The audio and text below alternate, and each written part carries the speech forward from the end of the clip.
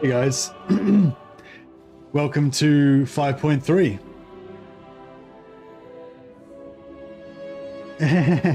Nice one. See you, Mike. Yeah, so 5.3, just about to play some 5.3. But before I get into that, I'm just going to do a quick read through of the patch notes so we can see all the stuff that we've got to explore. Yeah, the patch is not live for you guys yet. But yeah, I've got early access to it, so I can show off a little bit of it. And yeah, I guess, yeah, I'm not sure, actually. Not sure why they give us early access to this, actually. It's not really like it's going to drive hype up for you guys or anything, because it's free update anyway. But yeah, they've given us a little bit of early access so I can show it off for you guys. So I'll just bring up the patch notes and we'll just read through those. What are the main changes? Well, I'm just about to read it up. One change that I was really happy about is that they reckon they've fixed the firewall moving bug. So I'll be interested to see if that is actually fixed. So if you didn't know about it, like any unit that can firewall moving, including gyrocopters, like Wood Elf Graveguard, Shadow Warriors, all those type of units, they have like really low rate of fire if they think that they're moving and they get stuck moving even when they're stationary. So they reckon they've fixed that. So that's pretty cool. Anyway, we'll do a quick read through these. So some of the stuff was already mentioned in the blog that came out a couple of days ago. The Ogre Kingdom's mercenaries have been reworked. So if you're in range of a neutral Ogre camp, you can hire mercenaries. Previously, you could only hire Ogre Bulls. Now you can get Ogre Bulls, Ogre Bull dual weapons, Man-Eaters with pistols, Mongols, Bangs, and potentially even Giants, depending on the level of the camp. So yeah, that's pretty good if and you can have up to 3 units in your army now instead of just 1. So it's actually pretty powerful if you start off near ogres like early game, so you can just get hire heaps of ogres if you got the money. The bounties have changed a little bit. I haven't tried this out, so I don't really get what's good about it so much, but yeah, apparently you have 3 of them now, and you can have all 3. You can choose all 3 rather than just only choosing 1. And I think they cycle through a bit quicker, or you can make them cycle through quicker if you like can. I think if one gets completed or aborted, it like instantly replaces it. Like on next turn, it straight away will get replaced. So, excuse me. So yeah, a slight improvement to the bounties. I feel like maybe it's not really enough, but I don't know. I haven't tried it out yet, so yeah. I thought the music was up a bit high, but I thought maybe it was just my ears or something. But yeah, thanks for that. Yes. Yeah, I don't know why I didn't change anything. I don't know why it's up so high. Maybe the new update just made it louder or something. But yeah, thanks for that. I felt like I was trying to like yell over my own music, so that's better. Anyway, yeah, patch notes. So new magic items. Yeah, so I think the new magic items is going to be the theme of today's episode. I actually made a video that I've released simultaneously to this about the new items and stuff. So we've got these generic items that are all kind of like ranged focused, right? Like for buffing ranged characters and stuff like that. And then there's these new uniques, which are purple level items that can actually drop from battles. So previously all the purples in the game were from like quest battles or like linked to legendary lords that unlock at certain levels and that sort of stuff. Whereas these ones can drop for anyone, except for this one. This idol of Zak Alug can only drop for greenskins, but the other 5 can drop for any race.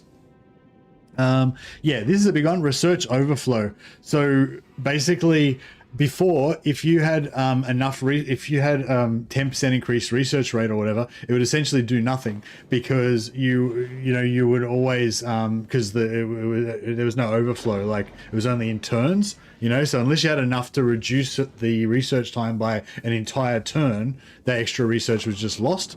So now what happens is that any extra research that you've got over what you need, so just say you've got like 1 turn to finish researching something, something, but you're researching at like 150% or whatever, then that extra bit that would have been wasted. As soon as you select the new technology, that'll just go into that new technology. So you'll already be like, you know, a turn into that, or a quarter of a turn into that, or whatever. Yeah, so you don't waste your research, and it actually is going to display it as like research points now instead of just turns. So it'll be interesting to see how that plays out.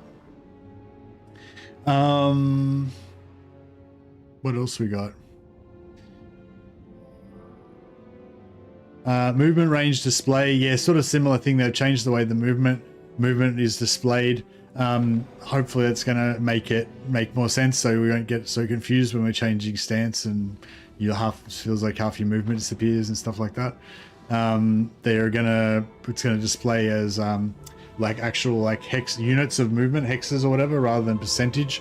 But the percentage thing is kind of confusing, because if you're in force march, like the percentage of your force march is totally different from your percentage of your normal. So if you change stances or whatever, you know, like it can be confusing.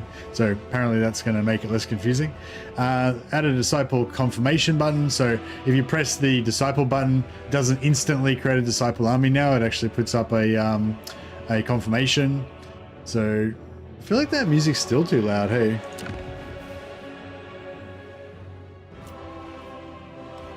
Anyway.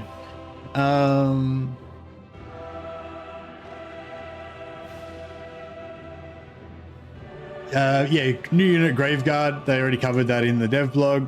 I'm pretty keen to try out these Graveguard. Actually, they say that in the little blog, they're saying basically that because they've got a shitty stat line, they've only got 20 melee attack. They're not going to be that great or whatever. But I don't know. I mean, I feel like they could still be pretty great, because they've got like 36. They've got 36 weapon strength and armor piercing and anti-large. And if you like, well, ignore the anti-large, then you could like what do you call it, buff them with Van Hal's to give them plus 24 melee attack. Then they got 44 melee attack, you know, then it's starting to get pretty good. If you got like what's that item that you can get that's got the physical resist and it's got the AoE plus 40 melee attack buff? It's pretty, you tend to get a few of them when you're playing as vampire counts. Anyway, my point is, like, they've got a low stat line. Staff of Domination, yeah, I love that. It's one of my favorite items. Yeah, Staff of Domination. You have like 2 or 3 Staff of Dominations in your stack, and you have like a crap load of halberds. Like, yeah, like they do have a crappy base stat line, but they've got armor, they've got good health, and they've got good weapon strength, which is armor piercing. So they're like the perfect unit to throw buffs onto, you know? So I don't know. I feel like they could be pretty badass, maybe. I was thinking about doing a Red Duke campaign and focusing on Blood Dragons and Graveguard, but I don't know. We might do that tomorrow or something. But yeah, that could be the next one. Dance Macabre. Yeah, Dance Macabre. Wait, what's Van Hal's? I'm thinking of Van Hal's from Van Hal's from Mordheim or something. Anyway, yeah, they keep doing more updates to the battle maps to get rid of the tree clusters. They got some pictures there showing, you know, what the difference is going to be.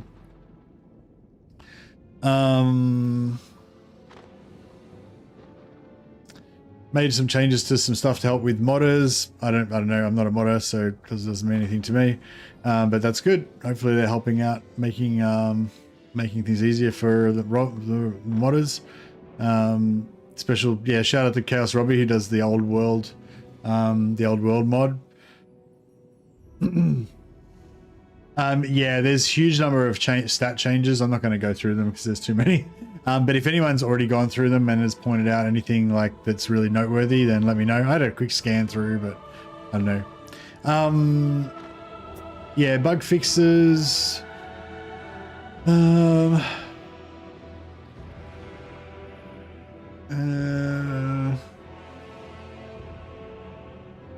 Fix an issue where certain playable factions could not be revived through rebellions after being destroyed.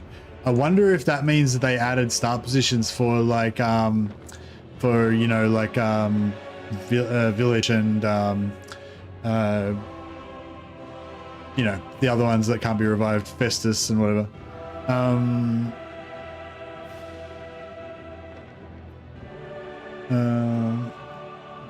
Yeah, it'd be interesting to know what that is.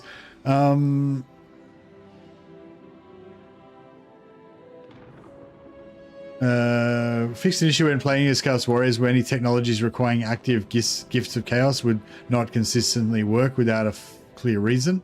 Okay, apparently that's fixed. It's interesting that they didn't say what they fixed about it. Like normally when they do that, they explain what the problem was. But yeah, interesting. Fixed issue with teleportation to foreign regions. Campaign AI, here we go, AI. Campaign AI should now use certain mechanics less frequently to align with the intended design, including Book of Grudges units, Matters of State for Yuan Bo. Is that for Yuan Bo? Yeah, I think so. Colleges of Magic and Malachi's Adventures. Okay.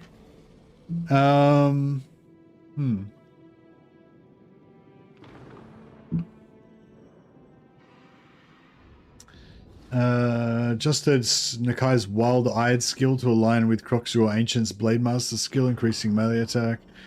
Fixed inconsistencies with the names of skills and unit abilities in the Gorbal skill tree. Okay. Fixed an issue with the Oak of Ages. Allowed the construction of regular settlement buildings. Fixed an issue where some of the effects of certain Deeps buildings which require adjacent dwarf factions were not triggering. Okay, so is that like the extra the trade thing and everything? Hey James Ford, hey buddy. Address some UI issues. Animations, fix some animations. Blah blah blah. Okay, yeah, here's so general gameplay battle. Resolved an issue with Kislev's Frozen Falls battle, where defeated initial enemies did not progress the mission. Fixed an issue with Greases' quest battle over Tyrant's Crown, where lacked objectives, featured a mobile AI. Battle now starts properly with objectives displayed. Address situations where default deployment leads to units being cramped in one corner. That one's not really a big deal, but that'd be interesting to see if that works. Now this is the one I was looking out for. Fixed an issue where ranged units with the ability to shoot while moving would sometimes not fire when repositioned. Additionally, addressed instances where they experienced significant delays in firing due to misaligned ticks. So yeah, so basically what that meant is that basically if you have any unit that that has fire on the move, including Gyrocopters, Graveguard, you know, Shadow Warriors and many others, then basically they wouldn't they wouldn't shoot properly. Their rate of fire would be completely fucked, like, you know, 10% of their normal rate of fire or whatever, unless you hit backspace to make them come to a complete stop, and then they would go into actual fire while moving, actual fire, like normal firing, not fire while moving. But yeah, so I'll be really interested to see if that actually works. Zubu said they took away fire while moving from gyros. Ah, nice. That's actually probably good because it didn't fucking work anyway. But then they fixed it for everybody else except gyros. So yeah, I wouldn't worry too much about that because the fire while moving never worked for gyros anyway. So you won't really notice it because you basically had to hit backspace to get the gyros to shoot previously. So now they'll just actually shoot without you having to hit backspace all the time. So it's actually like, well, if they hadn't have fixed it, then that would actually be a buff. So yeah, it's not that bad. Ambushed armies that have retreated and are set to be wiped out will now no longer attempt to withdraw from battle. A little AI fix.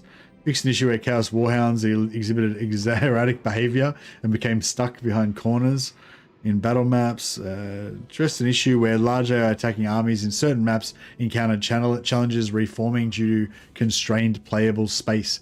In these situations, AI will now bypass the reform phase and proceed with a more focused attack. Okay, so if the AI is like squished, basically, they're just going to attack now instead of just like milling around, basically. So it'll be interesting. When will 5.3 be released? I think it's tomorrow, like a day or so. Public release 31st, 3 p.m. Yeah, so 24 hours from now.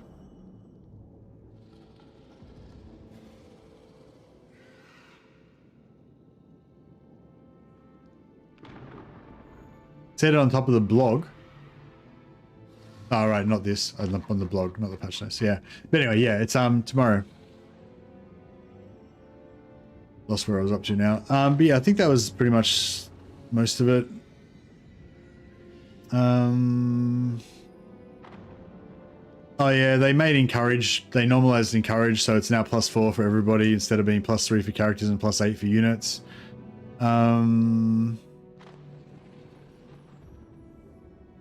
Doombringers, Warfire Throwers now have Scurry Away ability. Resolved an issue where manual fire orders from the Iron Demon and the Dreadquake Mortar were being ignored, even though the UI indicated the orders were active. I think I noticed something weird about that.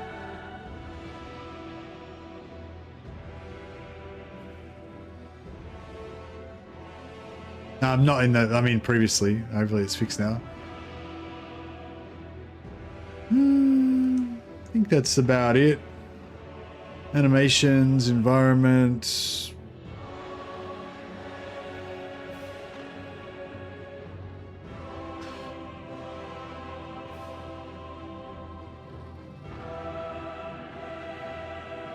Yeah, just some like random, you know, miscellaneous bug fixes and stuff. There's some multiplayer battle stuff. I've linked the patch notes in the chats there, so if you guys are interested in reading all that, you can go through that. Fleshy Abundance upgraded, now only affects 4 units. Oh no, bummer.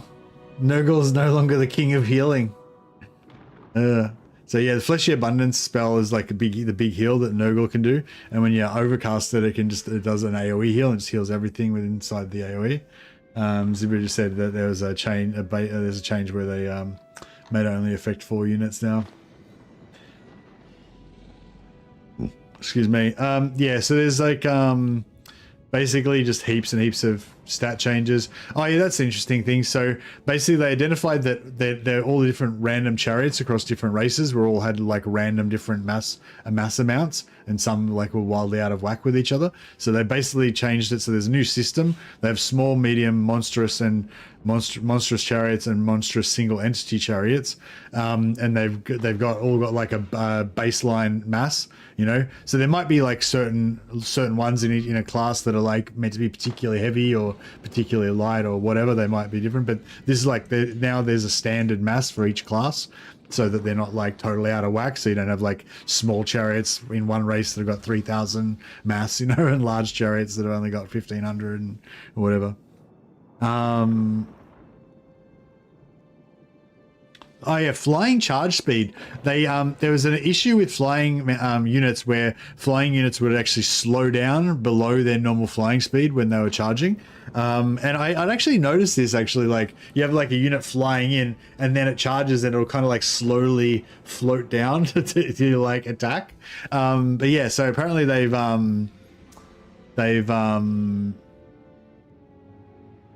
to increase the charge bonus of most flying units to exceed their flight speed, the charge speed bonus, that is. Known issues. A small list of known issues we're aware of and will be addressing in future updates. Units that use the collision type capsule have a problem where missiles can pass through the top 5 to 10% of their collision box and deal no damage.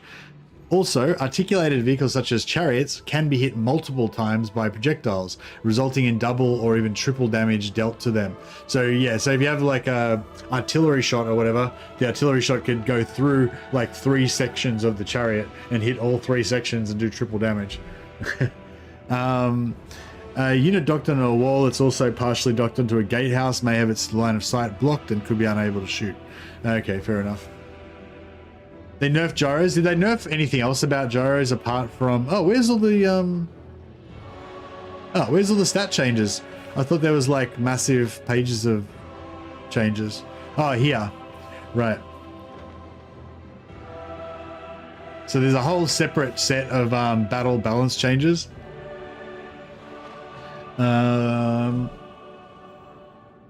And yeah, I said I'm not going to read through all this, but if anyone else has already read through it and they want to point out anything that's particularly important, apparently they nerfed gyrocopters. So let's see how much they nerfed them.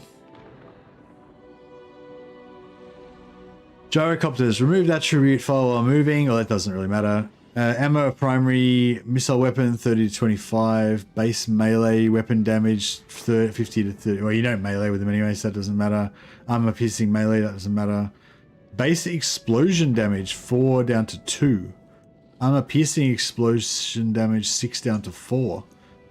I don't really know how that's applied, but that sounds pretty bad.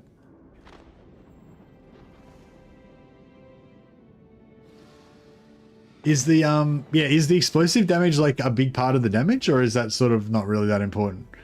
It sounds pretty bad. And like pretty big nerf to their ammo as well. Gyro, brimstone gyros, heaps more ammo.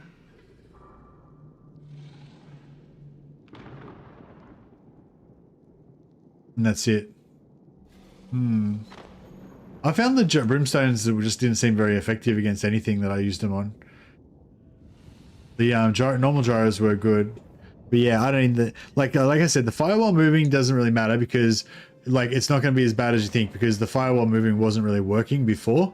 So like although the firewall moving is apparently fixed now, you're not having it. You won't really notice it that much because it was really bad before anyway. But this, I'm not sure how big of a deal that explode. Like the weapon damage doesn't matter. Like if you're meleeing with your gyros, you must be pretty desperate usually. But yeah, but this, I don't know how much of an effect that's going to be. Anyway, that'll be interesting to see how that goes. Oh yeah, I noticed that they did some buffs to some stuff. Yeah, demigriffs seem to get a fair few extra hit points, more leadership, more melee, more damage, more everything basically on. Oh, and they got glorious charge on the Royal Altdorf Griffites. That's pretty cool.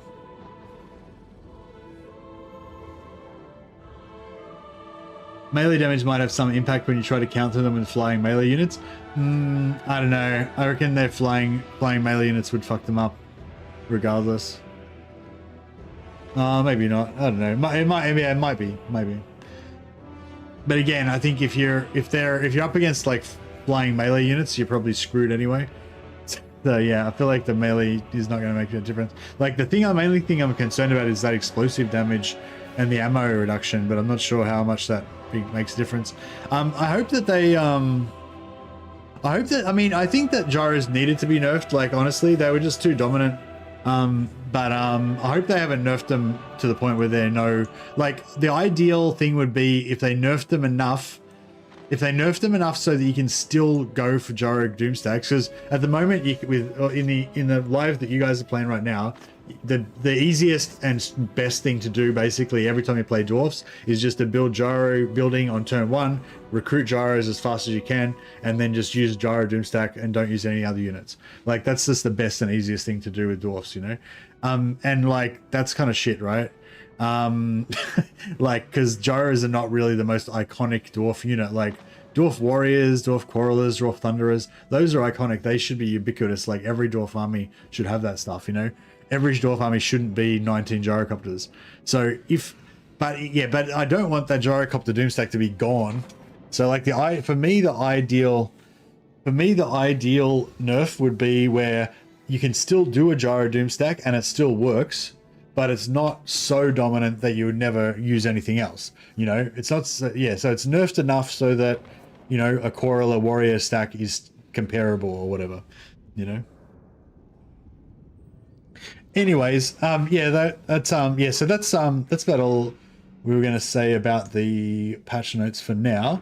But yeah, if anyone else has, found out some more cool stuff, in the patch notes, just let me know. Anything that I missed, I'll if you find something cool, let me know and I'll shout it out on stream so that everybody can share in the knowledge. Just get rid of this out of my face. Yeah, so I put up a video a little while ago. I don't know if anyone's watched it. I haven't actually checked on the stats of it. One sec. But yeah, basically there's some new legendary items and some new generic items that have been released in 5.3, and and I want them. So yeah, so basically, I was thinking of doing like a farming campaign where I'm just gonna like farm as many items as I possibly can. I just did one just in my own time with Archaon, and so yeah, so I was gonna maybe do another one with Chaos Dwarfs, because there's like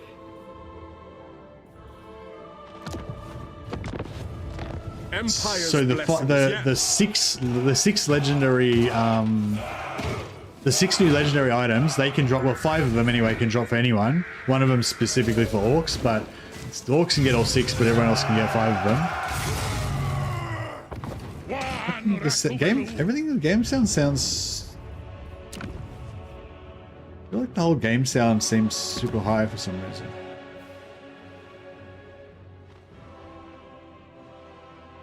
I'll just turn it all down a bit. Maybe I've like accidentally turned up my Windows sound or something. But yeah, so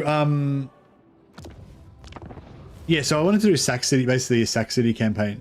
So I just did one with Archaon, but the Archaon, there's the 6 new legendary items, 5 of which you can get for any race, and then there's also 16 new 16 new generic items, so blue, green, or white, that can drop for specific factions.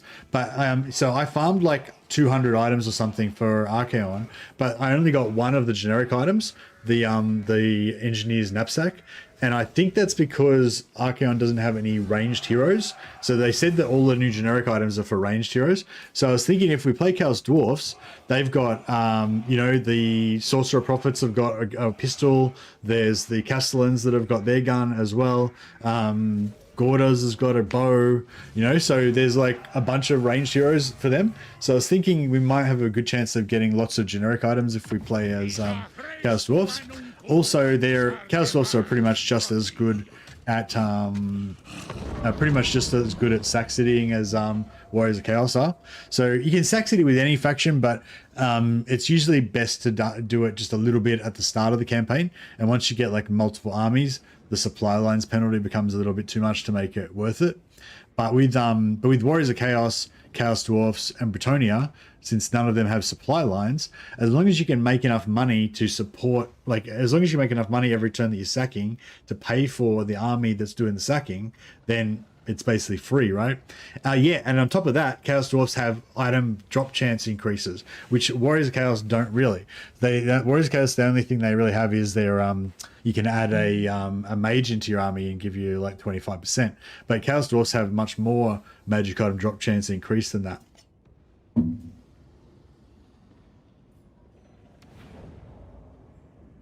They increased goblin range to 140, so you can pew pew faster. Nice.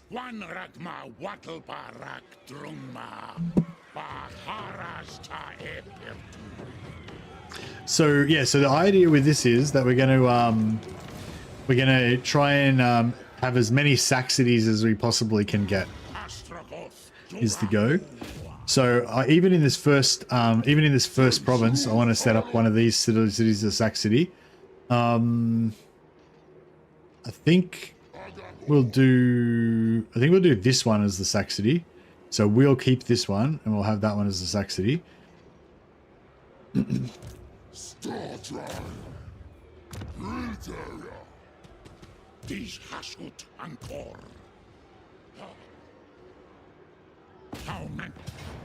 Alright, let's do our traditional first battle.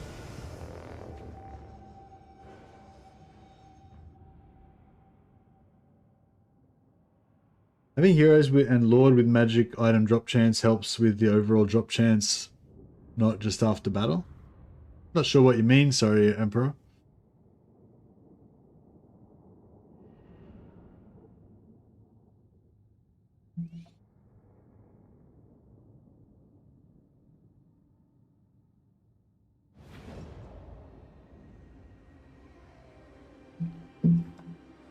Yes. Yeah, Zatan has a trait that gives you like 40% increased magic item drop chance. So if we get the opportunity, we want to make him one of our sack cities, so we can be both sack sitting him and farming his traits, so that we can get the extra drop chance on our other characters.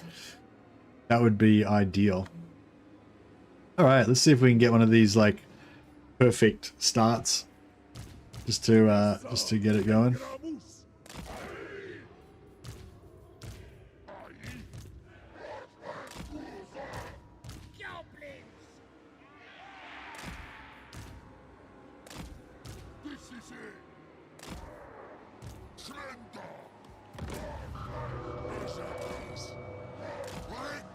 Yeah, change things a bit out of it. I think we'll go east. I think we'll go east like normal.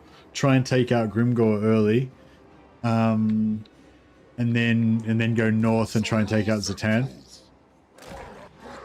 Yeah, I don't know. Grimgor takes a bit of rooting out. I don't really know how we can.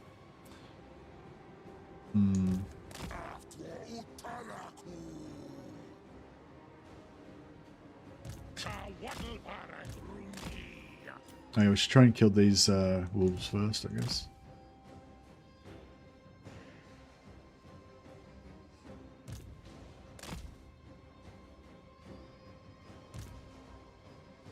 You just have to lodge a bug report, Kevlord.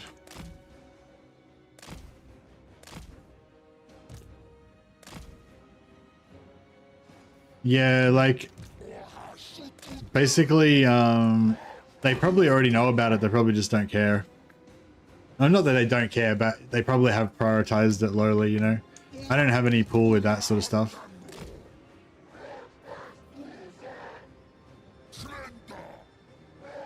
Like if there's an issue that they're already aware of because you've raised the bug report and they're not actioning it, the only thing you can really do is start like a campaign of like public opinion, a public campaign, and try and get like keeps people outraged about it so that they yell at them on like forums and shit, you know, like that kind of stuff. But yeah, I'm pretty sure they have like whole departments that process that information. All right, let's gonna try and sucker these guys out. Yeah, well, that's what I'm saying. There's like hundreds of things that aren't getting any traction. Like, yeah, unfortunately, you can't just get your thing to go to the top of the top of the list.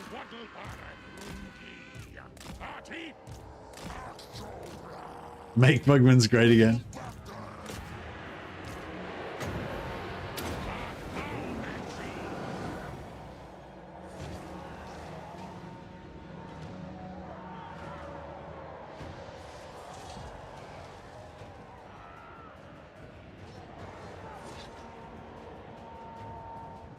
But yeah, like I was trying to say, like I don't have, like it's not like I can just let them know and then they'll do what I say or something, you know. You know what I mean? Like how it works is basically I can let them know that I can bring to their attention that there's a massive community movement. Like there's thousands of people out there screaming for the ranger cloaks to be put back in, and if they don't, it's going to be like a massive catastrophe and everyone's going to lose their shit and no one's going to buy the future DLCs and blah blah. Like if I was able to communicate that to them, then they would probably do something about it, but that's not the case. Like no one cares about it. It's like a non-issue that no one even like is aware of, really. You know what I mean?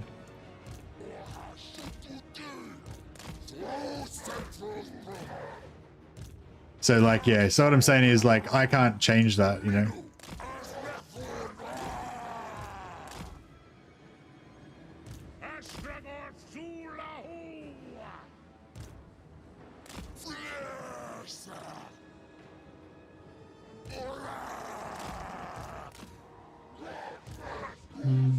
Yeah, but would you know, it's like, no, it's not till tomorrow, Clock Monkey.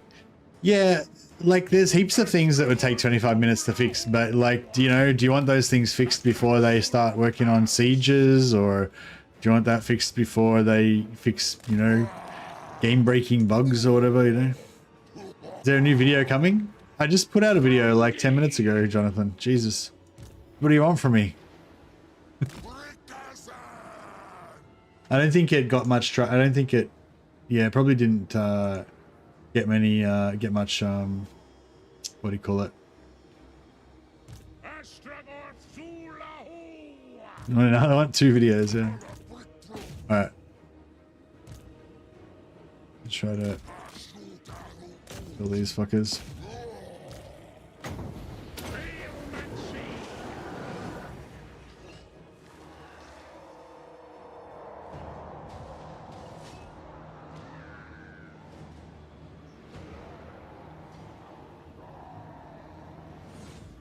But yeah, the video that I put out a little while ago is basically introducing the idea for this stream. So I guess you could watch that if you guys want.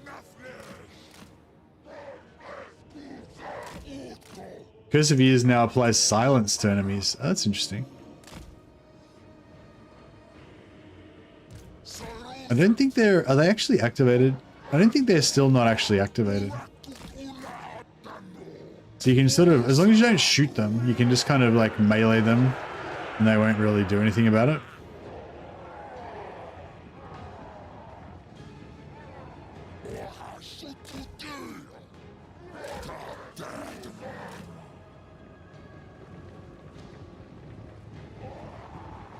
We should probably, yeah, we probably should shoot them though, because that way we can get them to...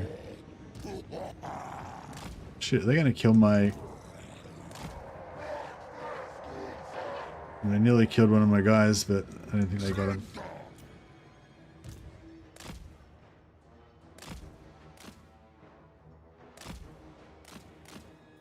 Alright, let's see if we can...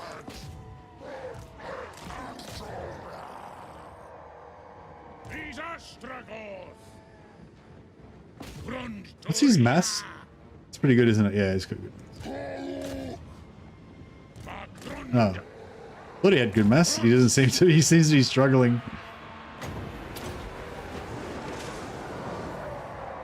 Oh, no, he's doing alright.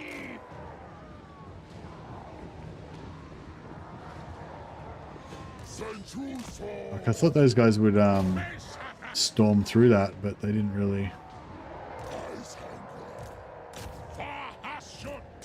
Oh, that was pretty good. They just walked through them. Alright, I think we need to get them activated.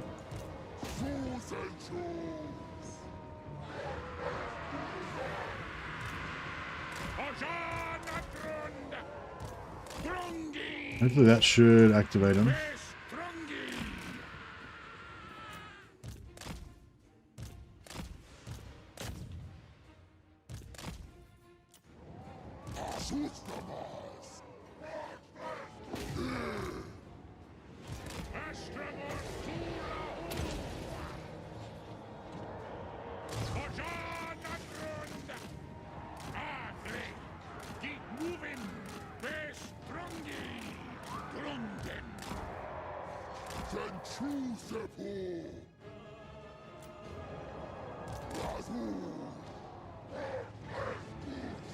Traction is the word that people use about videos.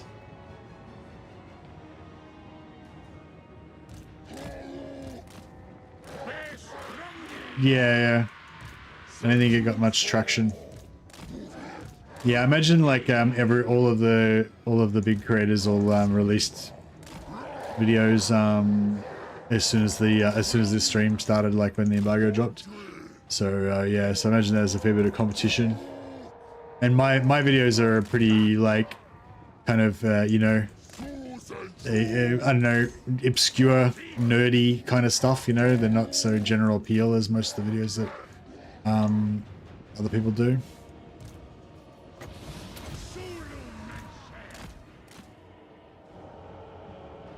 Yeah, do nothing to subscribe with Prime. Thanks a lot, do nothing. That's awesome, buddy. I will pop you on my roll of glory.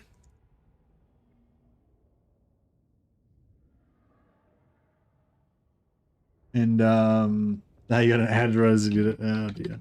I'll also chuck a shout out to Do Nothing. Do Nothing's also a streamer, and I think he plays a bit of like Conan online, that Conan game. And stuff like that. Bad Miracles is getting in there as well. Been a patron for 9 months now. It's been a glorious 9 months. Thanks, Bad Miracles. I'll put you on the list as well. On Soul Mask, sorry. Did nothing playing. He's playing Soul Mask. I'm not really happy with this. Not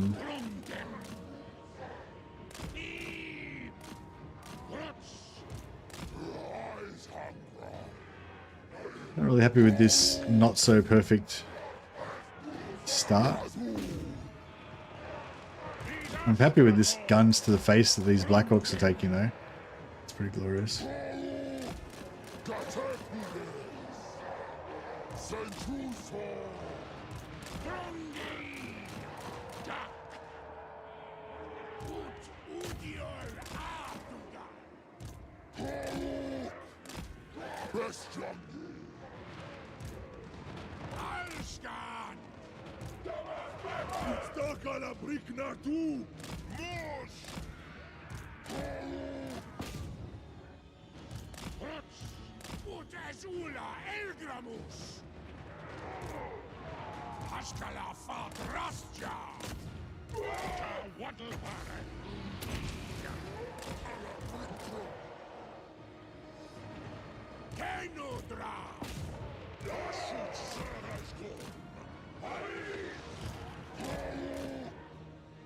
Mercy is the chosen one.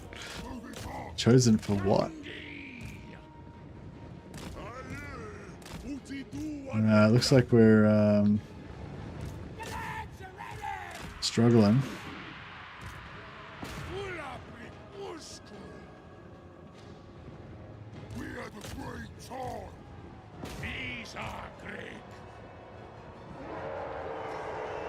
Well, they took a big hit, but then they rallied. The bloody.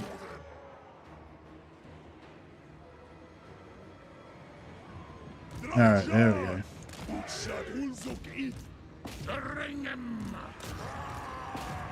Shut down those archers. You guys kill those dudes.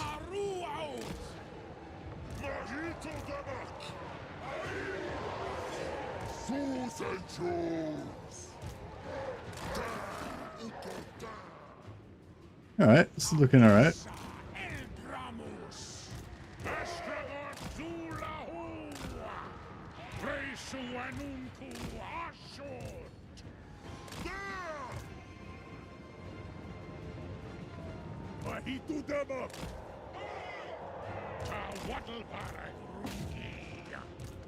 Oh yeah, I love single targets, single entities getting shot by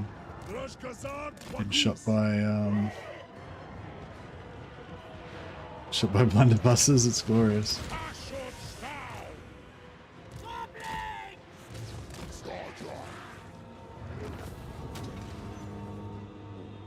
All right, glory.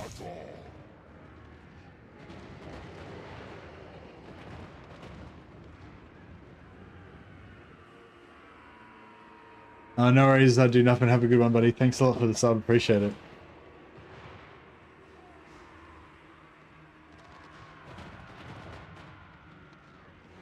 Yeah, I wonder if my video will like start doing better once everyone's watched everybody else's videos. They'll get around to my one.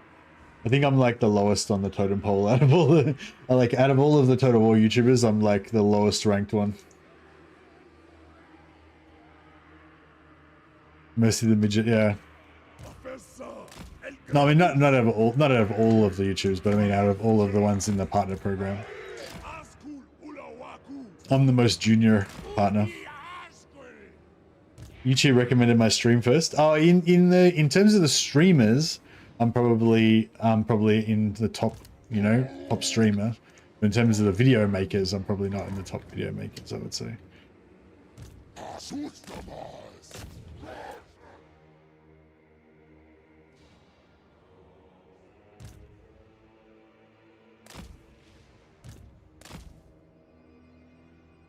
You're the top of the recommendations for me when I loaded YouTube 5 minutes ago.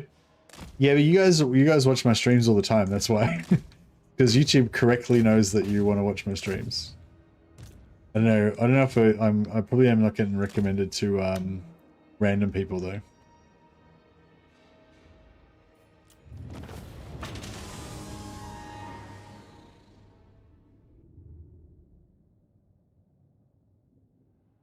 To the top streamer.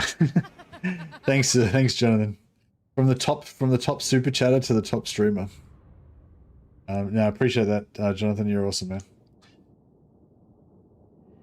And yeah, I hope you enjoyed the video. So it wasn't anything too special. It was just yeah, I just thought sometimes like sometimes like when there's a new release, like people like they always want to ask the same questions over and over again and stuff like that, you know. So I thought I'll just make a video that kind of tells you everything I've figured out so far, and then you're all caught up with me, and then we can like keep investigating after that and try and figure out more of the puzzle. Oh yeah, one thing I've noticed when I was doing the testing for the video is that that 3 of the times that I got one of the uniques, it was on the main lord. So I don't know. The fourth one I didn't see who got it. I just know I got it, but I don't know who got it. But 3 of them were 3 of the 4. Well, 2 of the 4 definitely were on the main lord, and the other one I think was as well. So that would explain. That would make it more rare, basically, I guess. So if you have 4 lords, but one of them's the main initiated lord, is if this is true, it's only anecdotal. I don't know if it's actually true or not, but if only the main lord can get uniques, then that would mean that, you know, there's a lot less chance of getting them. The fact that uniques can now have different names by faction is interesting. I wonder if it's an actual new feature or the item just got duplicated and renamed for the faction table. Yeah, I mean, I would assume they just renamed it, but yeah, who knows. Also, they didn't seem to, as far as I could tell, they didn't seem to do any difference between those two. The Doomsinger and the Deathsinger are both like identical, but yeah, I'm wondering if some of those unique items, if you like play on with them for a while, if you start getting secondary effects, kind of like, you know, how the sort of Kane, you know, updates after a while and stuff.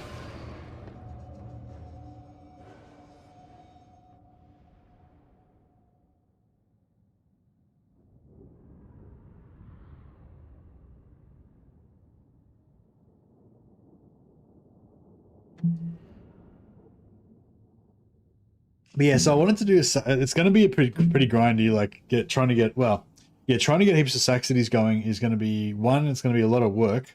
Like every turn's just going to be like managing all these fucking Saxodies.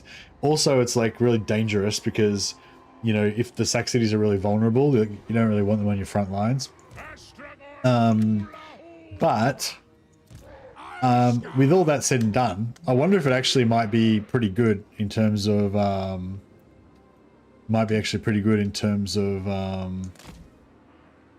you know, being actually pretty optimal, pretty powerful or whatever, make me rich. We'll see how we go, I guess. Am I the only person who thinks the new item are a stupid idea? Yeah, I think so. I don't think anyone's too against it. Hey, Darkness. No, this is 5.3. We're playing 5.3 right now. The news is that the 5.3 comes out tomorrow, and the patch notes just got released, the full patch notes, which is what I got linked in the chat there. So the dev blog is probably what you saw already, that came out a couple of days ago. Now I've got the actual patch notes, and I'm just doing a bit of testing for your viewing pleasure. We didn't lose any Bull Centaur renders in the first battle, which is good.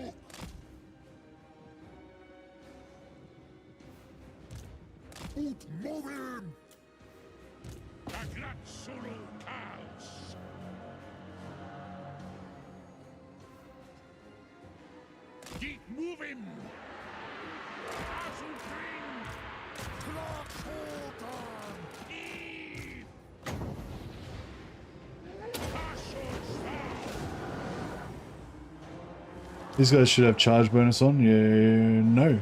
Oh, they didn't get charge bonus out of that. Fuck. I think I must have accidentally.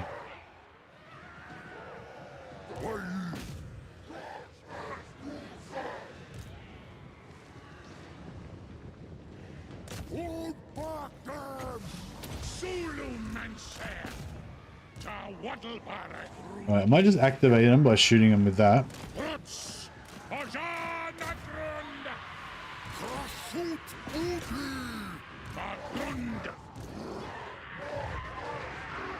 Keep moving. Base Trungi. Moving. Base Harak.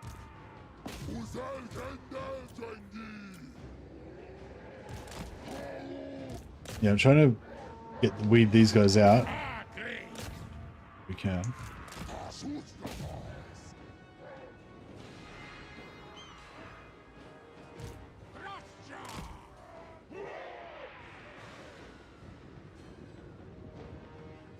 I'm gonna get him out to separate him from. There we go.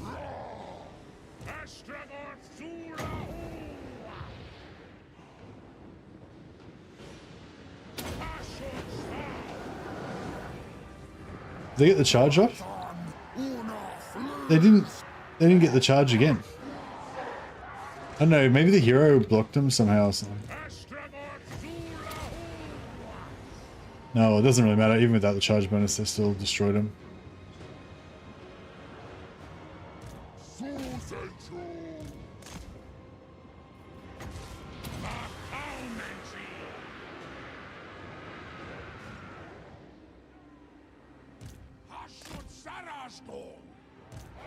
Keep moving.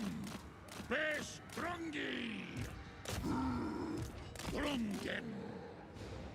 No, these guys should be.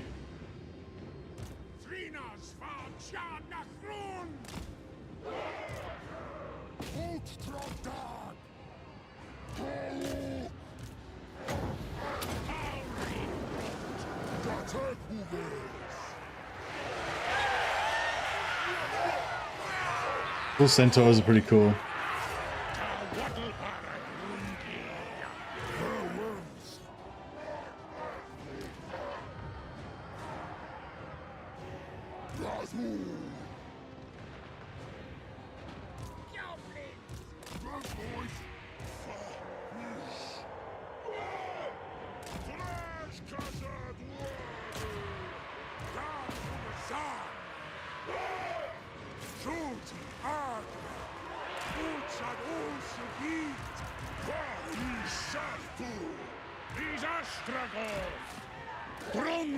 Still haven't lost to surrender yet.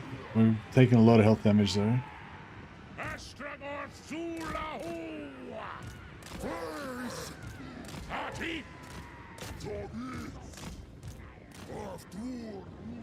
What are we testing? Oh, I'm just trying to farm items. So there's I want to try out the new unique items like Mad's map and yeah, also Dracia's the helm of Dracia. Like it's Dreiska or whatever it is. The helm of Dreiska, it's pretty cool. I showed it off in the video I put out. Maybe I should link the video instead of the patch notes. I don't know. Yeah, it gives you, it's supposed to give you ultimate power, but it gives you a 1% chance of dying. Let's whichever character you equip it on, they have a 1% chance of dying every turn. But the abilities on it didn't seem that like amazing, you know? So I'm wondering if maybe it's got like a hidden ability or something.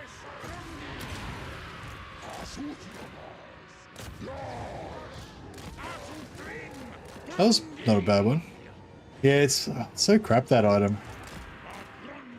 Oh yeah, apparently they buffed the Chaos Dwarf artillery.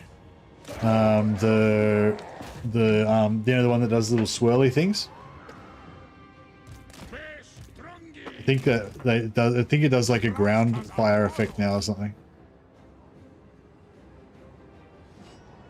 Magma cannon, yeah, I think the magma cannon maybe does like a swirly thing on the ground now.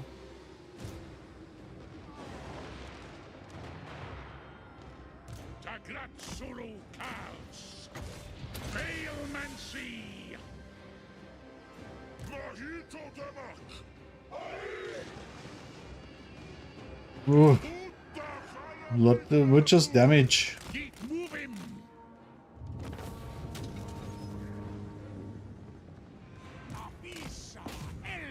Vamos. Alrighty. Yeah, I don't think there's any point killing these guys really, apart from to get XP on our sent renders.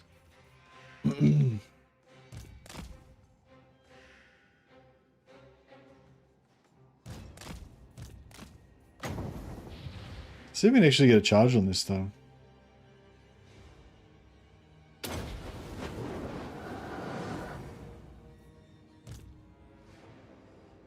Nah.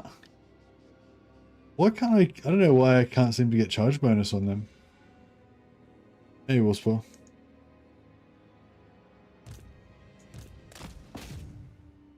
I don't know. Every time I tried to charge with these guys, they didn't seem to get the charge. Which is weird, because, yeah, and they've got like huge charge bonus. So I really want them to get the charge. Damn, internet didn't inform you.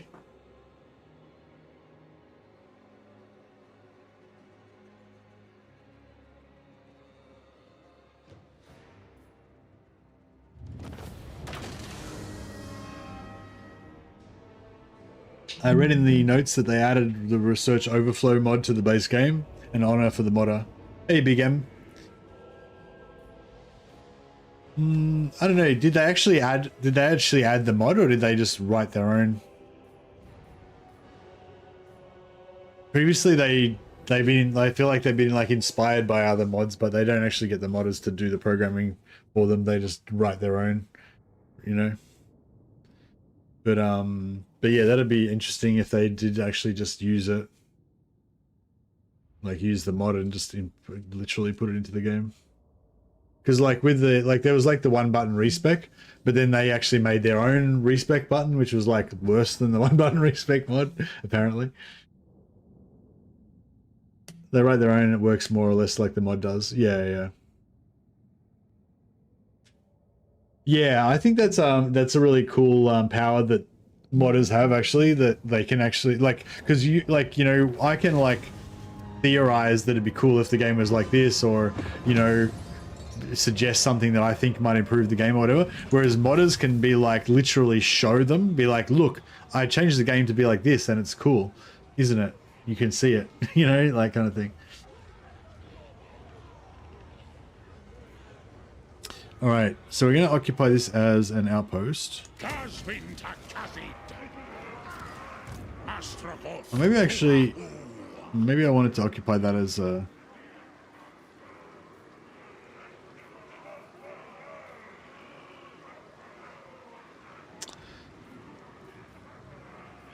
Castellan gives movement, doesn't he?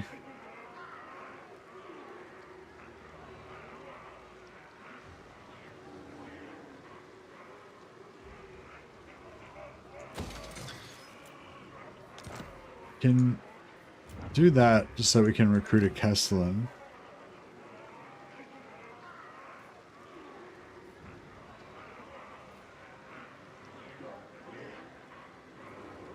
I'm plus 10 enemy hero success chance. Best probably and then I can like immediately destroy that again. Actually, no, I may as well just leave it there, I guess, for now. But eventually we'll probably destroy it. And then here we can build that. And we'll rush that as well. That way we can start recruiting gobos for Gorda's backstabber.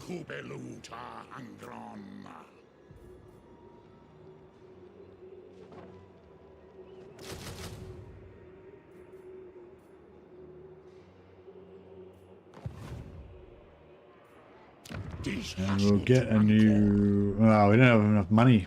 Alright, we're going to need to do some diplomacy shenanigans, I think. It's been a while. I forget what shenanigans we can do. Who are those guys? The cool... Oh, yeah, the cool are nobody. They're going to get... they're going to get vassalized by Archon on turn 1. Didn't get much out of it.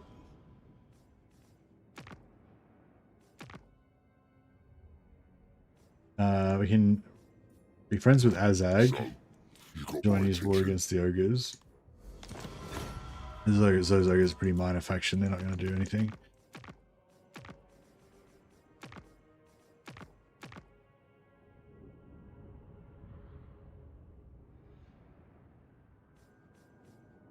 I think that's about the best we can do.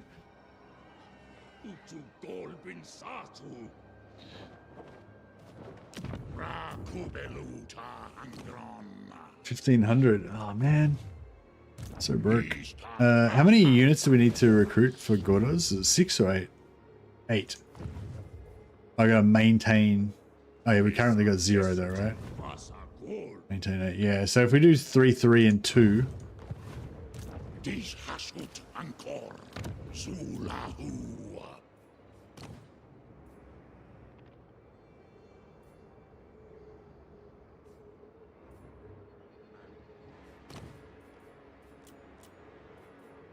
Needful is good.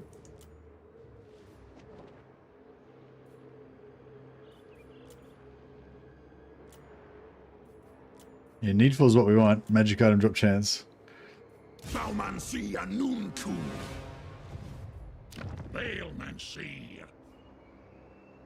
Oh, actually, we can just get money here. We're Chaos Dwarfs, I forgot. We can just make our own money. Out of nothing at all. Making money. Alright, cool. Yeah, so it's gonna screw up our momentum trying to create a Saxony here. But maybe it'll be alright in the end. I wish there was some way I could not go after Grimgor. Like, I feel like I need to rush Grimgor.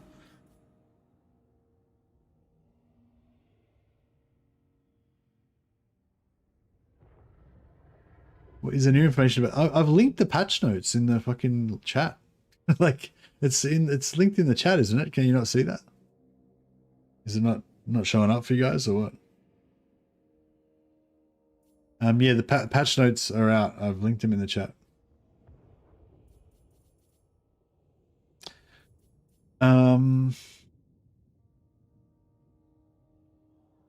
Post. Magic's good for Astaroth as well. So it's good. You know, it's a good skill tree when it's like you're totally torn between these magic line, the blue line, and the red line. Maybe I should go magic as well. Ah, man, I'm really torn.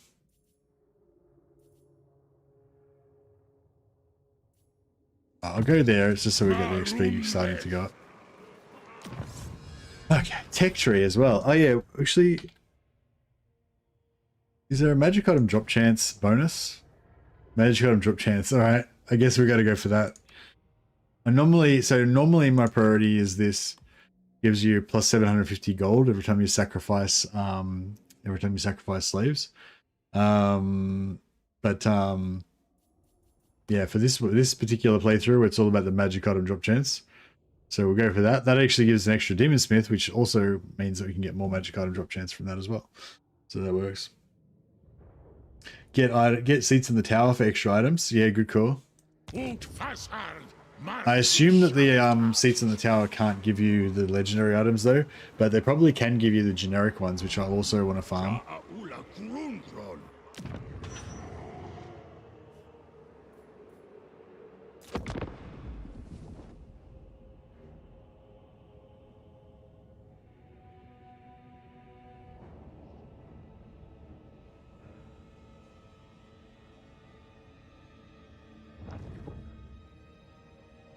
This is random.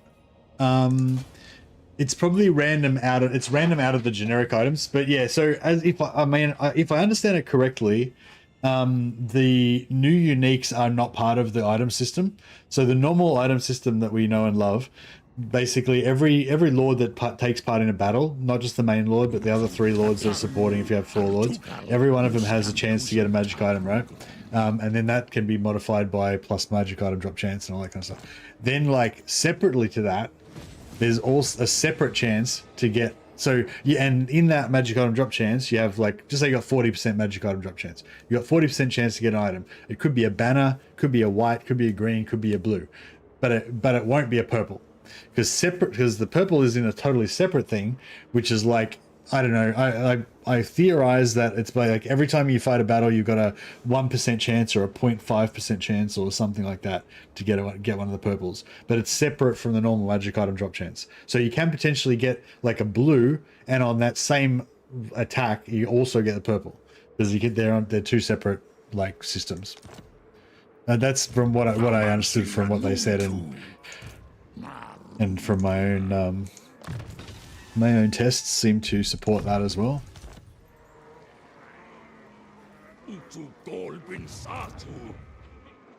All right.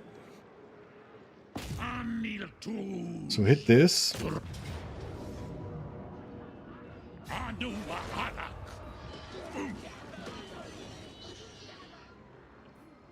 Asumor Angas Lock Tassadu Ardugal Ula Hurry Daleth Castellan Shutilag Beta Roots Awamrag Astravoth Arax. Yeah, our economy is going to be kind of screwed, but can you combine new items into the new uniques? No, because if you fuse two blues, you get another blue. You don't get a purple. So yeah, you can't fuse items into the uniques. I wonder if you could fuse the purples. I didn't actually try that. I wonder if you could fuse. I've got 2 weapons on my other one. I wonder if I could fuse the 2 weapons and try and get a different purple. That'd be pretty cool. But I doubt it works. You can't fuse other uniques, so I guess you can't fuse them either, probably.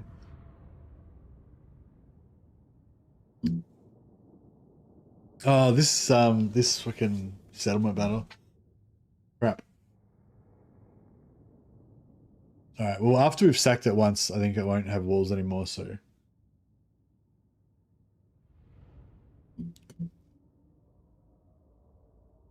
Yeah, if you fuse 2 blues, you get a blue. Oh, can you fuse purples into blues? I thought you couldn't fuse them. Maybe, yeah, maybe you can.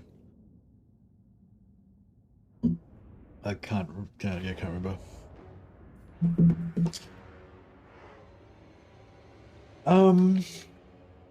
Normally I do this quite carefully because I'm trying to rush Grimgore, but yeah, I don't know. Actually, I don't know how we're going to make this work. I don't know how we're going to... Not this battle. This battle's not a problem, but yeah, I don't know how we're going to make this Grimgore fight work. Because normally I rush Grimgore and it's pretty tight. Like, it's pretty hard to beat him. It's pretty tight. But if we don't rush him, I imagine it's going to be much worse. Hey Jennifer, would you say the Tomb Kings is worth it to buy him? I mean, I personally don't enjoy the Tomb Kings much, but in terms of worth, I think it's a good DLC. I think it's got a lot of content and everything. So yeah, I mean, yeah. It's hard to be objective when you don't personally like it, but yeah, I think it is a good DLC. I just don't personally enjoy it.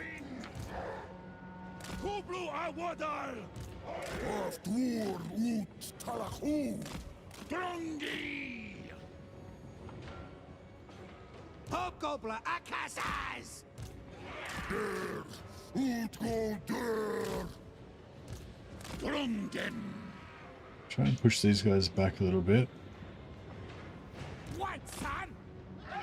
Dr. Magus! Duck! Roots! Barthaumancy! Rash Kazad Wakus! Hotgrun! Harsud Arut!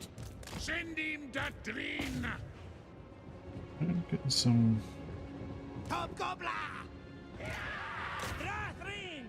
Asustabas! Bestrongi! Rathsha!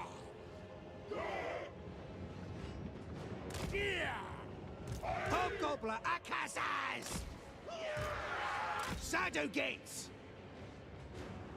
Boys up crew!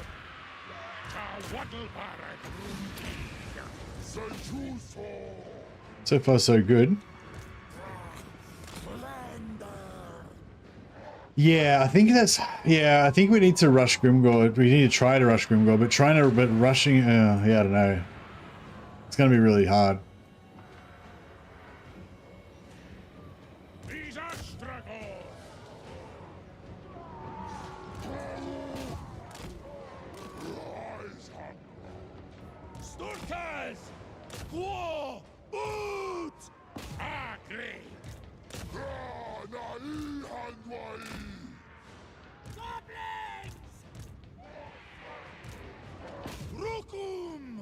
That range they've got, it sucks.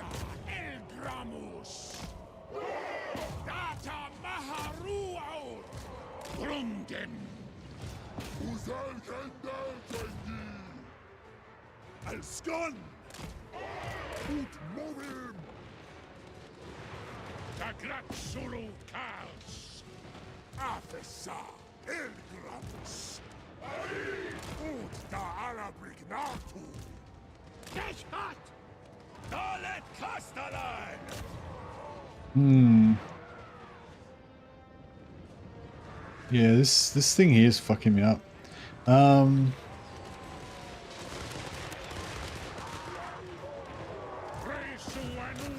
Can't seem to shoot it.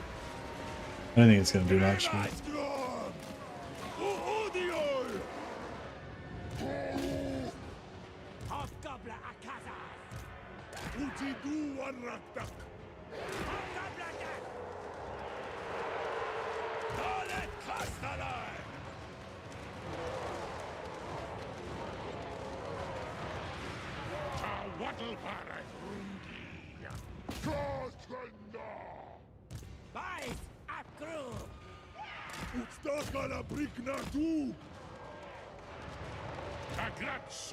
I need to get that barricade down.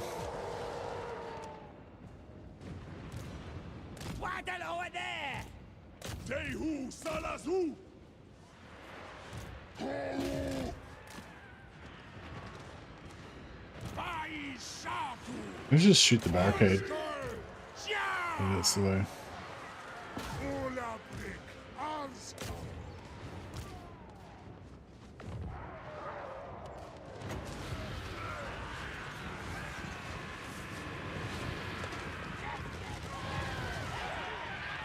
It's not really going down.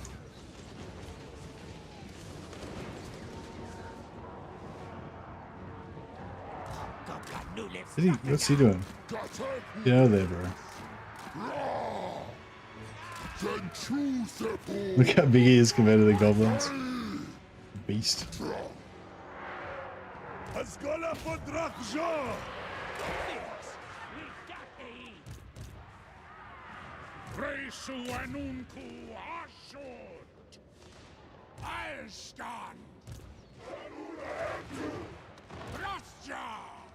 Okay, alright, let's just go over here.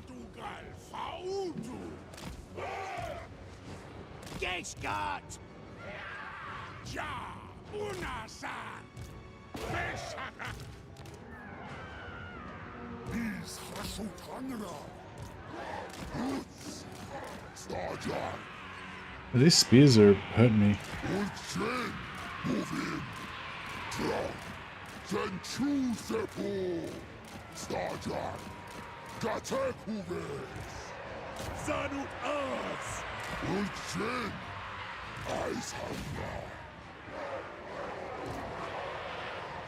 This was, boys! Verhassut!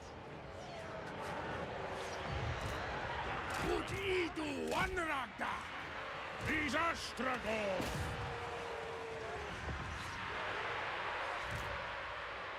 Drangi, boys! Sadogits! Droshkazard Wagus! Akdamund! Oh, where's my... Oh, these guys got stuck. Solo Satrostram! Kagertum! Ashut Sarasco! Boys at Grow! Wallabrik Drum! Alskon! Geskat! Trinas Fajar Nachron! Trinas Fajar Nachron! Hobgoblin attack! Mashtak! Hobgoblin Akazas! Some shots in there. Man, he's struggling so much.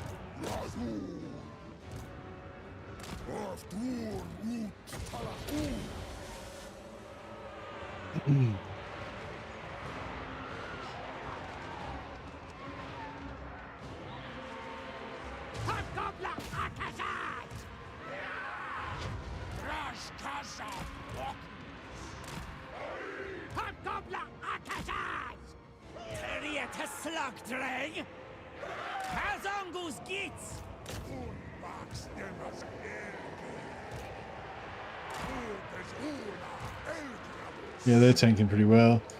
This guy's struggling. Sort of came with the Chaos Dwarf, is tanky as fuck. Yeah, I think I'm gonna try to go for a lot of. I'm gonna go for a lot of overseers this time around, and then switch and rotate them through. They're really expensive though. Like the Chaos Dwarf Lords are really expensive, but they're also really good, really tough.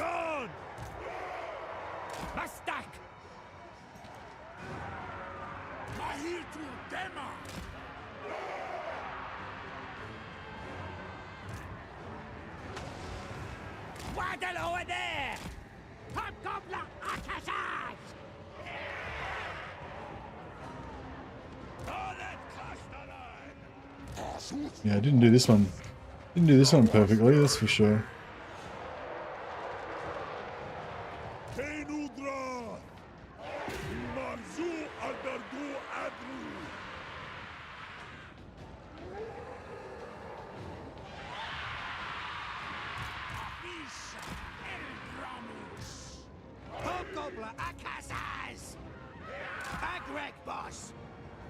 Goblin archers are so good. They are pretty good.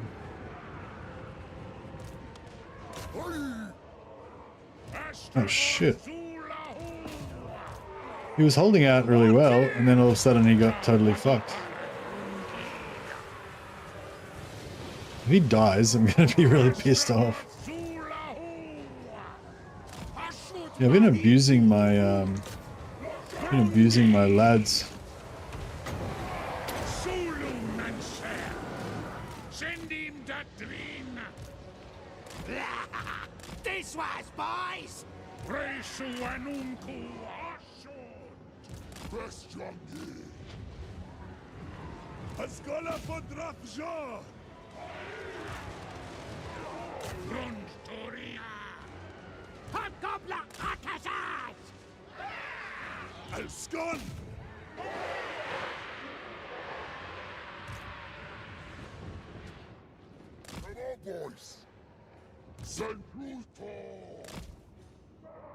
Is there a barricade there? Oh, there is too. Alright, well, we abused our heroes a bit. They took some heavy hits.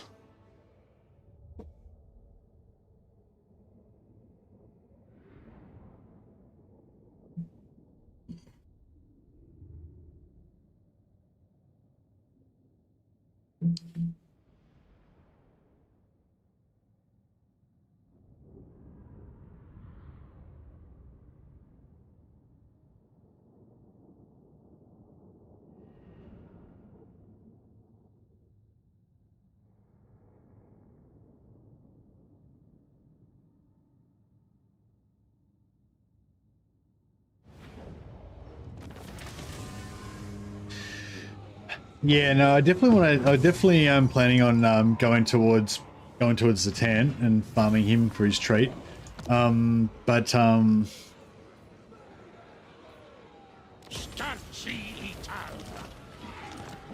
But yeah, but I kind of want to do this like maximum saxity thing as well. And yeah, so I'm not sure. I'm not 100% sure how to pull that off.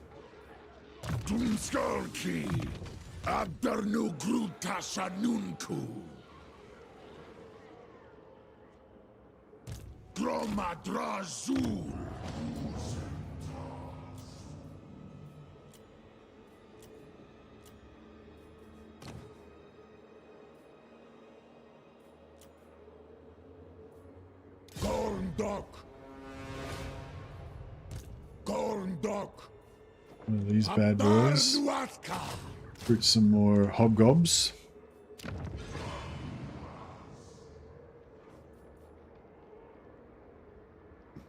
Yeah, I don't really need that.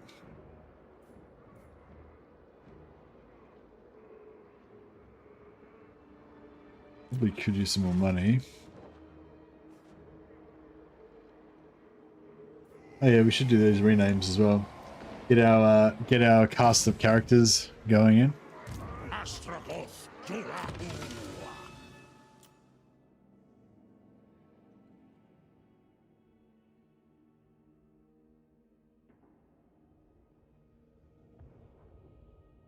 Dude enough.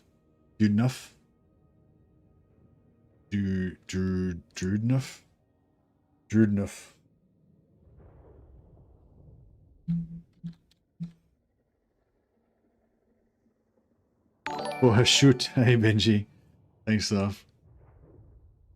Thanks for being a member for 16 months. Much appreciated. I feel like you've been around even longer than that, but maybe it just seems long.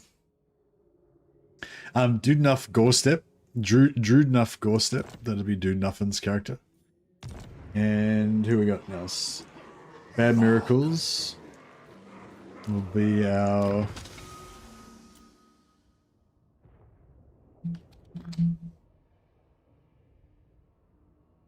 Miracle Bad Axe, Bad Glaive, Bad Steel, Bad Glove, Bad Gauntlet, Bad Fist. I feel like he would have like what's the birch? What is it? The birch that the Centurions used to use to beat to enforce discipline. Bad Hand. I was gonna say Bad Birch. No, that sounds like Bad Bitch, doesn't it? Bad Hand. We'll call him Bad Hand, yeah. Miracle Bad Hand. Yeah, because he enforces ruthless discipline. His fist is heavy fists. They call him Bad Hand. And this fellow, our head looter, will be called Jonathor Lamkin.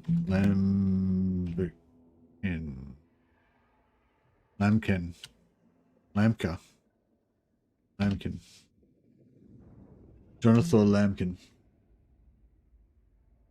Been around since 2020, since there were 5 people in chat, and you just had a few hundred subs. Yeah, I thought you'd been around longer than 16 months.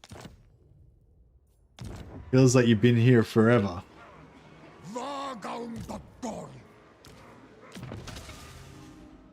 Mulge the Red Bull. That's already a pretty good name.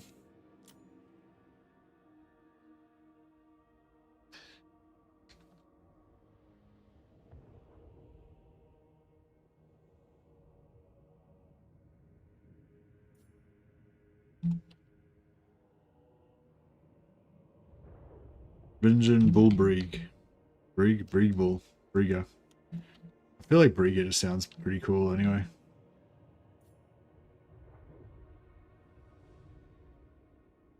Should make it sound more evil, but that's alright. Bingen Brigger. Alright, we've got our cast of champions. Thanks guys, thanks for all your support. Appreciate it. Bad Bang. That makes him sound like he's a lame lame root.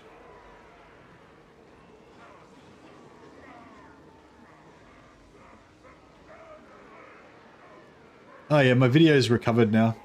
That's cool. It was just like because I released it at the same time as everybody else's videos, so it didn't do very well. But then once they watched everybody else's videos, they got around to watching mine, so it was alright. It worked out in the end. Alright, we'll increase mobility. So yeah, I don't know. Actually, I feel like this might actually end in catastrophe. So yeah, so the difference, the theme of this campaign is basically I'm going to do as many sack cities as I can. So I'm just going to try and get as many items as I can, essentially. But this is going to mean that I'm not going to be blitzing I'm not going to be blitzing the characters that I should be blitzing, i.e. Grimgore, which is going to mean that we're going to get fucked up.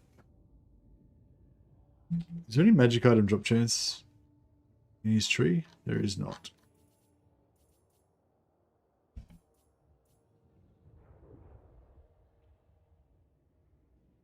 You wanted to ghost me after COVID? Why did you want to ghost me?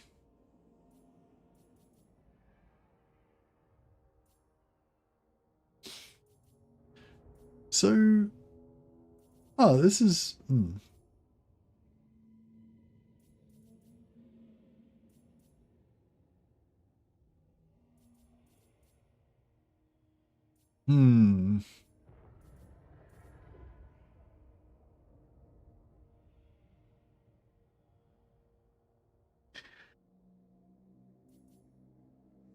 Alright, I'm gonna go for the magic. Okay. If in doubt, go for the thing that's the most fun.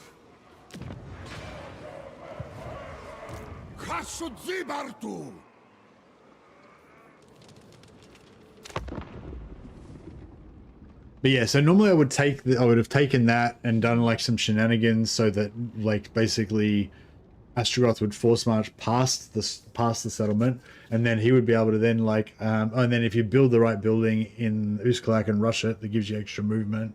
Then you can like take the Sabertooth settlement on turn 3, and you know you can just like blitz your way in there and then take out Grimgore and blah blah. But this time we're gonna sort of like intentionally go super slow, try and set up sack cities on everything, which hopefully is going to result in us getting heaps of loot and being able to check out all the new cool items. But it may end up in me losing the campaign and getting wrecked, which will not be what I'm trying to demonstrate.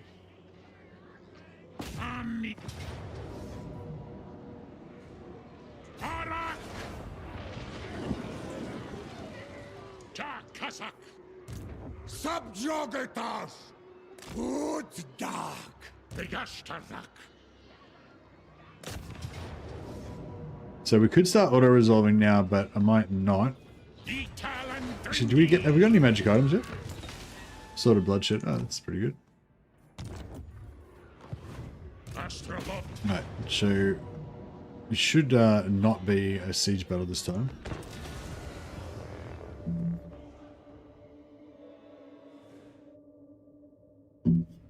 It was then that he realized that he fucked up.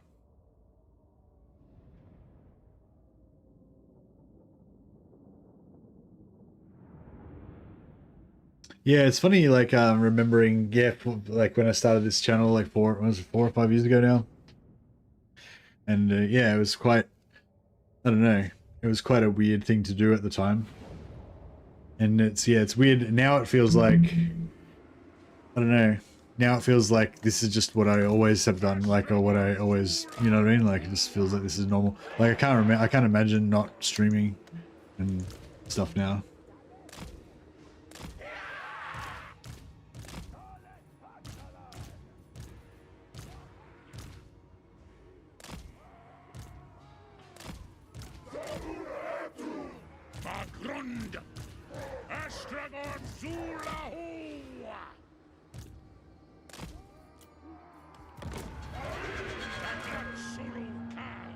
Actually, we could wait for our other archers to come on.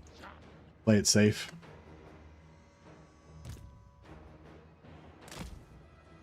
Tevin, when you find a vocation that you actually enjoy. Yeah, it's sort of like, yeah, like I sometimes say as well, like I'm not so much a YouTuber as I am like a gamer. I think that just happens to also, you know, sort of or something, you know, I've kind of always been like this, you know what I mean? Like I've always played fucking shitloads of games. I've always been obsessed with games, and not just games, also books and movies and stuff, like just everything fantasy and Warhammer and, you know, sci-fi and stuff, particularly. Yeah, like I've always been like a massive nerd basically. But now I've just got an outlet for that, you know?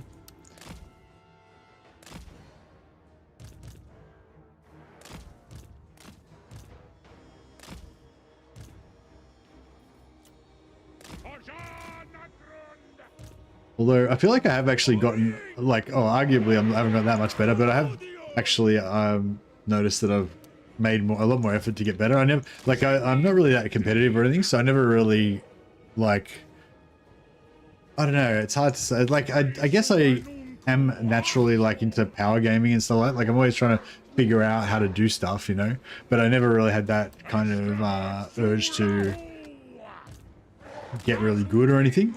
Whereas yeah, whereas now I guess there's a bit more of a reasons to like at least not necessarily be the best, but at least try not to embarrass yourself in front of everyone. Hey, Bal. I just read the patch and the dwarf nerfs are fantastic. Hey, Anchor, just the do you mean just the nerf to the gyrocopters, or is there something else that you like the look of?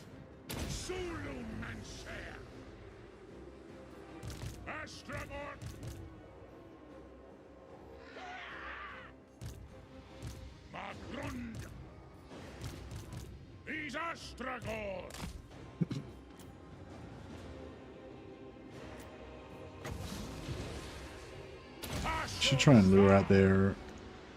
I did play World of Warcraft, yeah. There was a show on Netflix called the Extraordinary Life of Ibelin. I just watched yesterday or the day before. I was talking about it on stream. We had a big talk about had a big chat about World of Warcraft yesterday or the day before, I think it was.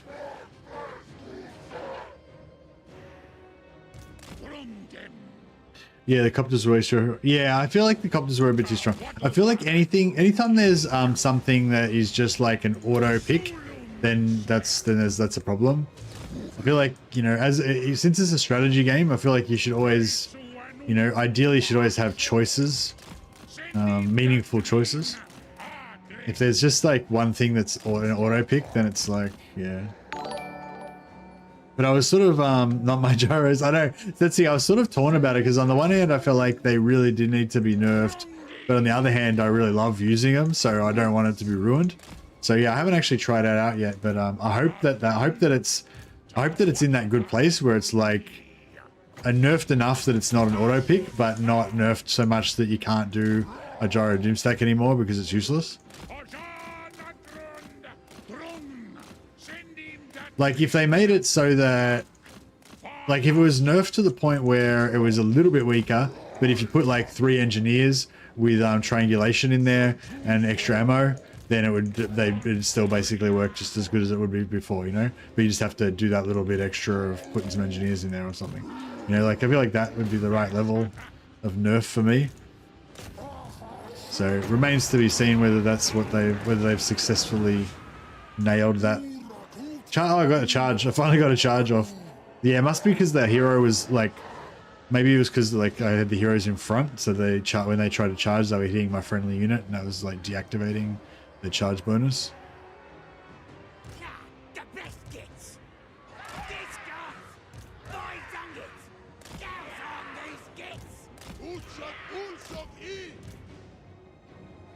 Is Total War ever going to do a 40k? Yeah, HM Solo. I mean, it's not confirmed, but everyone seems to think the next fantasy Total War is going to be 40k, and that it's Legend of Total War often says that his sources say that it's already in production.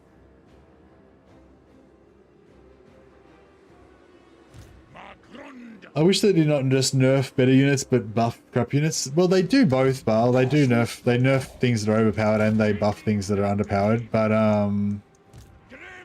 yeah. I don't know. I think it's okay to nerf things if it needs nerfing, but yeah, just not into the ground, though. I think that happens a bit where they nerf things completely into the ground and people never use them again.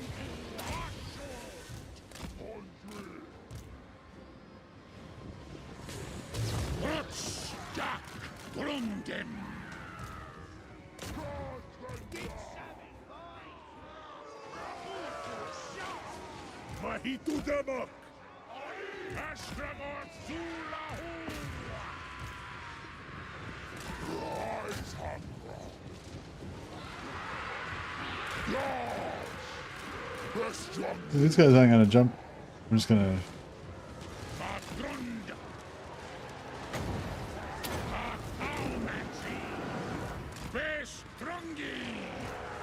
Yeah, these guys, when they're buffed, got 71 melee defense. Pretty cool. So you can just chuck them in, let them do their thing for a while.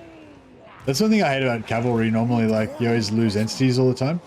Whereas these guys, when they've got this buff on them, they're pretty nice. It's actually fun having like cheap buffs, especially like cheap buffs that have long range. So yeah, this one's got what is it? 200-meter range, so you can like buff, you can buff a unit wherever they are.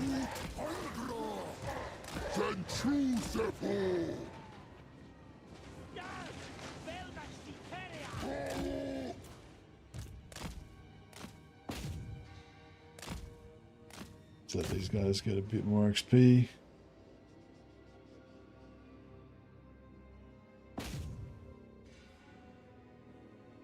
Alright, yeah, that was just not to take too much damage there, basically. Once they get Gore Feast, they become a 10 out of 10 unit. The Bull Centaurs, yeah. Gore Feast, I think they get energy shield as well, don't they?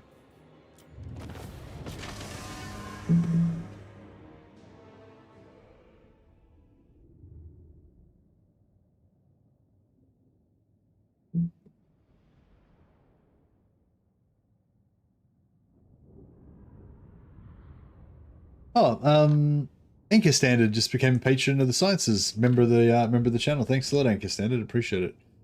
I'll name one of my nasty little bastard dwarfs after you. No reflection on you though. This is what we're doing. We're doing nasty little bastards today. There's no point in gyros now. Oh, have you tried them out, Baal? Are they really bad now? Yeah, the melee nerfs I said that doesn't matter.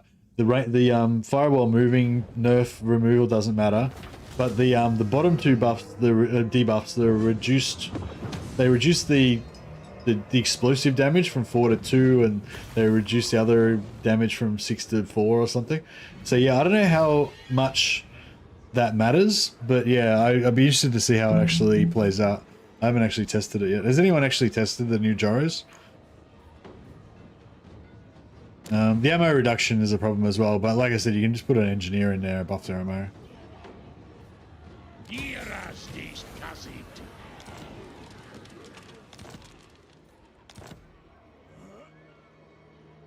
They buffed the ground units so that the dwarfs aren't a fucking air force. Yeah, it just didn't really make sense that the dwarfs were like air superiority.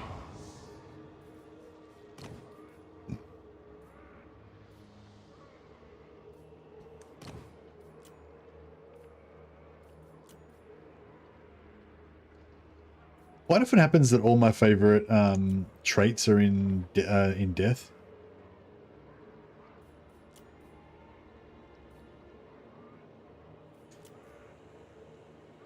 Missile resistance and physical resistance is pretty good.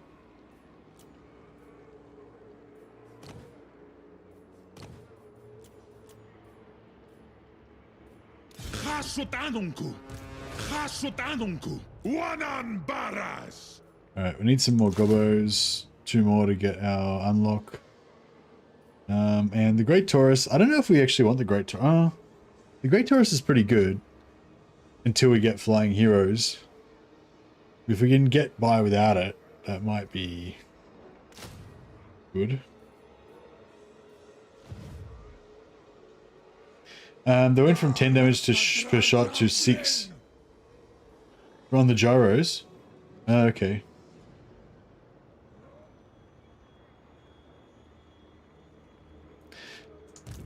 Really, I didn't get that it was. I mean, I wasn't sure whether it was much of a nerf at all. Let's have a look at this. So where are we? Where are our gyros? Gyrocopters. Okay. So their missile strength is 40. Base missile damage 8, armor piercing missile damage 18. So their base missile damage of 8 and their armor piercing missile damage of 18 is unchanged, as far as I know. So that should be the same. If you guys are looking at your live one, it should say exactly the same thing, 8, 18. and then but then their base explosive damage 2, that used to be 4, and their armor piercing explosive damage, which is 4, used to be 6. So they've lost 4 points of damage off their explosive damage. So yeah, I'm pretty sure it's only explosive damage that was nerfed. So it shouldn't really make much difference unless the enemy's like super blobbed up and jammed together, so that the explosive damage is hitting like multiple units. Because like even the most basic infantry guys got like 65 hit points. So if they're taking 4 hit points less per volley, it's not really a big deal. But if it's blobbed up, it could be, yeah. They kind of buffed Brimstone. They didn't really buff Brimstone guns though. They only buffed their ammo. So I imagine they'd still be pretty shit. Yeah, they'll still the Brimstone guns were deleting Lords. I was trying to use them on units and they didn't seem very good. They were good for single target, though. Oh, you know, they're saying the gyros were killing Lords. Yeah, the gyros are good at killing Lords. Yeah, I don't know. I have to try them out. I feel like the nerf isn't really going to be that much of a nerf. But yeah, who knows? Yeah, see, like the melee reduction doesn't matter. You don't use your gyros in fucking melee. The fire while moving doesn't matter because the fire while moving wasn't working before anyway. So they just removed the thing that wasn't even working anyway. That doesn't matter. That doesn't matter. Their basic damage is still the same, which was the main problem with them. Just their base damage is really high. Their armor piercing damage is 18 per shot. It's really high. But yeah, their explosive damage has been reduced. Now I don't know what that's gonna do. So yeah. Anyway, that's something to try out another time.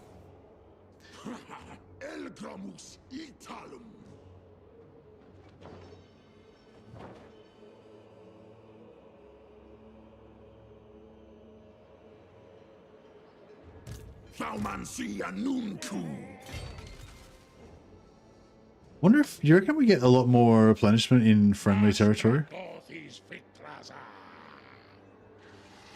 Maybe.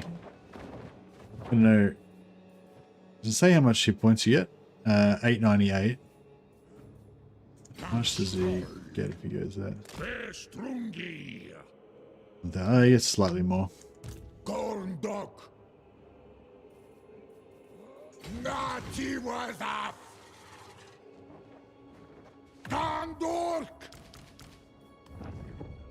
Makazia Thaumansi Takta Elgramus Aksuardugal Draj Dabaratu. Alright, we'll get Gordos this turn.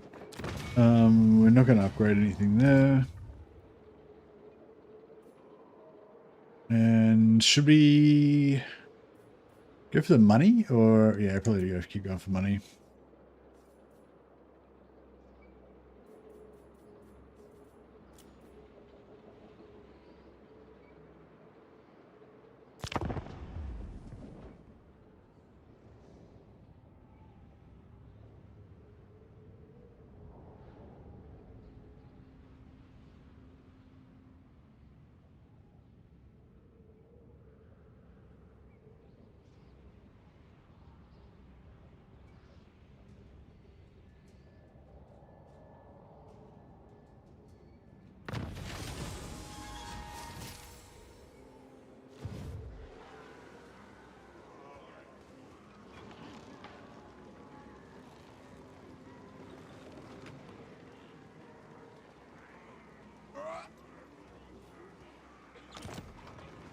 Alright, we've got Gordas. Yeah, so this guy, because it's his last settlement, he's going to keep spawning lords here over and over again. That means we can keep bashing him and getting the loots.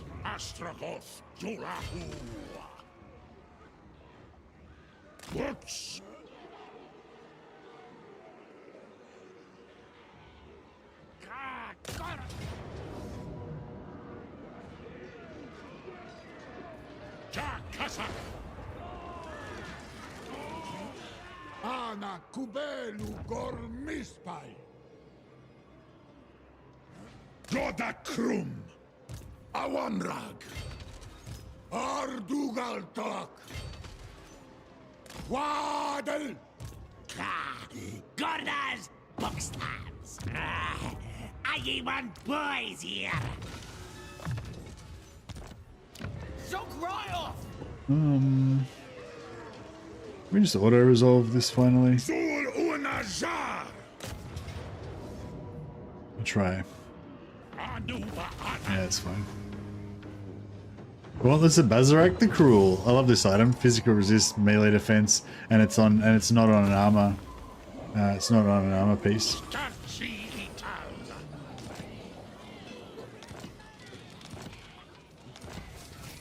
Potion of healing, finally. Got all over. Sorry. Cool. All right, let's. Tagrungron Apgru. Afsepuzan Suminu. Sulahu. Besentarish. Jar un Kuz. Stroll, hurry! Eso annunku. Waddle. Angva Grimazul. Draj da Baratu. Dies Hashut Ankor. All right.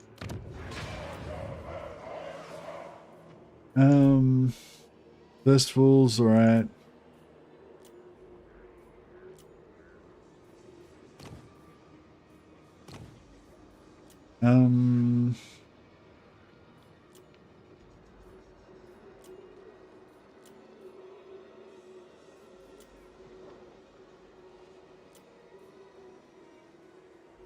Thaumansia Nunku. Thaumansia Nunku. Probably don't need this anymore. Although, yeah, if I had the armaments, I'd build the demon dude. Oh, I showed this to demonstrate that I normally go for that, and then but I forgot that I was actually going for this time. Irsunai Grat Runlef. Oh yeah, so can we actually see? So my research rate's 110, so we're at 10% extra. So shouldn't I have some surplus?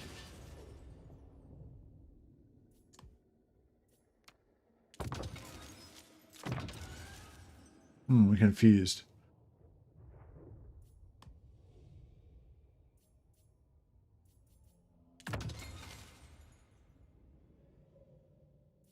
I don't know, maybe I partially, yeah. I think I must have gone one turn into this already, so I don't have any surplus. But I think, so this was, I think this was originally a 3-turn tech, and I've gone one, so it would have been 300. Yeah, so Harbor Guilds was 3 turns, which in the new way is 300 tech points. So I think I've researched 1 turn into it, but I was at 110. So I've researched 110 into it. So there's 190 points left. So if I kept going for 2 more turns, I'd do 220 research points, but I only need 190. So I would then have a surplus of 30. But the surplus, it's not telling me like my progress. Yeah, so you can't tell your progress inside of, inside of it. But yeah, so we don't have any surplus because all the points are partially going into Harbor Guilds.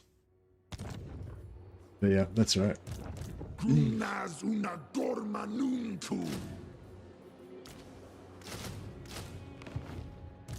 think I might just get rid of these.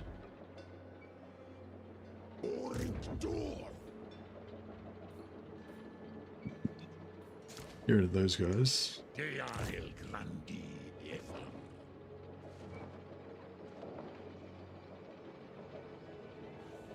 Hashut Hasharak Avunbak. Memberzone said you don't need the building that the bulls are. You can replace it for a mage one. Hey, Memberzone, why don't I need the build? Why don't I need the bull building?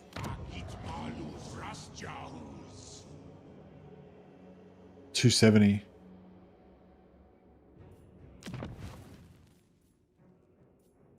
$250. Oh, I could literally replace it. Yeah, I mean, I will need it eventually, but I don't need it for a while. The only problem is I get, yeah, so you get this +2 capacity for all heroes. And that's level 12. So we should maybe wait until then. Yeah, I might do that. I might just, yeah, wait till we get the 2 extra heroes and then I'll do it. You need it after 10 turns, yeah. But I probably still won't have any armament production at that stage. So it might be better to wait and then do it. Good idea though. I never thought of doing that before.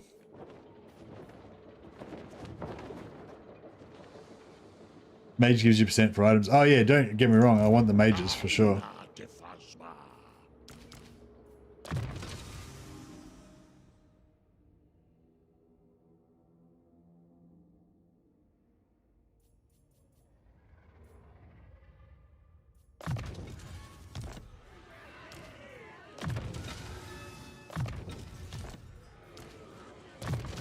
Kubeluta Angron. Ashutrun. Zisorun. Akarazan Karaza.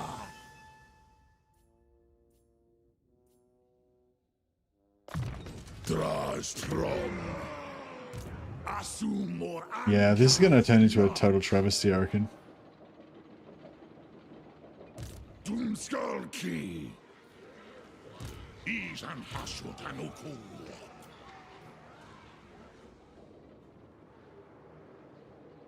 Hashut Hasharak Abumbak. Unit changes look pretty solid so far. Yeah, apparently they were in close kind of discussion with community group about the balance changes and stuff like that. So hopefully it should be sensible.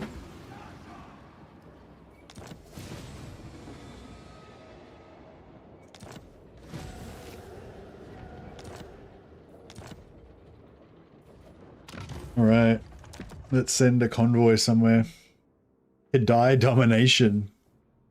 Monster commander. I feel like the Kedai. I mean, I don't know if the Kedai is actually that good, but still pretty cool.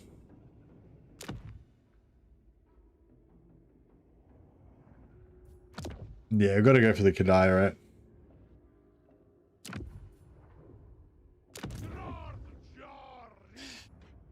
All right, what do you reckon today? Should we go for the...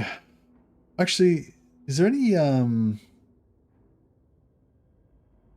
Yeah, I don't think there's any that give us anything towards our magic item drop chance. Drakenhof or Black Crag today? I've got a video that basically tells you all the different locations and what items you can get from them, which I always forget, so I always have to look it up. I always have to look up my own video to figure it out.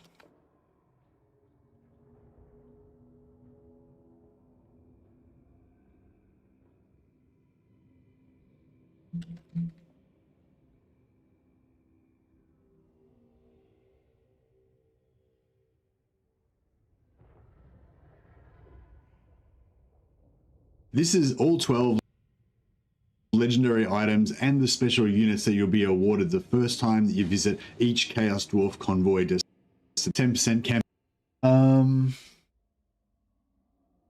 Mirror Shield.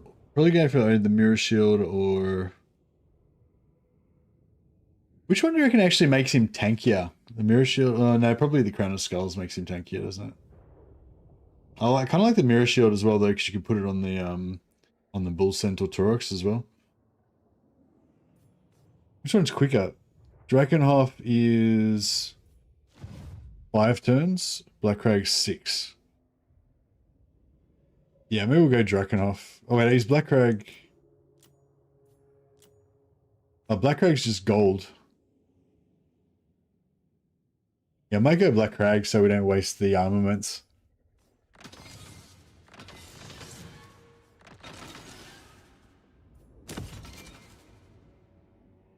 Because yeah, I don't want to waste the armaments.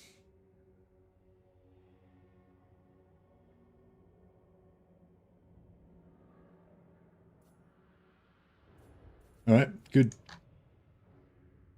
Good.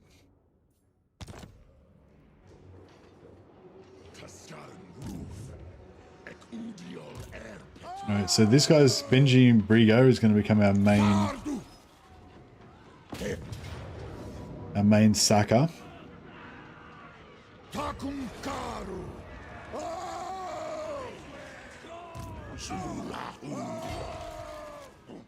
Can't make it there this turn.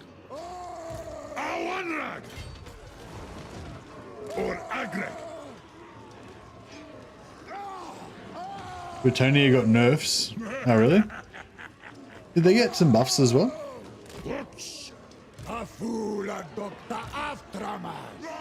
Alright, let's chuck a healing potion on this bad boy.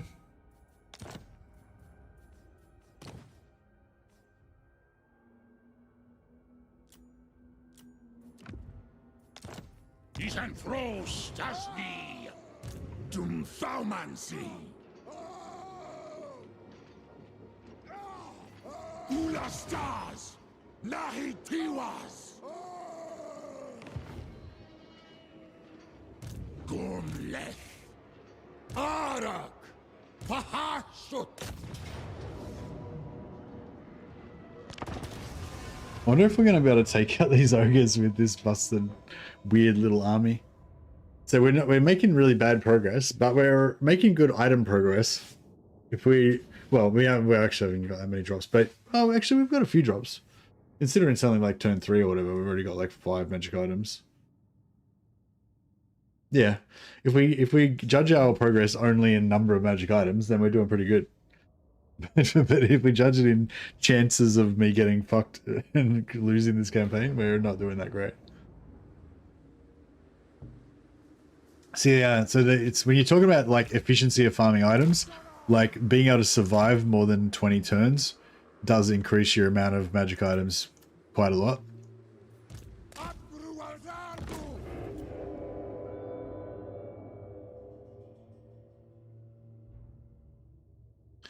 Peasant mob recruitment. I don't think I've ever recruited a unit of peasants, so it's not really going to affect me much.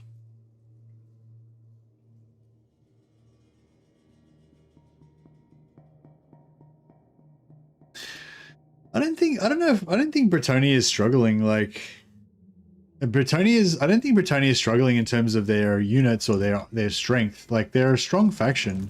They're just boring. Like really is my problem. Like they just aren't like, yeah, like I feel like Britonia is pretty strong. Like they're just like not that fun to play compared to other factions, you know. They're just not that interesting, you know. So yeah, I don't think anything that they do in the multiplayer buffs or multiplayer stat changes is going to make any difference in Britonia, really, from my point of view.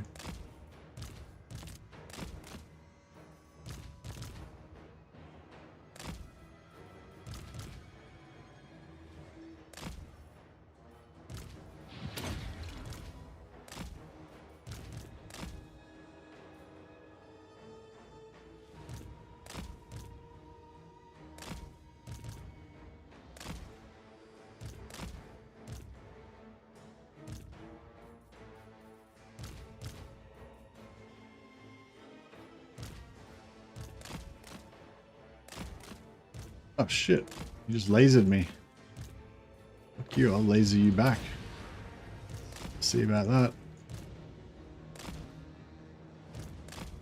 So do they know about trees, or can we get them to...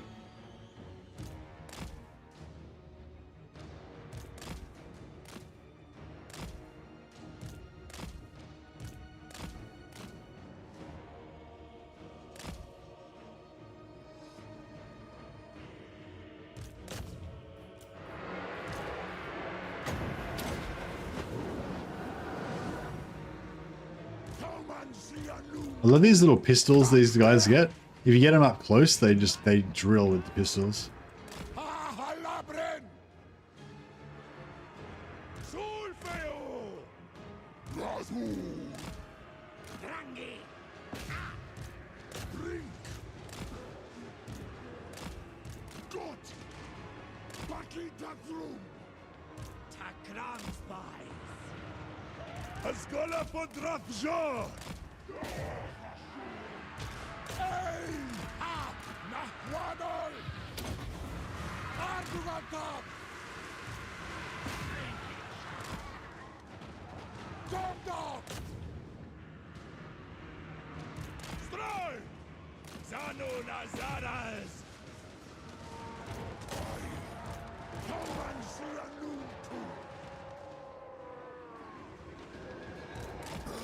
Yeah, I briefly looked at the Nakai stuff, like, yeah, I still haven't really given Nakai a chance. I just hate the whole idea of the Horde thing. I've got to give it a try one day. I think if he was, I'm just like a bit of a lizard racist anyway. Like I find it hard to find an excuse to play lizards anyway. Like if Nakai was a Norscan lord, then I probably wouldn't be so against it, but the fact that he's a Horde, which I'm really dubious on, and then also he's a Lizardman, it's just like double whammy. He's strong if he can get going. Yeah, and it's not so much about him being strong, it's just about him being like annoying to play. Like I just hate the Horde gameplay, like it's just annoying. Nakai is still not a good faction with horrible mechanics, yeah.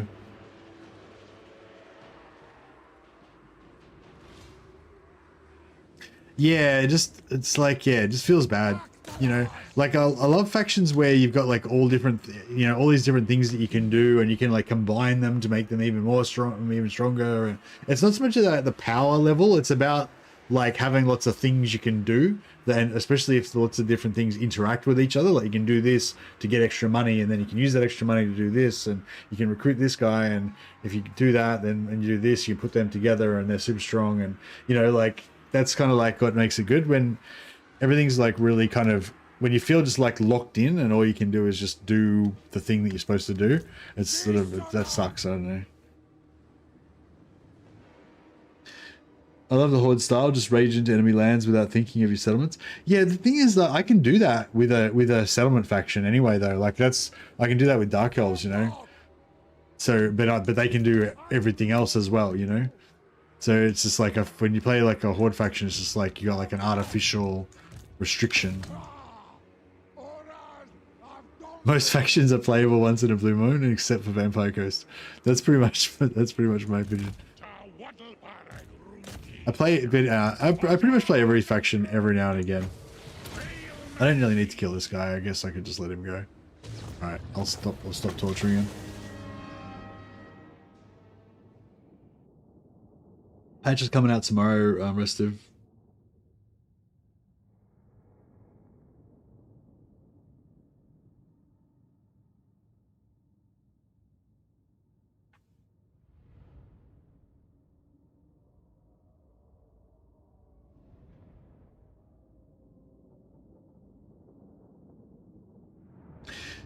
But yeah, yeah, no, some people like the Horde style and stuff. So you know, I'm glad that there's a Lord for you guys.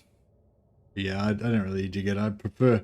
I mean, I don't mind the Horde style. I just prefer to just do it myself with a settled faction. You know, I just play Volkmar or whatever and just abandon all my settlements and just roam around smashing stuff. You know, that works.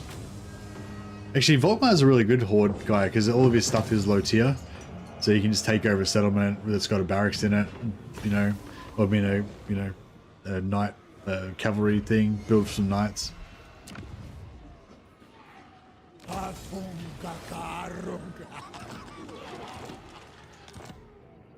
2 magic items out of that one. It's beginning. It's beginning.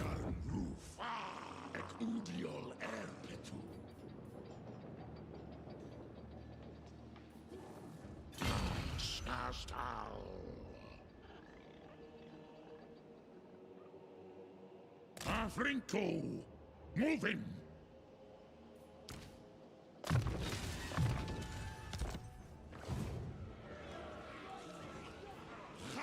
Hasarak avunbak. Hasotanunku. Gorndok. Faumansia nunku. Alright, we'll get this try to camp there. And you can just go, keep going straight through. Oh yeah, I should have given these to someone else. Alas, I did not.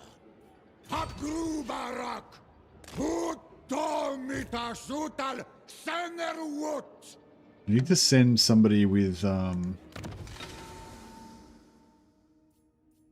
might leave him there. For this guy. Heated. Fire. Yeah, he's not bad. Alright, he might need to come with. Waddle! Angva Grimazul!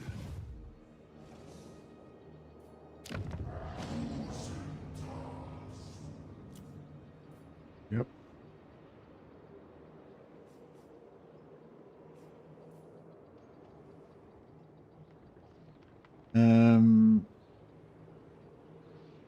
Still hate the CA patch, the nerfs and buffs. What? Yeah, I don't. Yeah, no, I highly doubt that they are trying to make you not like the game. If they're patching out the fun, it's you know, it's on accident, as they say in America.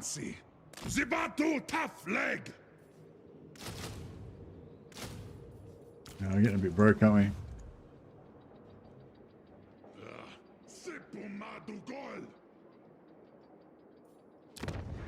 Yeah, I need a second settlement.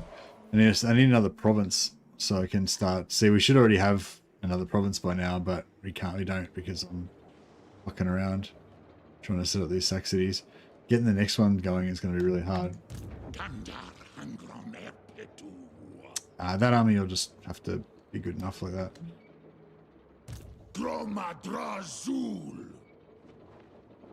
Abgruatsardu, Zibatu ta flag. Ardugaltok. Afsepusan Sominu. Waddle. Dumleth. Isan Haswatanuku. Hapru.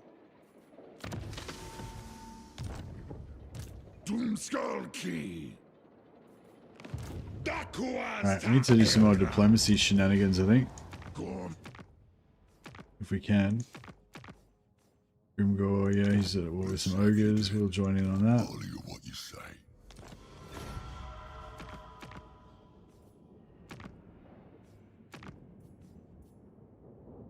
Exquisite pain? Yeah, it was... Are you after it? Haven't got vision on them.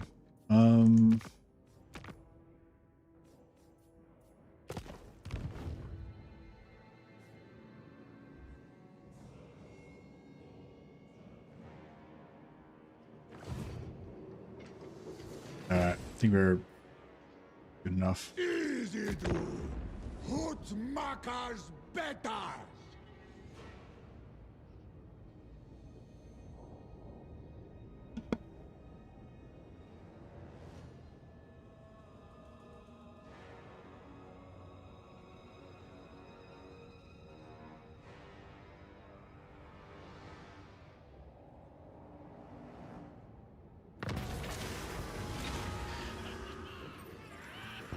I can't even afford these man-eaters. Tell them to get lost. Indeed.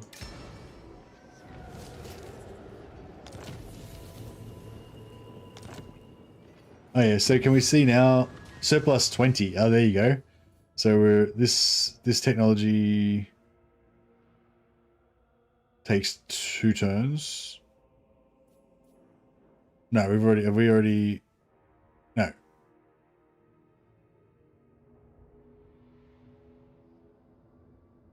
So there's no rounding up or down now, is there?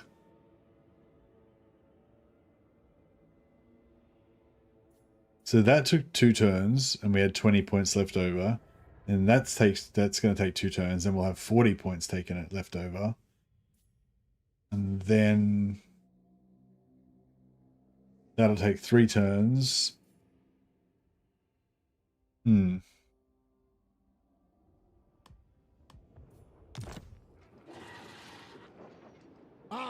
kubelu gormispai. Sul unajar. Dantalaj. Subjugatas. Awanrag. Alright. Gum left. And Jonathan Lambkin is going to come back in. Got Christas Join the squad. Dum.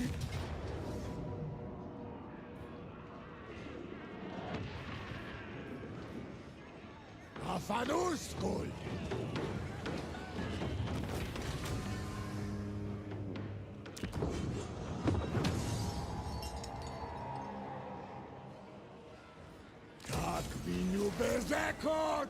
Wailing Banner, Earthing Rod, Executioner's Axe. 3 items that time. And that's what I'm talking about.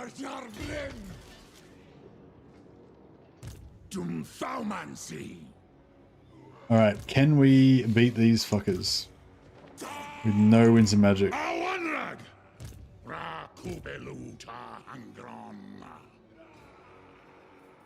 A Kazakh!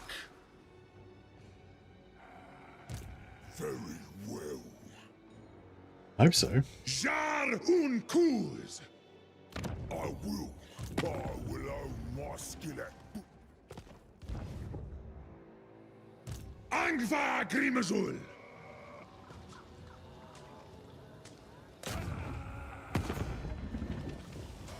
A fool's errand.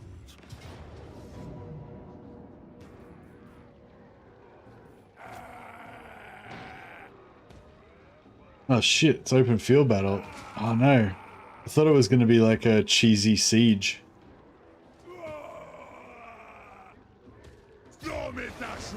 Look, I'm not even sure we can win that.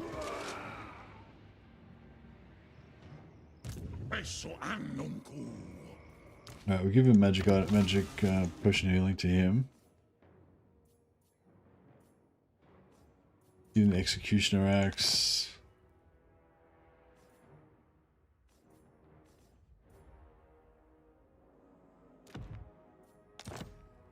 A lot of cats, yeah, I know.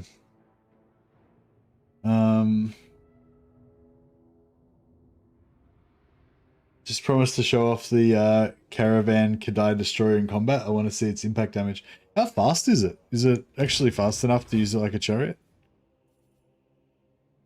60 speed, oh no.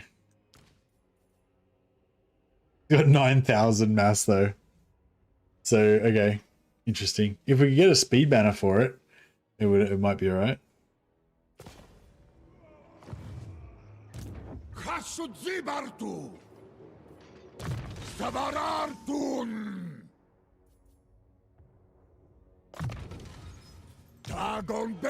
Over 9,000, yeah. I wonder if they intentionally put it as over 9,000 for that reason. Alright, let's see if we can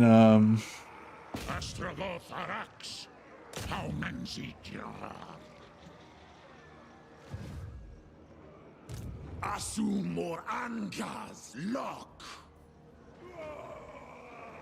Dantalaz. Yeah, I don't know if this is gonna work, eh?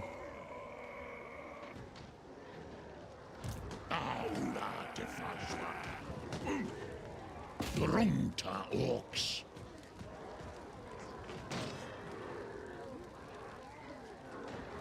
Dakuas da Elgramus.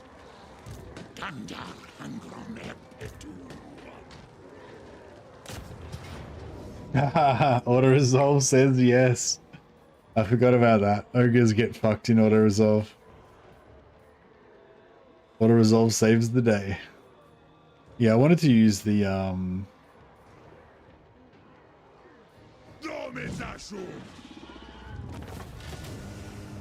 wanted to use the healing potion, but it's alright. 415 plus 208. Not bad.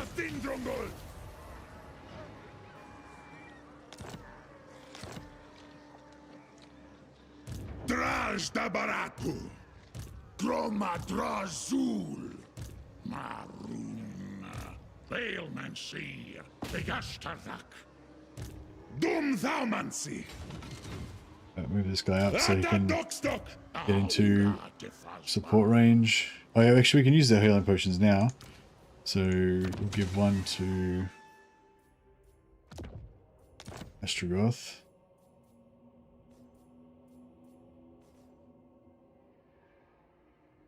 Anoth Oki. Istak Atal Vanturas.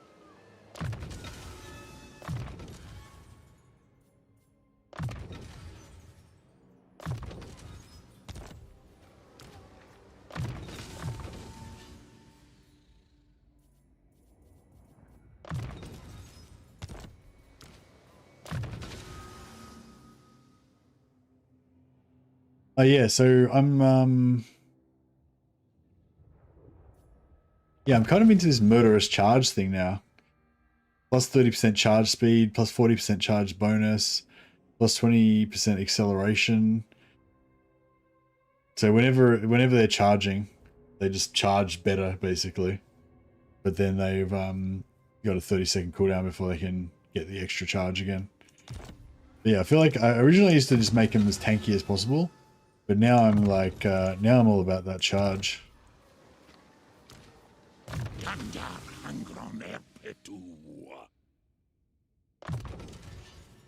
Narbetas Azatergi, Bailmancy.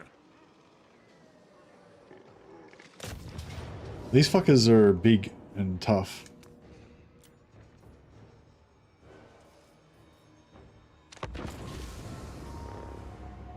We'll probably get beaten up more by this one ogre tyrant than we did by that whole camp.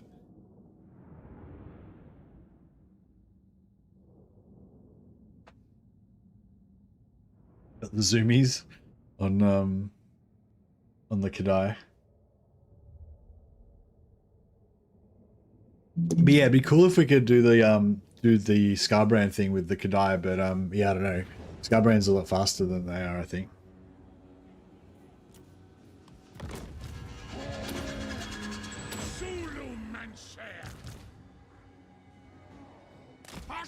Mahitu ut.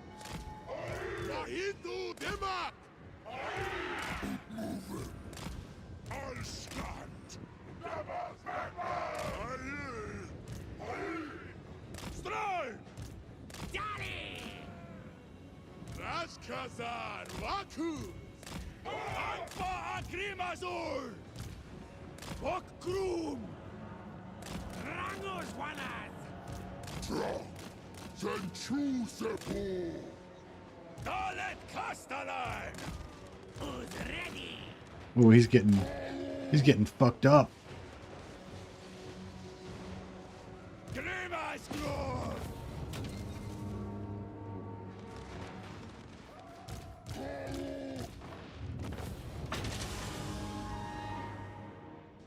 Poor fat boys.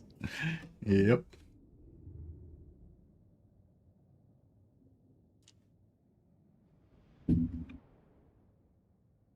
Yeah, I wonder how this is going to work out. We've got to basically get all the way through, because I want to keep both this as a Saxony and the and ideally I want to keep the greenskin one as a Saxony as well. But that means if we want to keep the greenskin one as a Saxony, that means we're going to have to kill like Kolek, Grimgor, at least both of those. Which means we have to get through, build a base on the other side to protect, basically to protect them, and then recruit a heap of shit over there.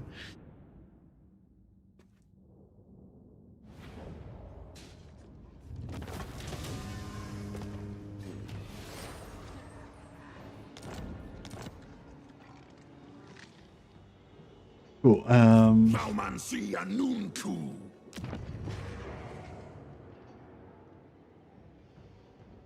Probably can do that with two lords. Vengeful, selfish.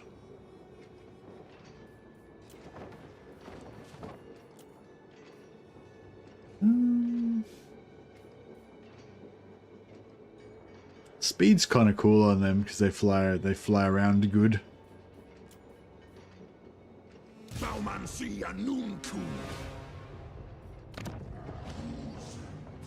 Don't really need this anymore, I don't think. Probably will want it as soon as I get rid of it, but that's alright.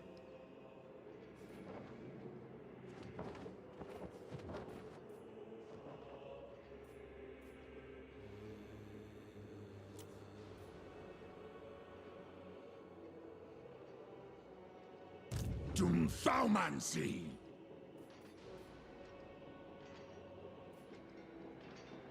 Gorndok. Gumleth. Gata Krum. Vagras Adok.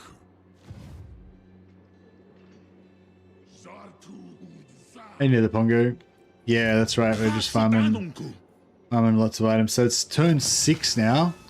And we've got, don't count these because they are legendaries tied to him. But yeah, not including that, we've got 3 rares, 5 uncommons, and 2 commons. Oh, and 2 banners. They're magic item drops as well. So 3, 5, 10, 12. Yeah, 12 magic items on turn 6. That's pretty good, I think. But you know, we can do better. We can get more.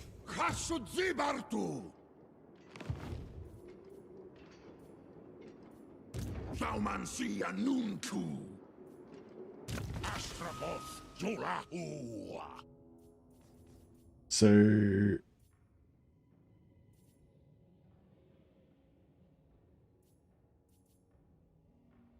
I just basically need that points. Yeah, so we went 2, 3, 4. Yeah, we'll save the points now.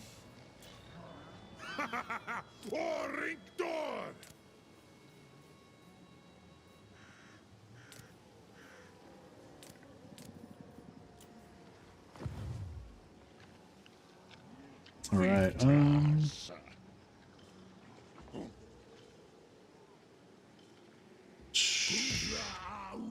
he get there? Maybe. Yeah. I don't know if he's going to be in range.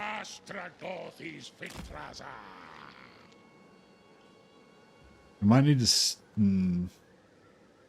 Yeah, we might need to, like, encamp.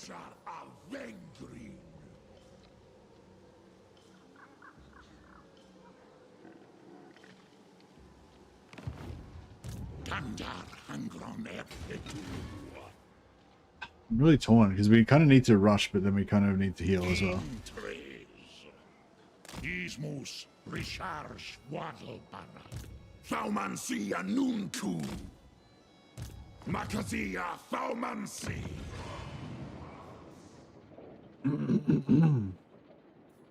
All right.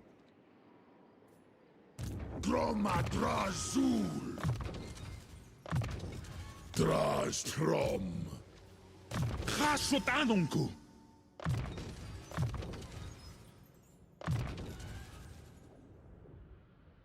Actually, this guy's maybe going to be an actual caster. Drastrom. We just get another potion of healing. We got 3 now. Yeah, 3 potions of healing. Glorious. Victras.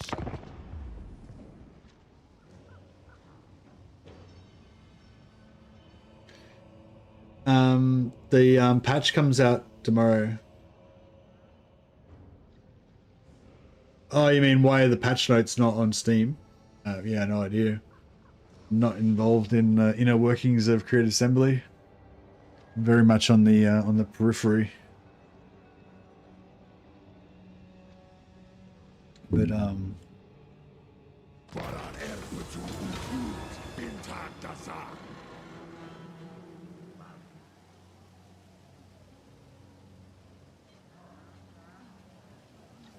slaughter sounds nice. A massacre it is. Alright. Close victory low. I kind of just want to auto-resolve it. Might just auto-resolve it. Oh, that's kind of bad.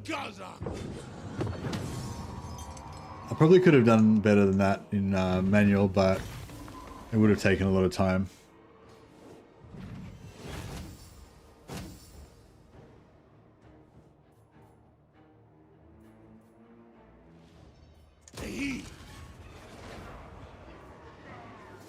Always rush the replenishment on caravans. Yeah, replenishment's where it's at for sure.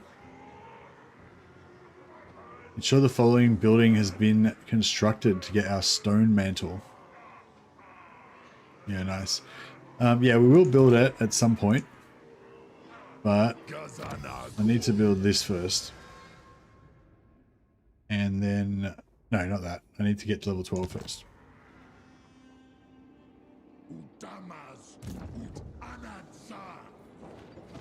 Alright, so... Awanrag. Zul unajar. Habgruasardu. Heroic victory. Takumkaru. Sekstrong tasrindrongol. Ajarnarud. Only one magic item that time. Jogetas. Habru.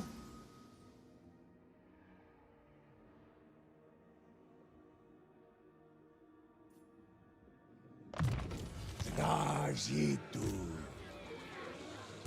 Dum thaumansi. Traj thaumansi zaras. Dumleth. Talvun bar. Tassadu adugal ulahari. Got any of the new ones? No, I haven't got any of the new ones yet. But it can't be long, surely. Awanrag. Gromadrazul.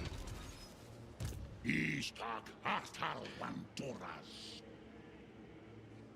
19%. Alright, so I feel like we could make it... We could just move a switch back this way. We can still make it. And now we're in range. Dakuasta Elgram. Anfa Agrimazul.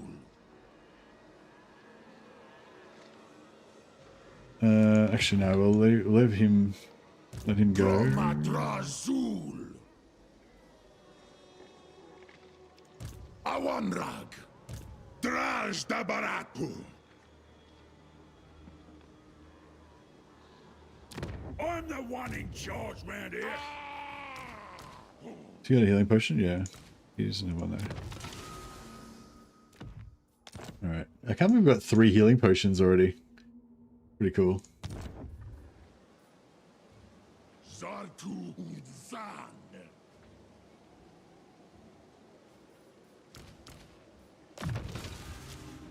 Just charge, very nice. Dum Thaumansi.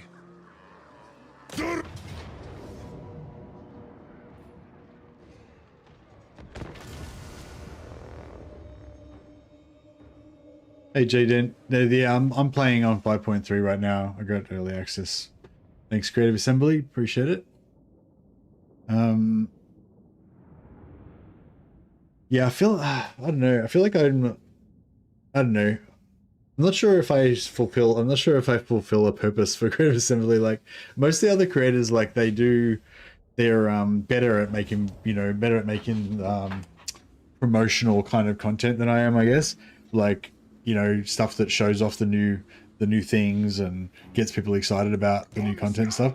Whereas I more like make content after the stuff comes out, after I've had time to like explore it and figure out what's going on with it and stuff like that, And yeah, so I don't know, like I feel like my content is more about extending the life of the game and more about like, like after you've already bought it, and then you maybe getting tired of the game or something, and then hopefully we come up with some like cool new campaign ideas that revive your interest in the game. Like I feel like that's more where if my channel's got any value, that's where it is. It's not. I don't think my channel really has value for like getting people to buy the game in the first place. You know what I mean? Like, which is kind of like the primary purpose of being in the creator program, I think. But yeah, I don't know. I don't know. Hopefully they still think I'm doing a good job.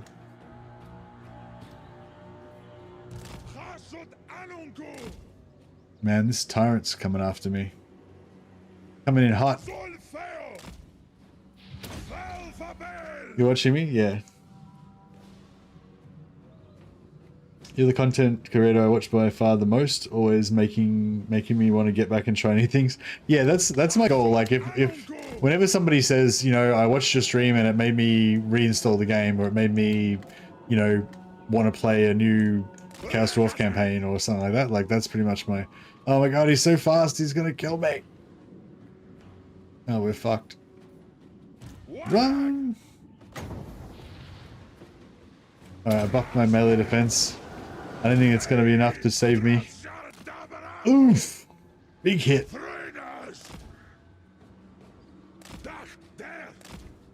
Come on, we need those guns.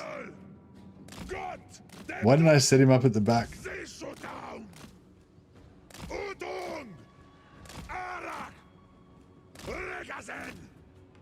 Oh my god, this guy's so fucked. Just run for it. Run for it, bro.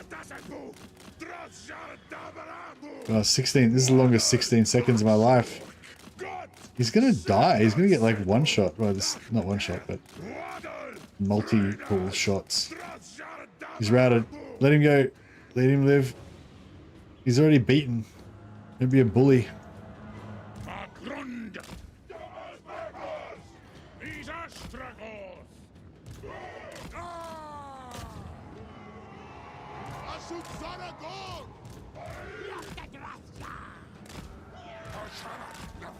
Fucking leave him alone! Get away from him! Don't hurt him! Oh yeah, we blocked him with the other dudes. Yeah, this is fucked. Should have auto-resolved it at this point.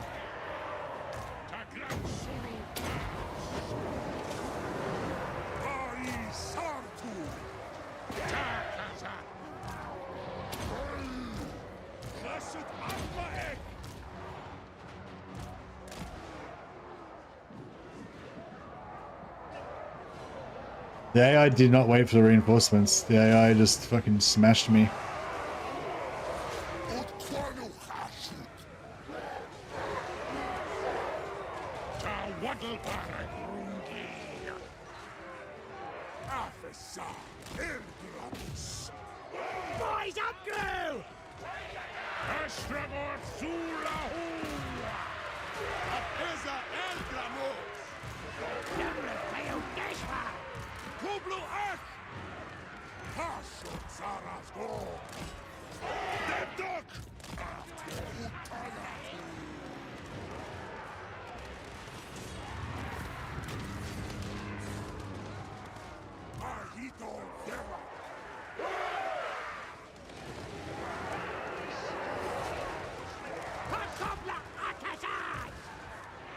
Right, well we got revenge.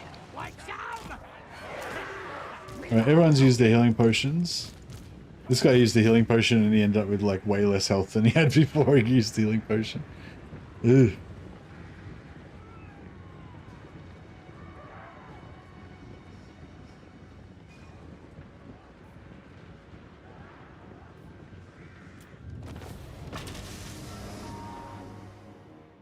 Why would you need replenishment on caravans? Those are 2 fights max. I don't think that's right, Mambazone. I think it's random. I think you can be unlucky, can't you, and get like 6 fights, like just have a fight like every turn. I'd say you usually get like 1 to 2 fights per run, depending on how long it is, but I didn't think there was a maximum. Maybe you're right, I don't know.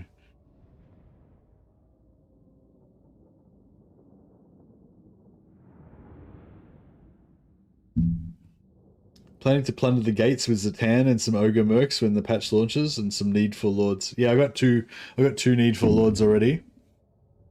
It's pretty cool. It's almost like an extra lord. He's sacking.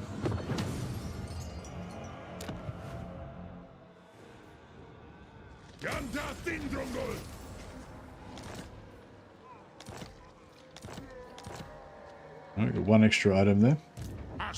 Doth Zolahu.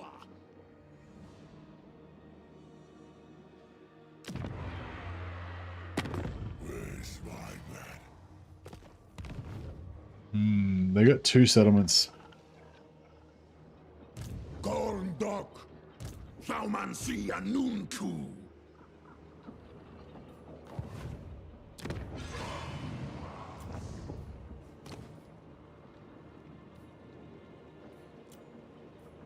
Gorndok.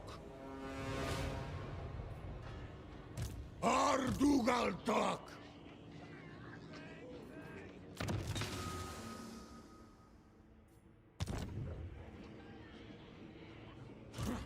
Elgramus. Yeah, this guy doesn't have enough movement to go into a camp stance, so I may as well put him over here Lock. so he can move up to the next. Kasutanunku. Godakrum. Move up to the next one. Dagdrath. Dot. Sardutalelgram. Can we get away with? I might just do 1 lot of influence just so we can finally get a seat. I'm kind of tempted to do the Winds of Magic Power Reserve 2 per turn just because our Winds of Magic is so screwed.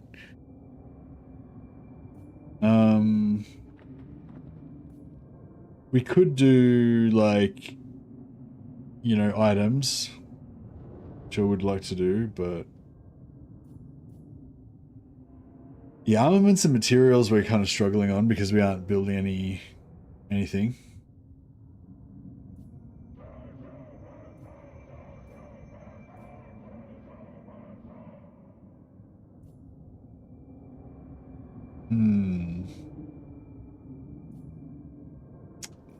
There's lots of good options.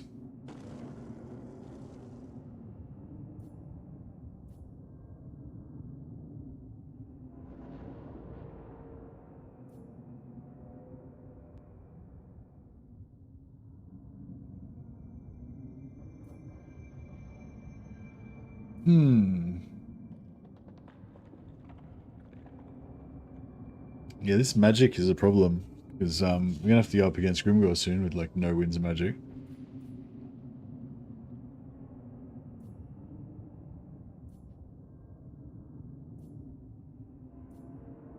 I kind of want the Armor of Contempt as well. It's a really nice buff. Plus 30 armor, plus 24 melee defense, immune to psychology, 55 meter radius. It's pretty cool. Yeah, normally I would go for raw materials first, or maybe armaments, but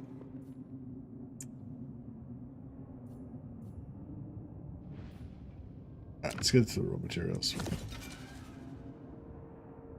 We're probably not going to build it much in the way of production for a while, so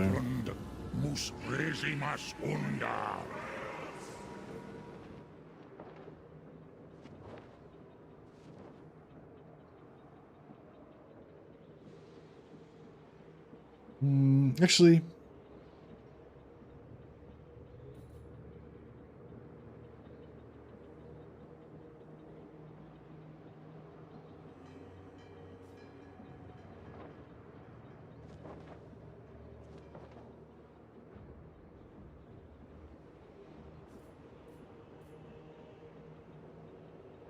some money would be good.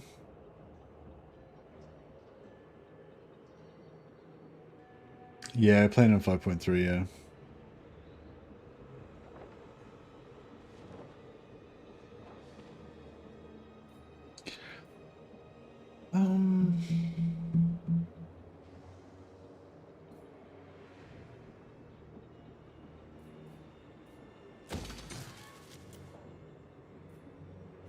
Actually, no, fuck it. We're gonna lose this settlement anyway, so.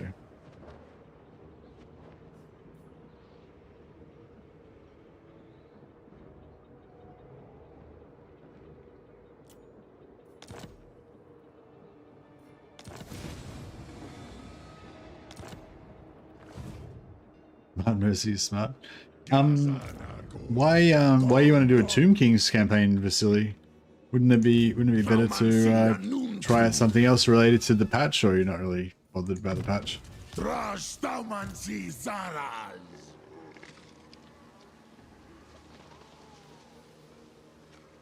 Hasut Hasarak of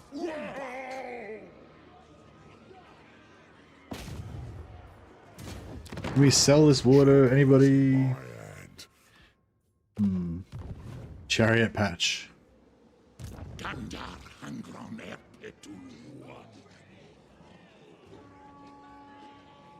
Barik Wattle. Afrinko. Moving. We got vision on anyone yet?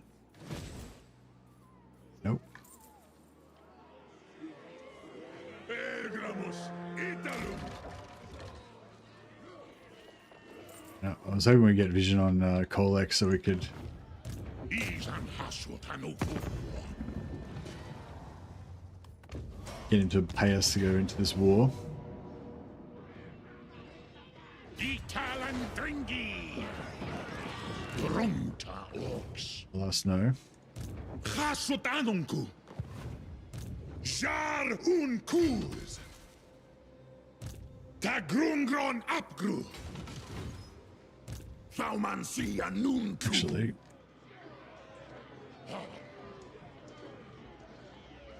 Ata Dockstock. Dromadrazu. yeah, we get these guys. Dantala. Get these guys up here. Dum Thaumansi. Zibatu Tafleg. Zibatu Tafleg. Draj Alright, he's got a healing potion. He Thaumansi. needs a healing potion. Dalabdanu. And he Takasak. can mount heal maybe. Let's get his mount. I think 7. Oh yeah, we'll get it after this.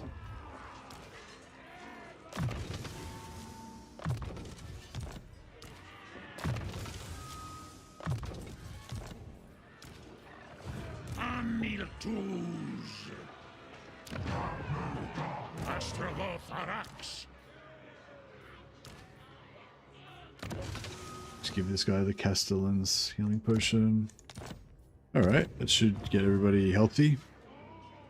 Kunaz una dorma nuntu. Zul una jar.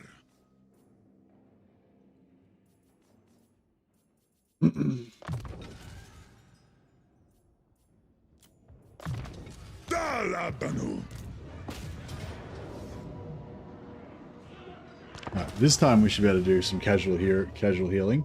Not get smashed by some giant angry ogre tyrant. Yeah, the saxoning the ogres is a pain because they pop every now and again. They pop out the ogre tyrant. It's got like really tough. I believe without testing that Khorne and Nurgle chariots are the best melee chariots. When you say melee chariots, do you mean like one chariots that? Do you mean a chariot that's not a archer chariot, like, or do you mean like a some sort of brawler chariot instead of a charger chariot sort of thing? Beastmen chariots? Oh yeah, the Beastmen chariots used to be super good, like the Razorgore ones, I think, right? Used to be really good. Did they nerf them, or are they still good? Or was the Razorgore the good one, or was the Razorgore the crap one? I can't remember. There was one that was good and one that was not that good. It's still good. Is it is the Razorgore the good one?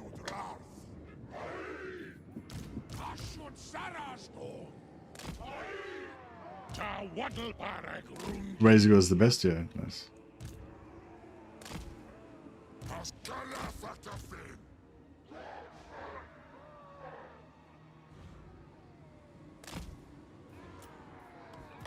Alright, we're just gonna chill. Wait for our guys to come on so we can get some free heals.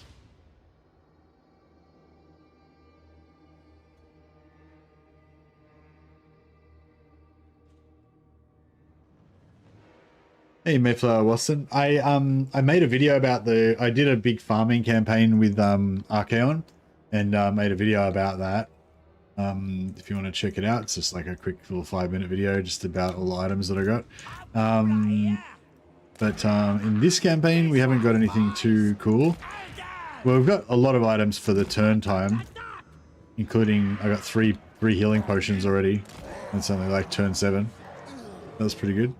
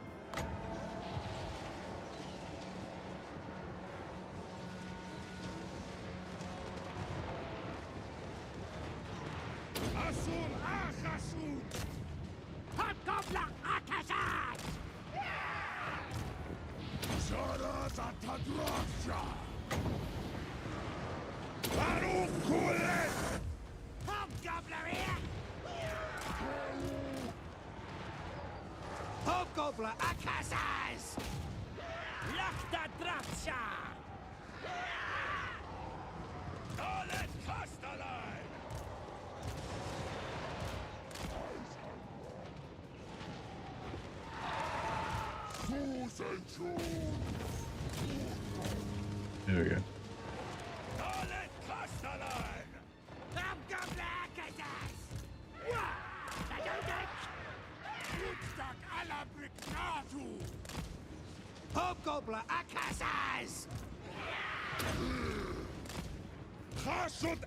Alright, very good, very good. Can let our centaurs get some more kills. Nurgle heroes on chariots have respectable melee defense and still enough charge to compensate lower melee attack, I reckon. Oh, really? The new uniques are cool, except the 1% to die one. I really like that sort of like weird ones. I mean, I think that I think that if the abilities on that the Helm of Drakeskar are just as they stated, I think all it had was immune to contact effects and unbreakable and a couple other things, 20 armor or something. If that's all you get and you got a 1% chance of dying every turn, I feel like it's not very good. But I feel like it might have some sort of like hidden effect that you have to, like, if you just equip it and like keep it for like 10 turns or whatever, you might get something. Or maybe like something cool happens, like if you die, like your dude turns into an undead hero or something. That would be cool if you actually died and your guy gets replaced with like a mummy or some sort of like zombie lord or something. A leech. Because I think yeah, I think the Helm of Drakeskar is some sort of like undead item. It's like in the lore, it makes you like yeah, like turns you into a zombie. Like it makes you age really fast and it turns you into an undead or something. But it gives you power over undead at the same time or something. But yeah, but in the game it doesn't say anything about that. But yeah, I think in the lore, the Helm of Drakeskar is meant to be some kind of like thing that helps you, lets you control undead or something like that. 15 turn timeout is unpleasant, yeah. Unless you're not immortal, in which case you just die.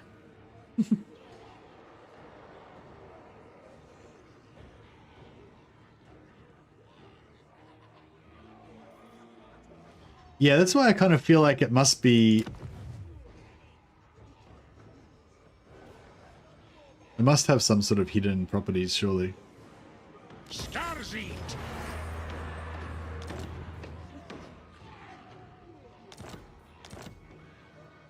Astragoth Zolahu! Thaumansi Anuntu!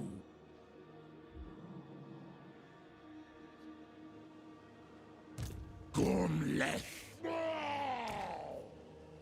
Tanda Angron Erpetu! Makazia Thaumansi! Drastrom! Dies Hashut Ankor!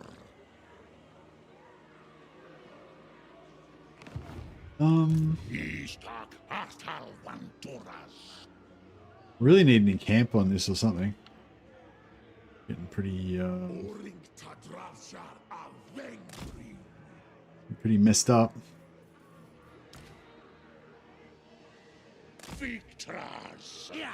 Oh, he didn't level up, so he didn't get his mount.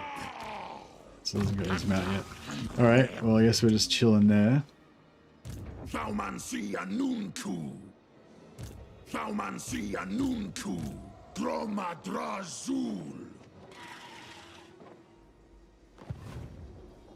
Alright, I think we're all good.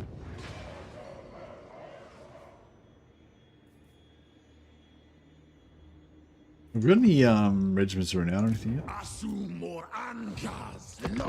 Alright, hopefully these Zulks don't show up and wreck me.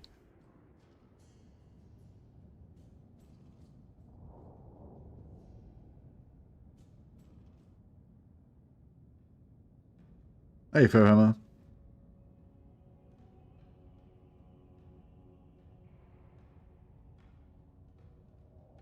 Gyro bombers and gyrocopters no longer have firewall moving. Yeah, the firewall moving wasn't working before though, so I feel like it doesn't really make that much difference. Like, I feel like them not having firewall move. Well, apparently the firewall moving is fixed now, but if it hadn't been fixed, then removing it would have actually improved them, because with the way the firewall moving was working before, it was actually like it would just make them permanently trying to be moving all the time, and then they would just have super low rate of fire and just be terrible. Like, even once they stopped moving, they'd still be really shit. Whereas now, because they don't have fire moving, they won't have that problem. But yeah, apparently it's fixed though. Has anyone? Oh, actually, you guys haven't got the patch yet. So yeah, I don't know whether it actually is fixed, but they said that they fixed firewall moving. So hey, Baal.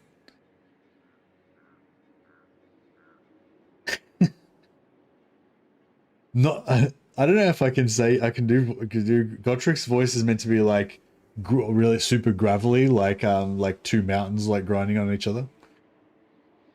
Not that I have anything against senseless violence, manling, but why exactly are you strangling that old man? Wolfsport says, no, we haven't tested 5.3 yet. No, of course you haven't. Sorry. Thanks, Baal. That's an awesome quote. I will name one of my mighty dwarfs in your honor. Oh, we haven't got Anchor Standard in there yet either. All right. We can actually afford to get some more troops this time.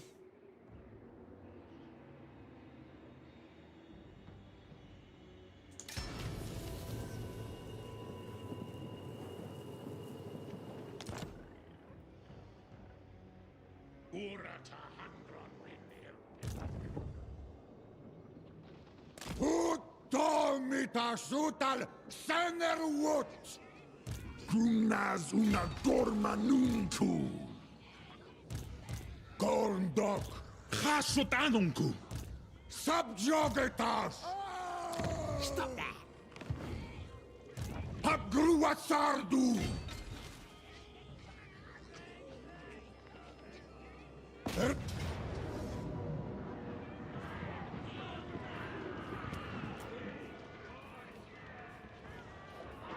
Tastaura kahasut. Tak binu berzekot. Anfa primazul. Can this guy make it over here? I think he might be able to.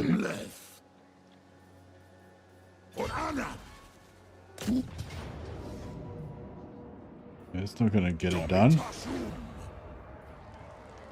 Psychers. Yeah, I think Diviners could work.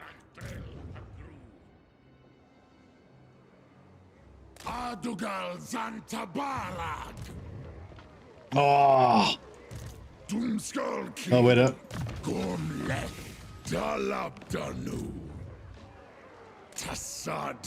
Yeah, nice. Perfect.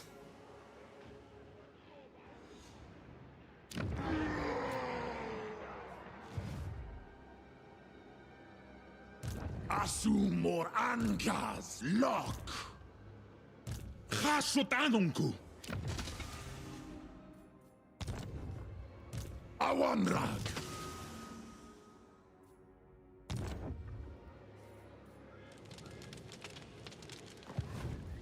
All right. Tumlet.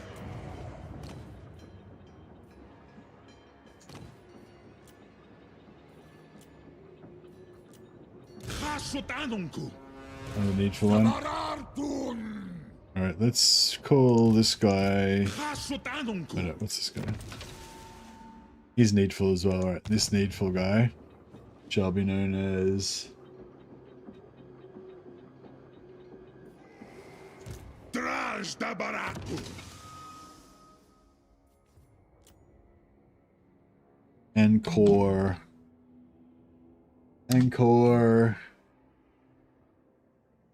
Dripping standard, bloody standard, flayed standard.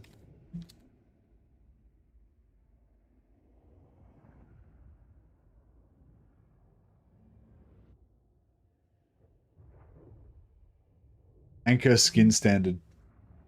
Doesn't really roll off the tongue, does it?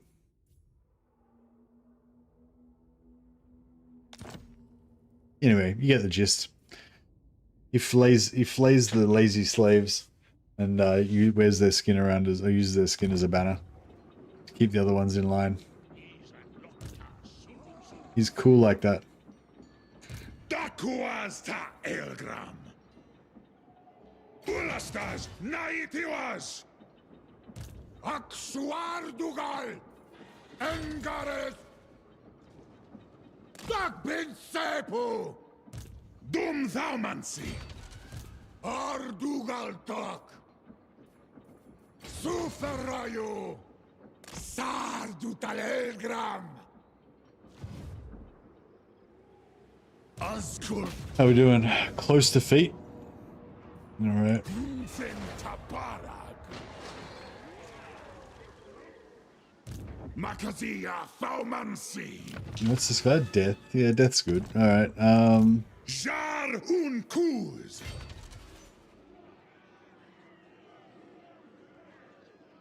He's an Tarsenita. Actually, we better heal up again, I suppose. So he's got a potion of healing. He's got a potion of healing. He needs a potion of healing. Grunzen Tabarak. Shulahu.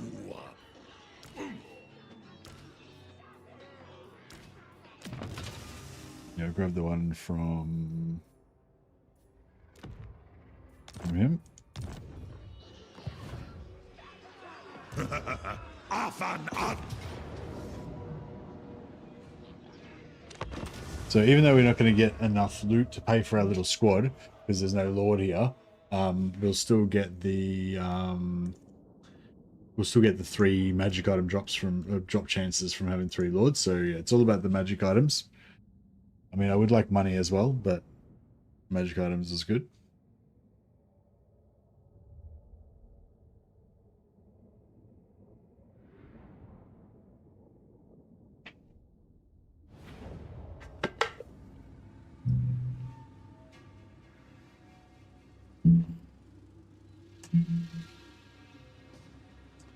Should always make towers where possible.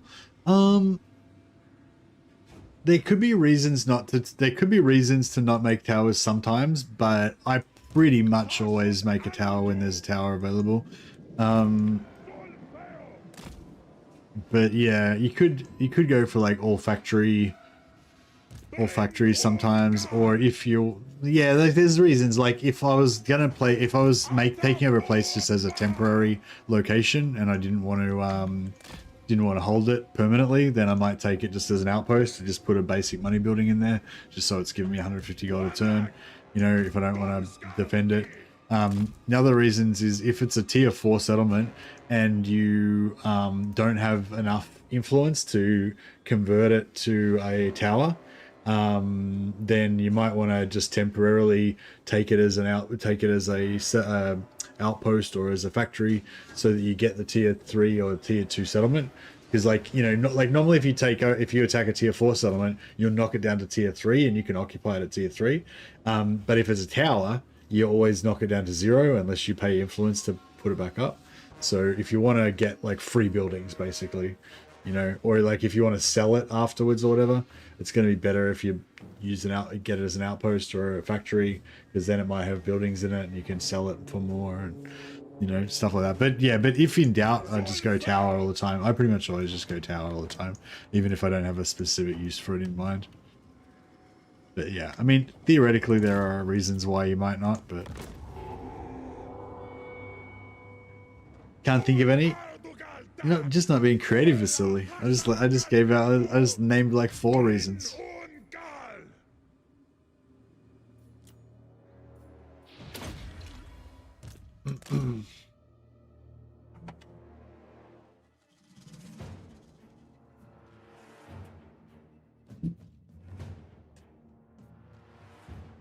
But yeah, if you're assuming you're successful and you're constantly expanding, then, you know, at some point you're going to upgrade the tower, so you may as well just take it as a tower to start with.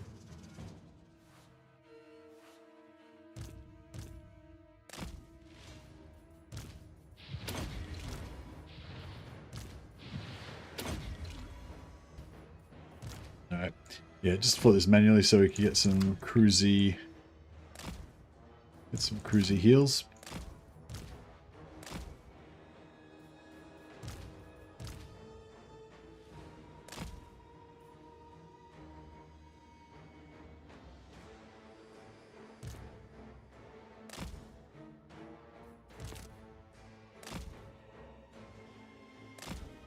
Let's go and chuck a casual burning head through these guys.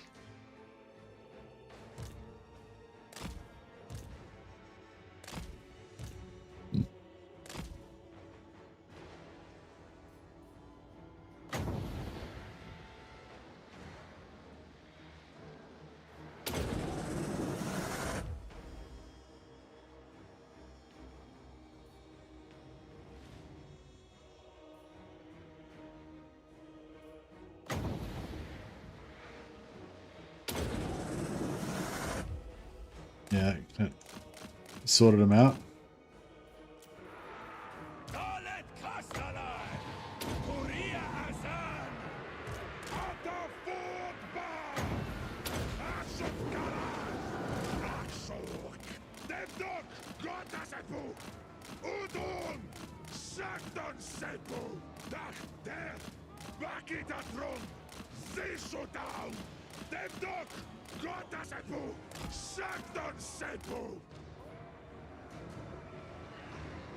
Bakitatron! Sturkes! These are struggles! Can! Running! The best gift! Attack the Magoid! Eldow! Boxstab! Estremor Zulahua! Look the Drafta! Waddle over there! Come and see a noon too! Cool. Eyes hunter! Law! There we go.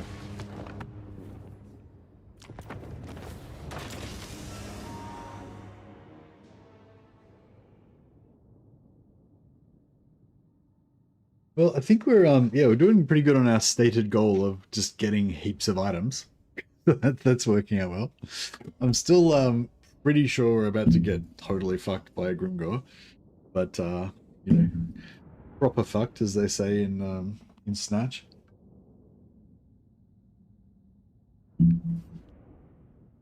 I don't know. Maybe we can. Hopefully, we can pull off some sort of diplomacy shenanigans. We can just like pretend to be his friend for a minute until he gets into a war with Kolek or something. I don't know.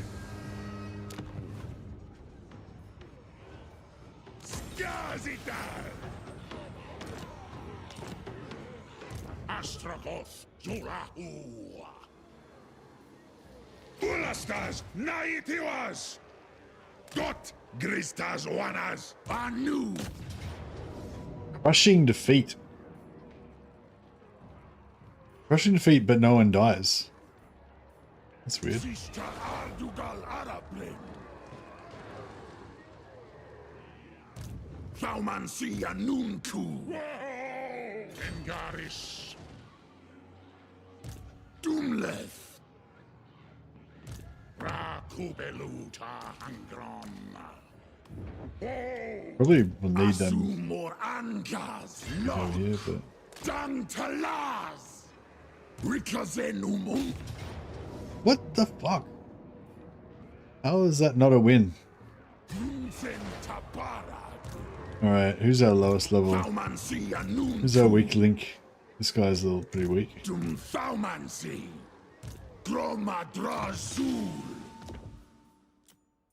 Alright, let's get you out of there and we'll get a big bad overseer in there instead.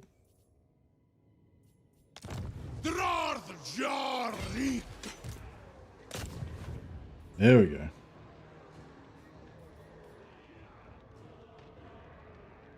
Sister Ardugal Arabre. Umbakum.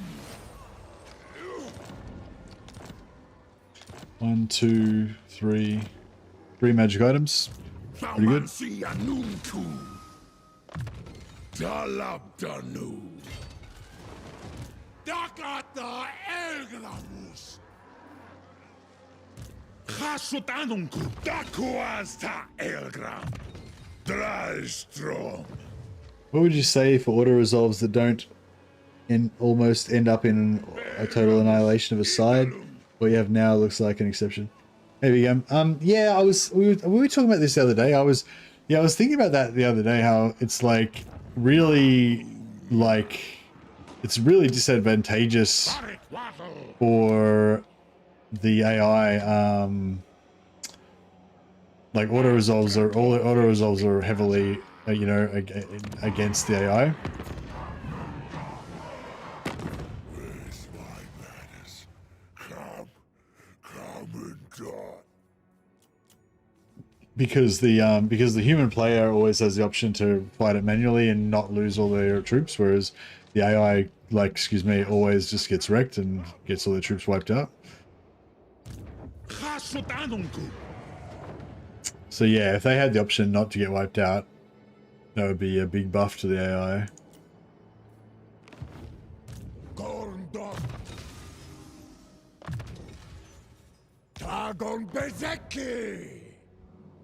Yes, this is the awkward part. So I want to keep this, but then I need to take a base over on this side.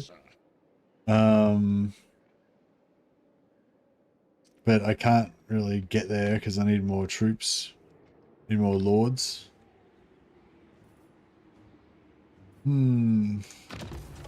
Still 3 turns. Fuck, has it been? It's only been 3. It's only been 3 turns. Feels like an eternity.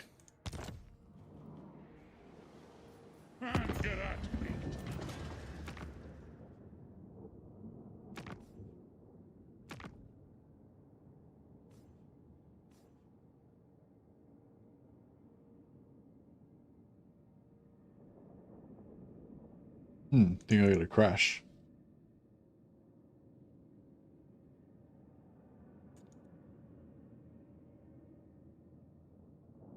Oh, it's trying to crash.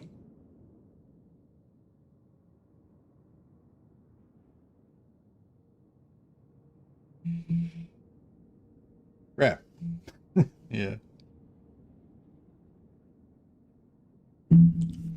It's not too bad because we just had a battle a second ago. But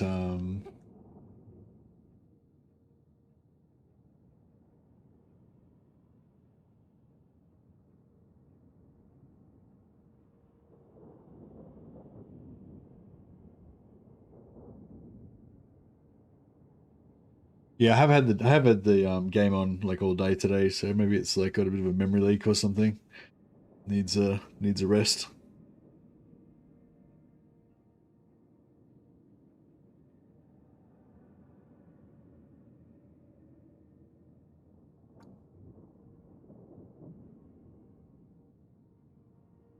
Yeah. Alright, I might just have to crush it.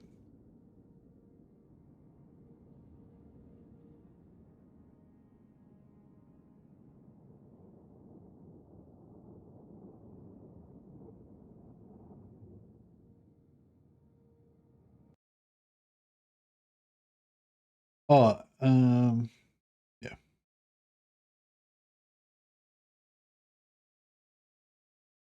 Right.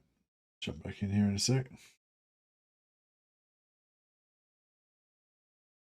Restart PC? Yeah, maybe I should. I'll see how I go. If it crashes again, if it crashes again, I'll restart. There you go, to return to tradition. Total War has fallen. It hasn't fallen, it's crashed.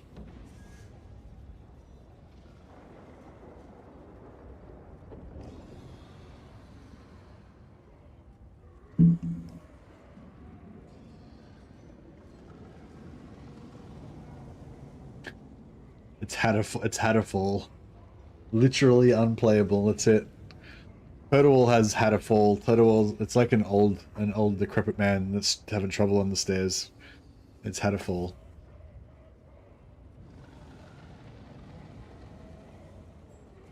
Total War tripped. Total War stripped and bunged his hip up. Total War needs a hip replacement. And we're back. Okay, so what did I do since we were here last? We just got another 3 magic items out of that, so the magic item haul is going along pretty well.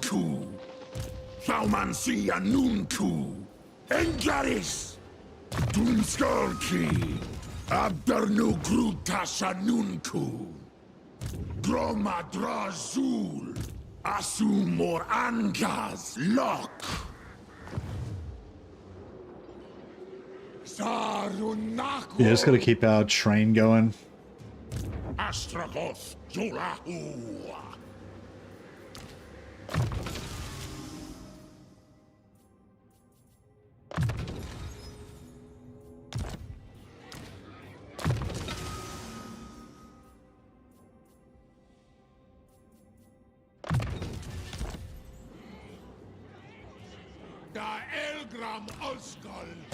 Total War stubbed its baby toe on the table counter.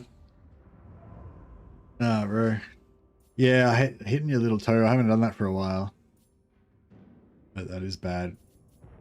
God damn it, we need some more levels.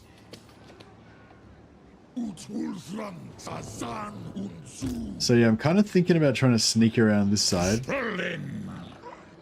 Like I don't think he's got... Actually, no, we probably need to stay in close. Oh, he's going to come. We don't have to fight Kolek. I don't know if I want to fight Kolek. I'm not sure if I want to.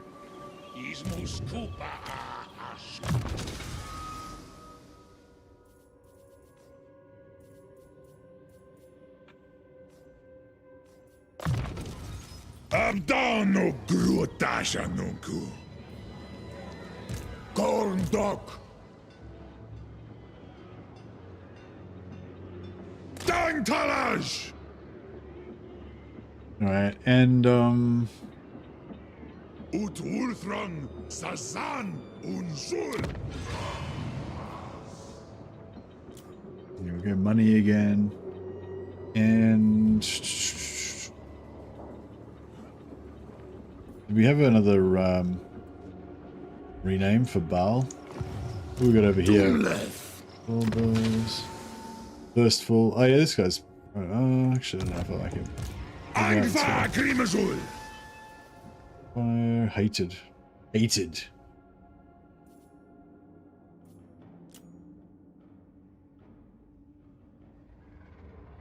Baal's a pretty good name, just for a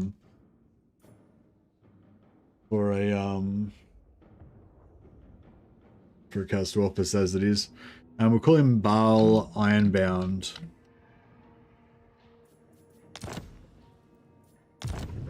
Because he's wrapped in steel. Baal Bolson. Marzu Izritaduras. Makazia Faumansi. Right, I think we are good.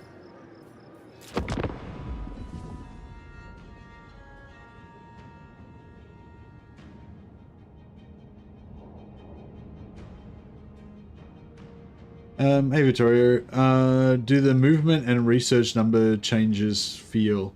How do they change? Yeah, the research thing's cool, except for you can't tell how much progress you've got on a thing. Like it tells you, it's got a little thing up the top. It kind of looks a bit weird actually, but it does seem to do the job. We'll accept the beast and give up the cargo. Yeah, sure. Yeah, the research thing's kind of cool, but so like it tells you your researching rate. So it's 100. So 100 is like normal, 100%. So 110 is like 110%. So we've got a little bit of increased research rate. And it tells you your research surplus if you go over. So like it's going to take you 2 turns to research this technology, right? But like I'm going to, because my research rate is 110 and I already had a bit of a surplus at the start anyway. So I probably had a surplus of 40. So by the time I finish this, like I'm currently at, I don't know, 55, probably 50. So yeah, I'm probably at 150 right now, but I need 2 more turns to finish it. Because it's got another, yeah, I'm at 150 and it's got another 150 to go because it was a 3-turner like this. So, but I do 110 per turn. So after this turn, it'll have 40 to go, but it'll still display as 1 turn here. And then with that 40 that's left there, I'm going to do another 110 research. So I'll be 70 left over. So once I finish this, it'll say I've got 70 surplus here. And then as soon as I choose another technology, it'll put 70 points instantly into that technology. And then I'll add another 110 and another 110, you know. But the only thing about it is that like I calculated where we are in this, like I'm at 150. But you don't know, like it doesn't have a display or anything. You got to guess. It's only after you finish a technology, it tells you how much surplus you got left, but it doesn't tell you like how much, it doesn't tell you how much surplus you're like going to have. You know what I mean?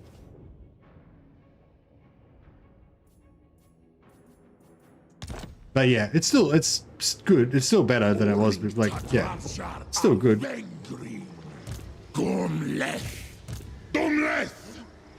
Drorth Jari Dum Faumansi Dakot.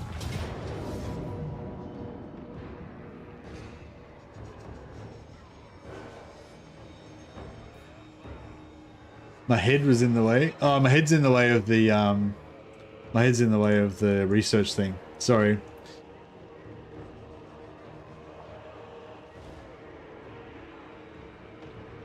So, oh yeah, we can just auto-resolve this.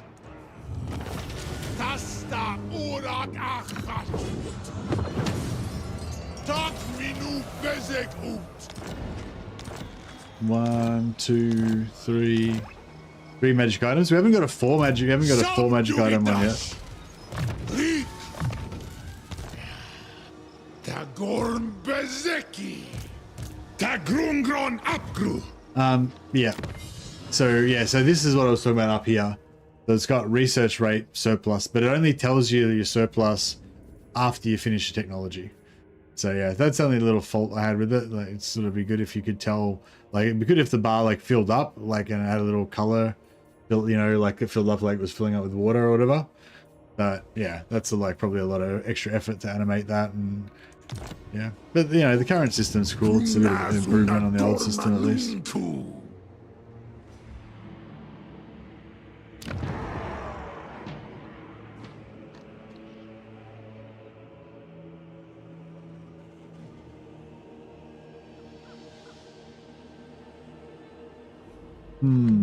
Has he still got 2 settlements? He's still got 2 settlements.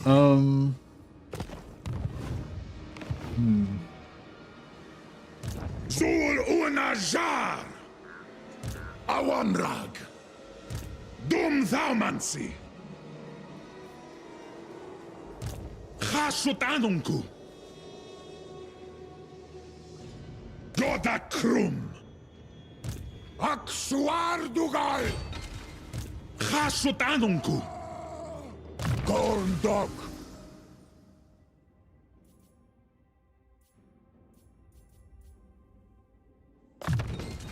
Trajitu! Sabarartun! Hasut zibartu! Zisorm! Hasut anat! Engaret! Subjugatas! Da! Through here.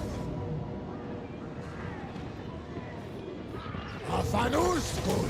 Well, it's a Bazarak the Cruel. Very nice. Afungakarunga!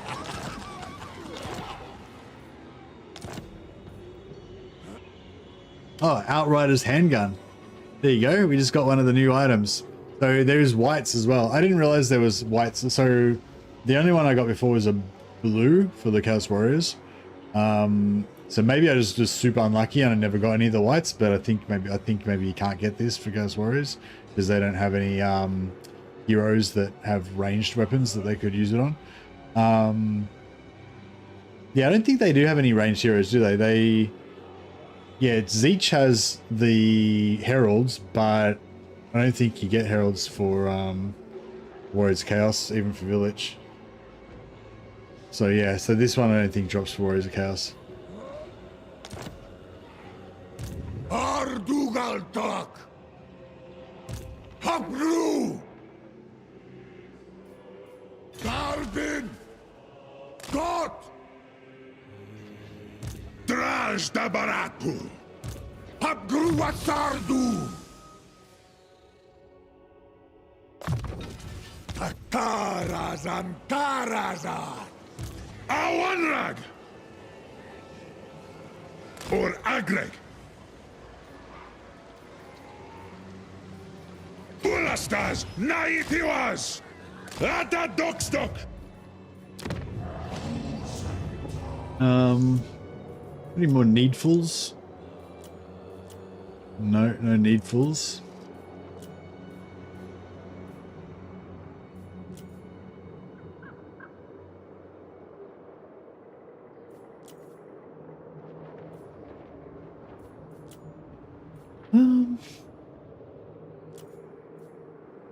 Baumansia Nunku!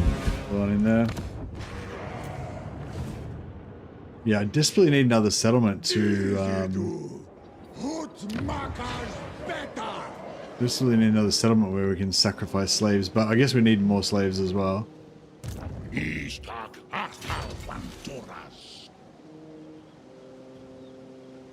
Jar Unkuz! Dot Gristas Wanas! Anfa Agrimazul! Abdanuan! Tassadu Adugal Ula! Who's at his who's rink?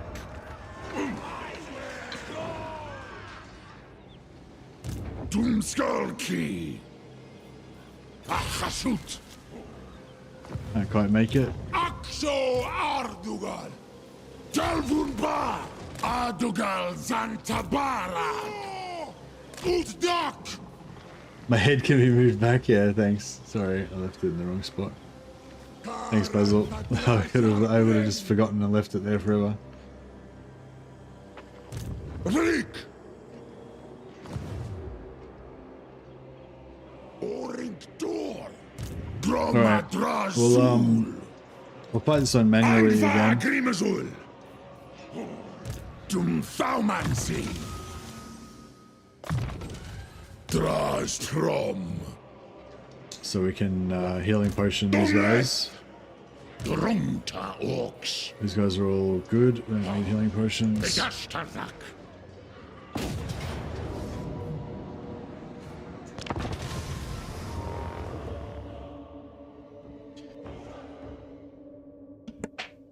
Yeah, I'm not sure if this is I'm not sure if I made the right decision here. Like we are getting a good amount of magic items per turn, but in terms of time, I don't know. Maybe it would have been better just to do the normal start, Blitz Grimgore like normal.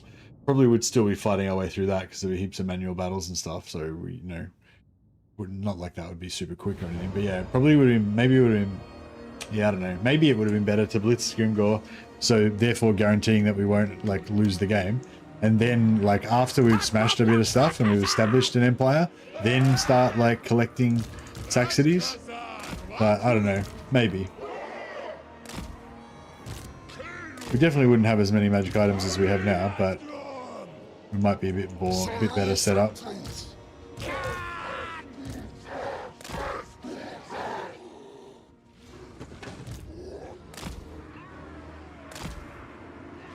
Oh yeah, I'm not too worried. I'm enjoying this campaign as it is. I hope you guys are enjoying it as well. Just kind of moseying along, trying to get magic items. But yeah, I was just sort of musing for, in case somebody else wants to also grind magic items. I wonder if there's any. I'm hoping there's going to be some really good ones because the engineer's knapsack or whatever, the one that I got in the Chaos Warriors, that was actually a pretty cool item. You're gonna play Tamarkan and farm items. Yeah, Tamarkan would be alright. Although I reckon Festus would be better because if you want to do what I'm doing, like mass Saxony, then yeah, it's probably better to use Festus so you can know supply lines. Vampire Count's Bash vassalizing Templeoff might work better. It wouldn't. It wouldn't. Like I was thinking about that when I was doing the Archaon one. I had actually cut out. I had about another 5 minutes of that Archaon video that was explaining how Saxonies work and how you could make it better and you could do it different and all that. I ended up just cutting it out because I thought most people are just going to want to see the items, so I didn't want to like make people wait like 5 minutes before I show them the items or whatever. But yeah, I was going to put an extra section in there talking about that, and I was thinking about mentioning that because you can also do the vassal cheese with Archaon. So the thing about the vassal cheese though is that you can't auto resolve it. Like you can a little bit, but like you could auto resolve like a couple of, like maybe you could have auto resolved one time, right, and maybe beat the vassals with your 4 lords, but your lords would all get wrecked, right? And then when you revassalize and try to do the vassal cheese again, you have to replace out all of your lords, but you only produce one melee lord and 4 caster lords per turn. So if you got 4 lords and you have to replace all of them, then you can only do it once, and then you've run out of new lords for the turn. You know what I mean? So yeah, so it's like, so you could do it, but you have to manually fight all the battles and heal yourself all the time. So yeah, so my thought with the Archaon one was, rather than do that, like if you wanted to get the absolute maximum number of items per turn, then that would be the way to do it. But in terms of time, it would take you 10 minutes every time you want to get two magic items, because you have to keep, yeah. No, it's a good idea. If you want to be as powerful as possible, then as early as possible, then that's the way to do it. But it requires a lot of labor. Like you have to do the work yourself. You're not going to be able to auto resolve.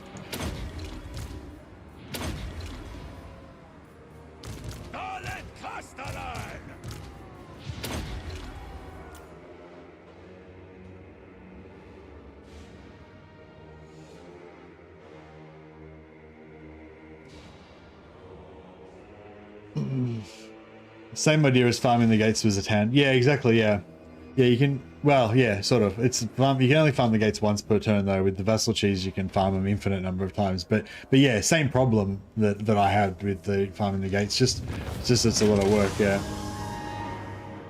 Whereas I prefer to set up the auto resolving.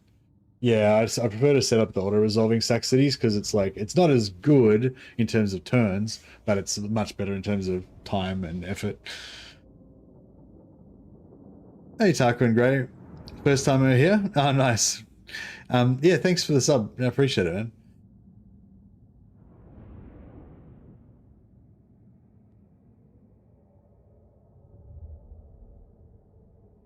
we're not getting much XP. No, we're not really doing it for XP. Please, Banner, do you prefer challenge runs or role-playing runs?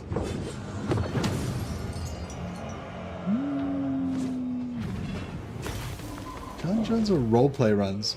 I don't really do roleplay runs per se. I guess I do roleplay a little bit, but it's more like, I guess, like themed kind of runs. I don't know. I guess themed kind of campaigns. I wouldn't really call them challenges though. It's more like just, you know, like sometimes it's challenging. I don't know. I don't really define them like that, you know. Most of my campaigns are sort of themed, and that sort of makes them more challenging as well. But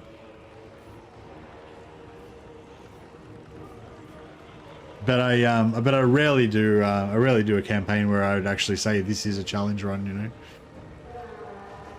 Sometimes though. Stars eat. I'll sometimes do stuff that's insanely fucked up and hard, but not as a challenge, just for fun.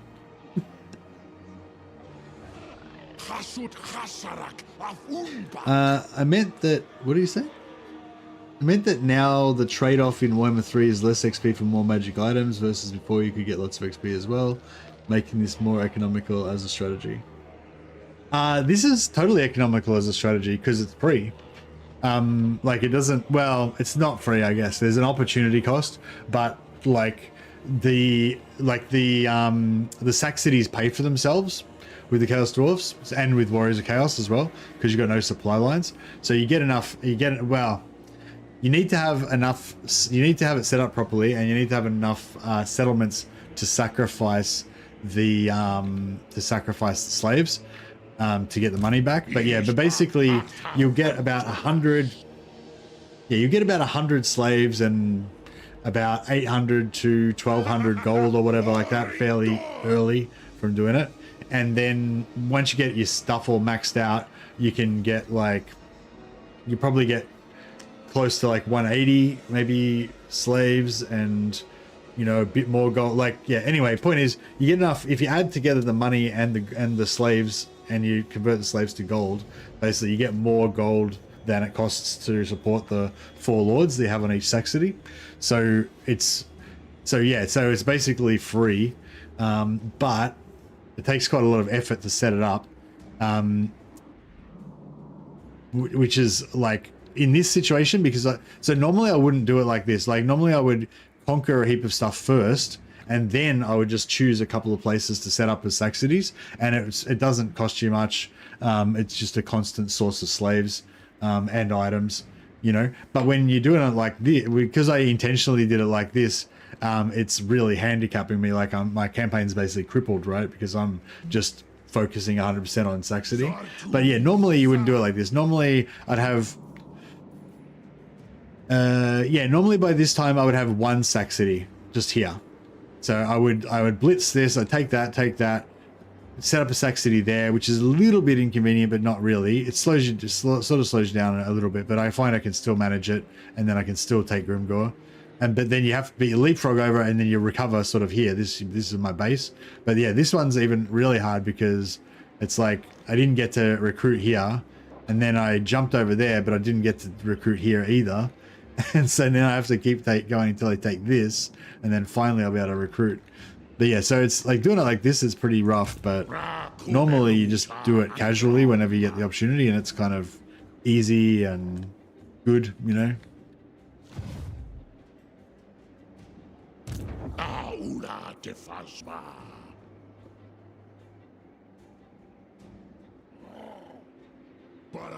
But yeah, no, you're not wrong though. I I sort of see it in those terms. I guess I explain it a bit differently.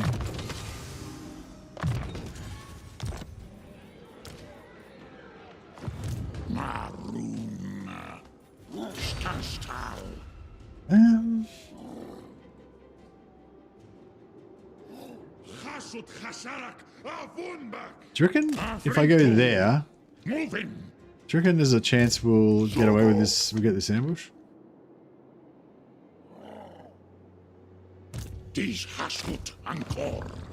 Stop pushing it. I refuse. How the fuck, how's... Eso annuncu. Ah, yeah, cool. I thought he was like somehow gonna... Bailmancy. Whoops. Alright, cool. Ra kubeluta angrom.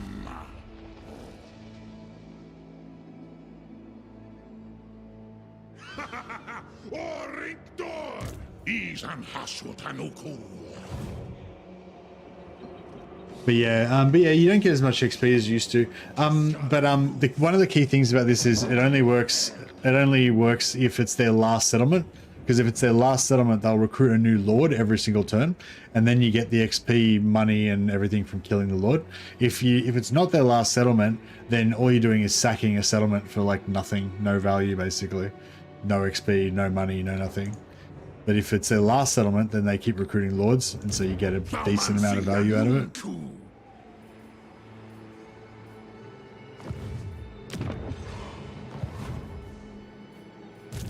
I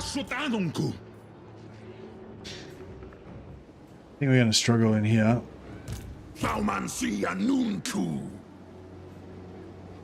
Important to remember and not try and do that on Britonia. Really? The first faction I did it with was Britonia. Why do you say don't do it with Britonia?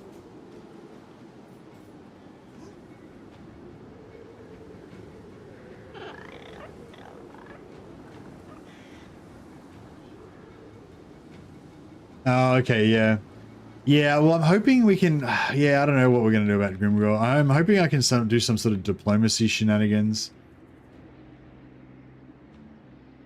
No units tied. Oh, you mean with Britonia as the target. Right, yes, no. I get you.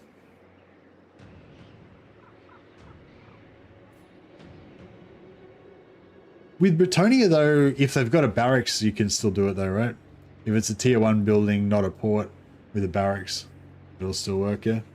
Or do they sometimes get destroyed if you just keep sacking it? I'm a bit worried about this whole situation over here, but fuck it, as they say.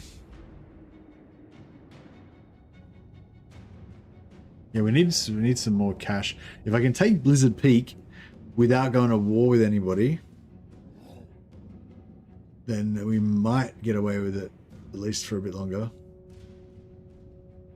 Usaba sepugi ongrin hashatsuves. Tarwanungi Juanrak. But yeah, no, I was setting it up with I set it up with Britonia first, actually. I was setting up all these Sac cities with Britonia. I might do a Sac City Britonia campaign next, actually.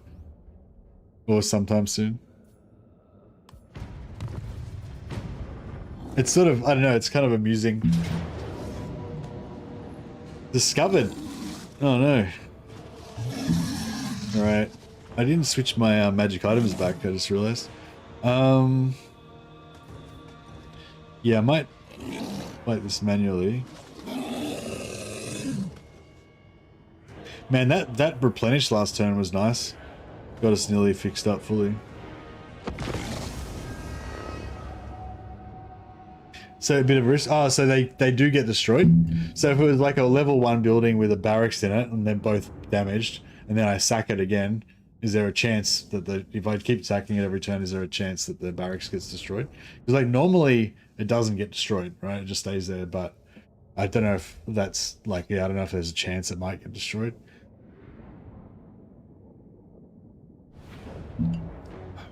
What's with Rapunzel's unique port? Has it got a recruitment on it?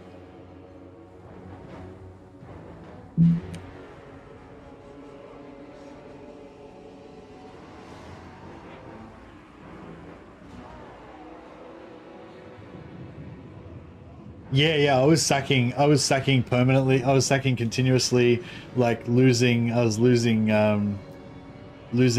chivalry. I was getting traits where my guys like permanently lose chivalry every turn because they're dishonorable and shit, and I was still getting heaps of chivalry. Chivalry was still going up at a good rate.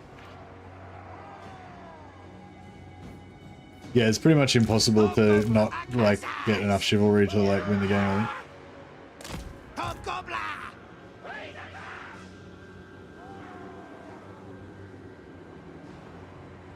Yeah, that's it. It doesn't really matter, does it? It's super easy to keep your chivalry up.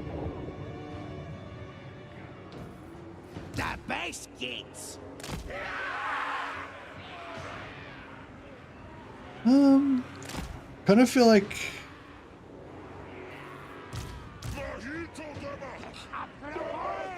yeah, that should be cool.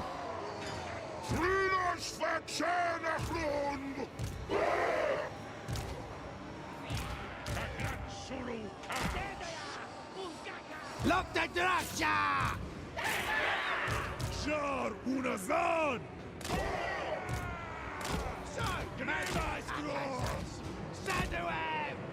Alright. What's that? Being rich and noble sure does beat just being noble. It's true. If you're rich enough, you can buy nobility. Boys at Grove! Anina Maroki Arnu Rick. Up, up! Ojana Grund!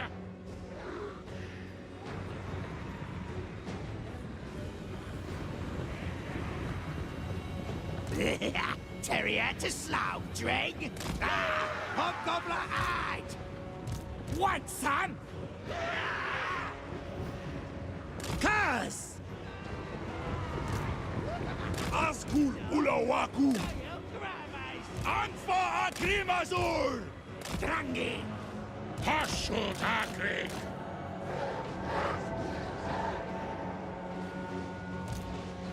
Waddle over there! Ashtamon Zulahu! Veilmancy!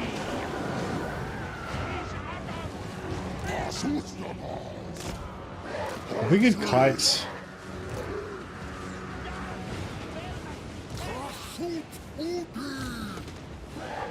If we could kite this giant around a bit.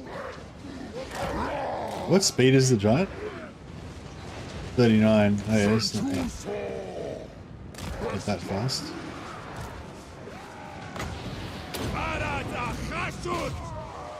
Shit. These pricks.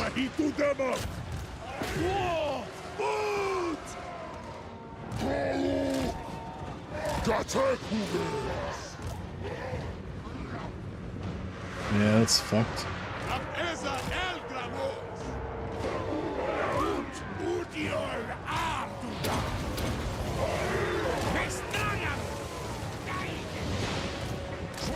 Keep moving, dickheads.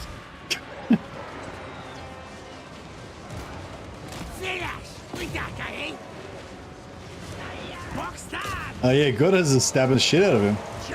Stab him up, Gordas. Stab him up.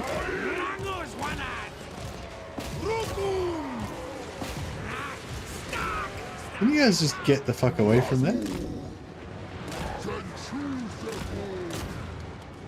There we go.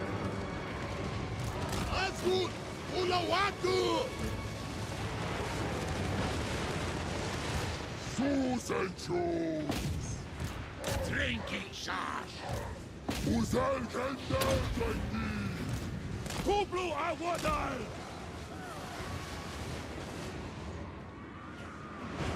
Rash Kazad Walkers! Aturing! Eat! Yaras! Presu Anunku Ashot!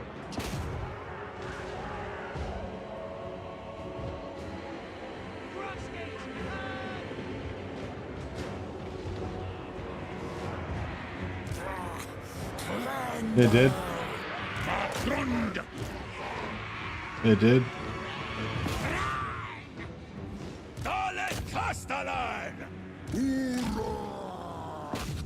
Oh, they're gone.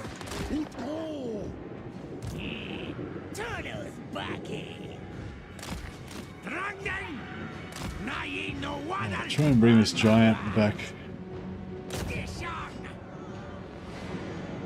And yeah, we'll try and just wipe out these Guys. Hobgoblin Akasas! This one's boys! Hobgoblin death! Ah! Gardas backstabber! Run! Barictos! Vestragam! Drangi! Drangakas! Tagrat solo chaos. 18. You just need to kill like... sometimes they'll die with only 20%, won't they? Sturkas! Kainudran! Ud edu anrata! 18. Why can't we kill any of these guys? 17. I think if they get under 16, it's a guaranteed kill, but...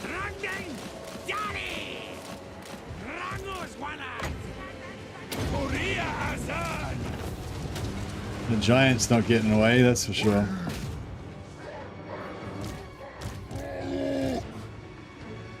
They're done. They're done.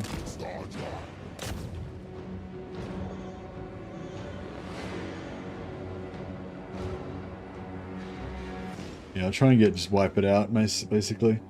Hey Kyle, patches out tomorrow. Yeah, 3 p.m. 3 p.m. GMT or British summertime.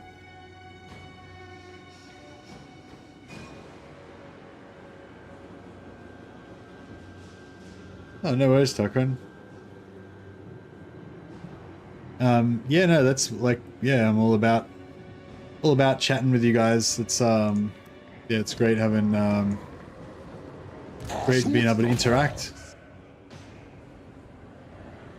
It'd be weird actually if like you guys didn't talk at all. Like if I had like there's 106 people on YouTube right now and 46 on Twitch.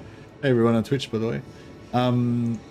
Like yeah, if there was like 150 people watching and I had like sort of a little number saying that there was 150 people watching and like no one said anything, it'd be pretty uncomfortable.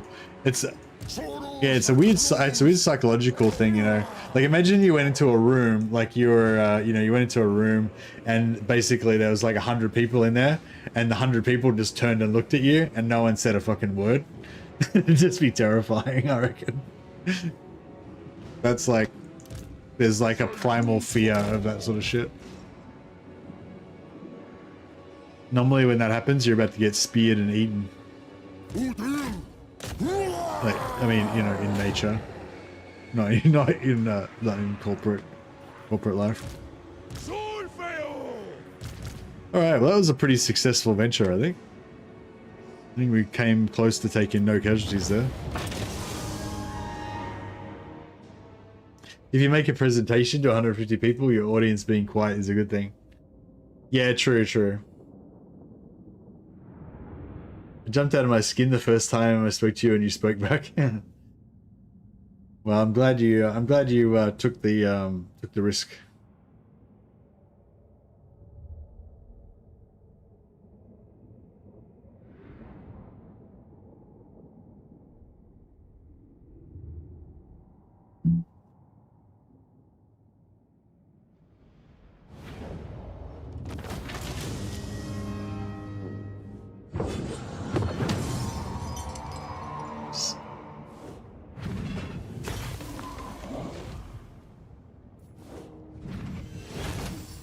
Actually, that replenishment looks pretty nice. I'm pretty starved for money, but I might take that sweet replenish, I reckon. Now,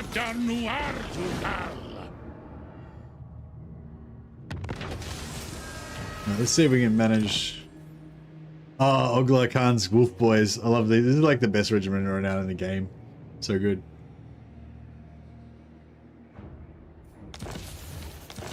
Oh, thanks, Vasily. Well, you're pretty cool too. Definitely one of the people that makes me enjoy the streams more. Sorry if I'm a dick about your. Sorry if I'm a dick about Chaos Dwarf economy sometimes.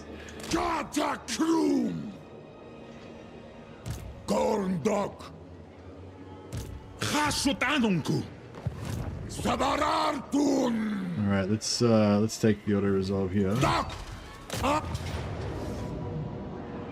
What makes the Wolf Boys good?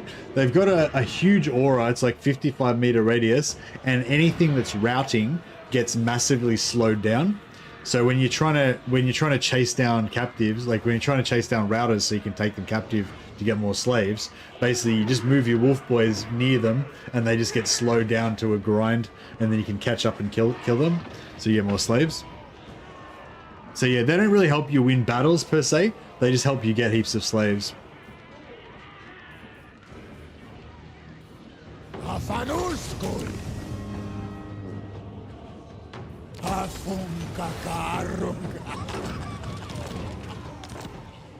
Yeah, they're really handy. They're cool.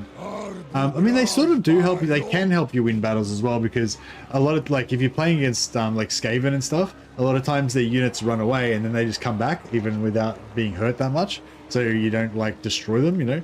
So having something like that means you can just, like, as soon as something routes, you can just kill it, and doesn't. It barely gets to route at all and just gets wiped out, you know. But I don't tend to use them like that, though. Dry strong. Aksuardugal. Gorndok. Hasutanat. Hutomita sutal senerwut. Tagrungron upgru. He looks like he'll make it. Ergramus Italum. I reckon this guy might. Drazul. I feel like he might make it. Hapru.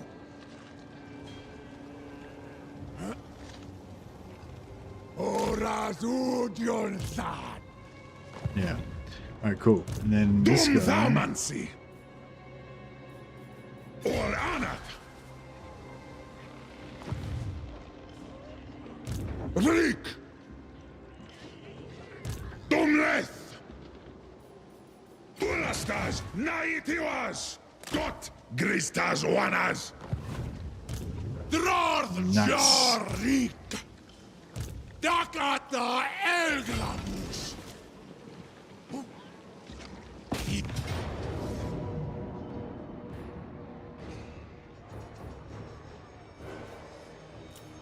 No one's gonna die.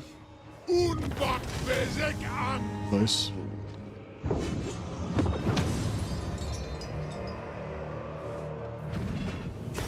Farming shenanigans. Yeah, so like we made, so this is a pretty modest one, right? We got like 838 gold plus 104 labor. So 104 labor at the moment equals about 750 gold once we sacrifice it, because 200 labor gives you 1500, so 100 gives you about 750. So basically we've made nearly 1600 gold.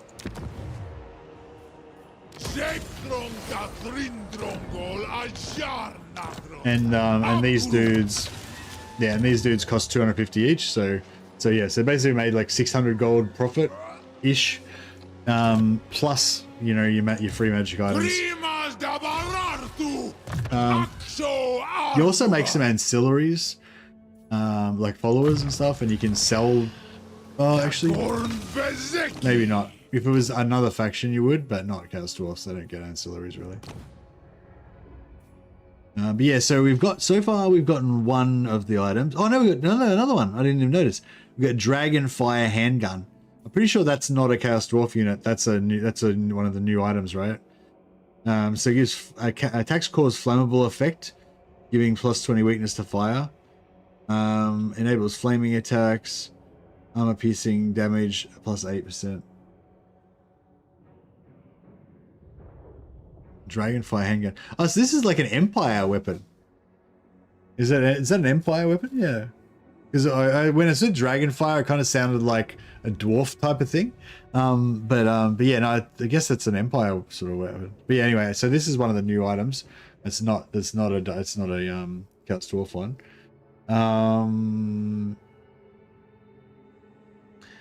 Hey Reeks, you can just click on the portals and they go there. Like if you click on the portal, it'll just take you to the other end, like sea lanes.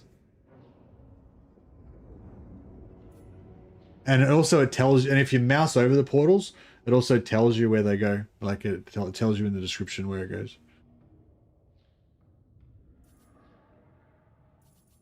Oh yeah, and this one's a white one, Outrider's handgun. 20% armor piercing missile damage, minus 5% reload reduction, so it increases your reload time.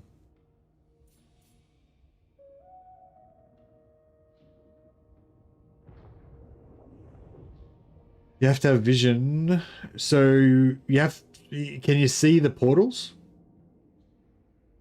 If you can see the portal, then you can click on it and it'll take you to the other end. And it also tells you on the portal.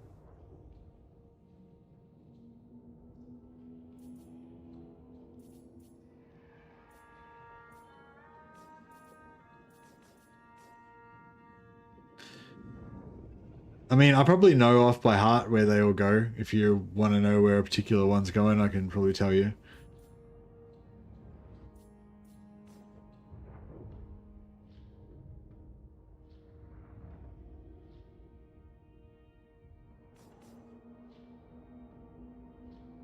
Yeah, so that's all we've got so far. I think just the two. So apparently there's 16 of them, but I don't think every race has got access to all of them. I'm not sure. Oh, maybe they do. Yeah, so maybe all you need to do is be able to have ranged heroes and ranged lords, and then you get access to all of the items. But yeah, I think factions like Vampire Counts and Chaos Warriors probably don't get them because they don't have any ranged.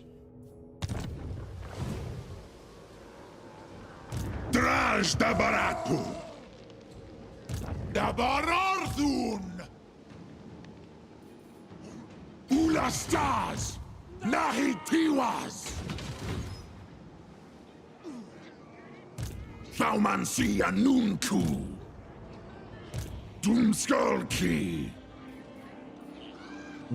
Rikazen Umdring Sepu! This is Lucius the Eternal.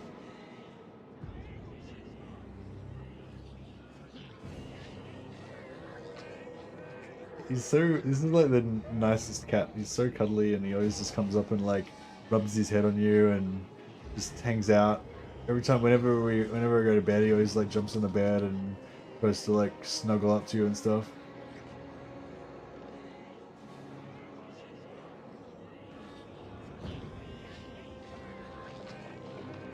But he also comes out about 2 hours before it's his breakfast time and then just harasses me and tries to get me to go and feed him. It's like, bro, it's not your breakfast time. Fuck off.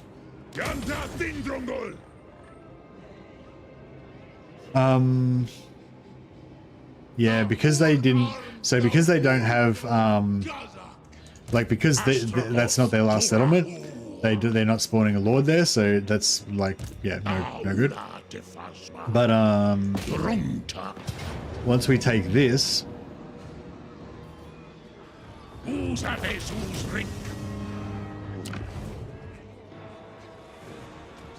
Which we could occupy as... doesn't really matter. Okay,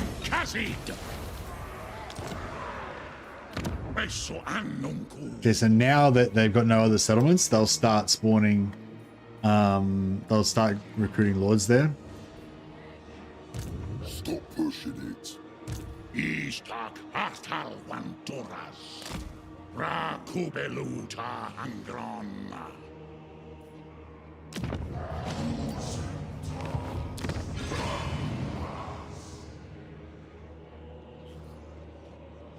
Salt is not really that important to us.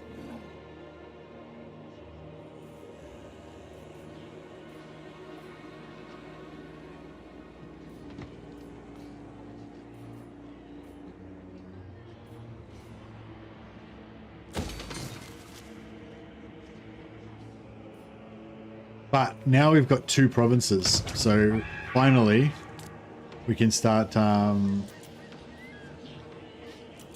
spreading our slaves around. And we can do both for money.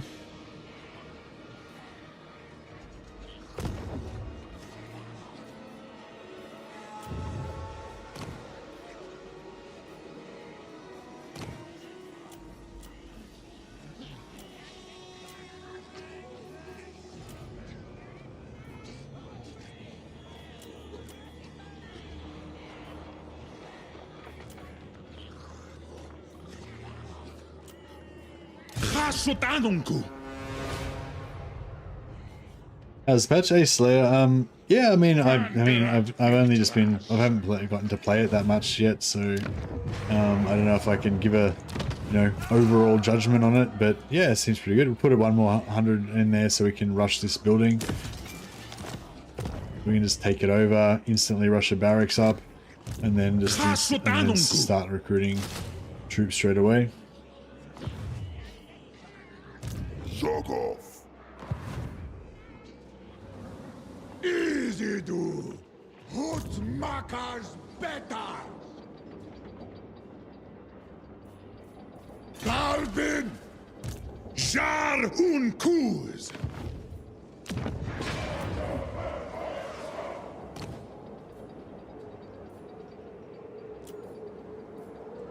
Gorndok. Gorndok. Tumlet! Nati was off! Utsarduarduda! That's my freaking caravan. One more turn. Alright, we can do this. Oring door! Zulahua!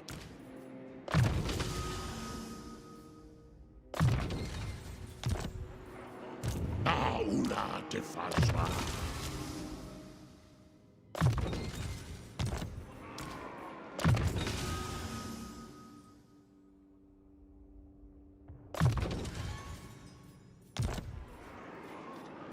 Thaumansia nunku. Abgurundi. Makazia Thaumansi. Zul unajar. Chasutanunku. Dalv unbar. Dalv unbar. And yeah, now we can start recruiting lords from this end and sending them back instead of having to fucking trek all the way across the map as well. Which is pretty cool. So those 4 can stay there, those 4 can stay there. These 2 can stay here, and we can send a couple more in there.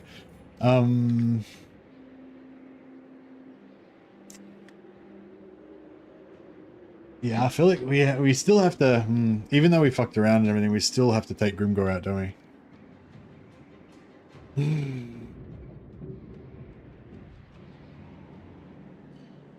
How many settlements has he got?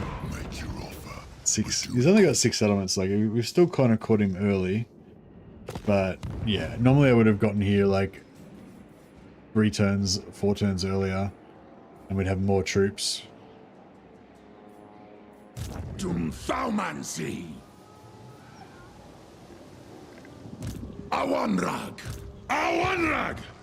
Ta grungron apgru.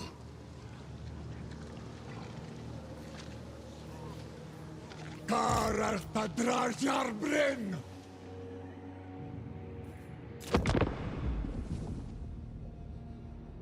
So they probably won't, they might not recruit a lord right now. Maybe they will, maybe they won't, I don't know. But once we wipe out this guy here, then they'll start recruiting lords there every turn.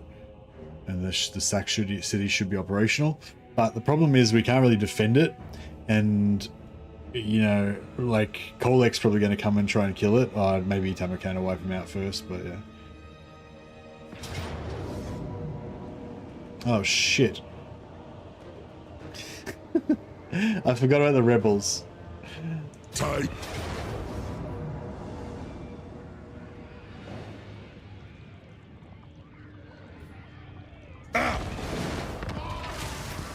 Oh, we were lucky there.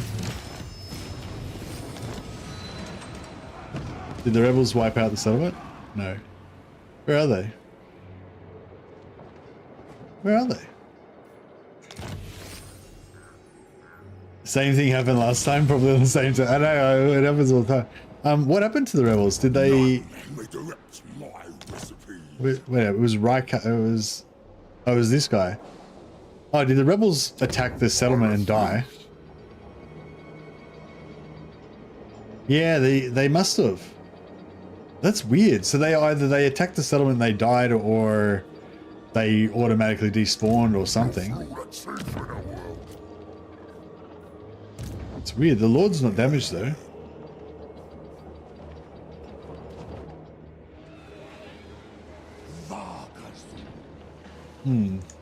Oh well, I don't know what's going on there. So that's them there, isn't it?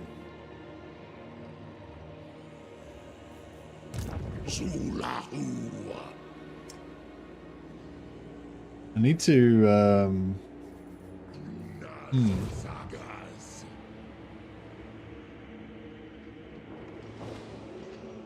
Osturkas erpetu unshar. Dumleth. Sabarartun. Gumleth. Dantalaz. Engaris. Angva Grimazul. Abgrundi. Godakrum. Hasudzibartu.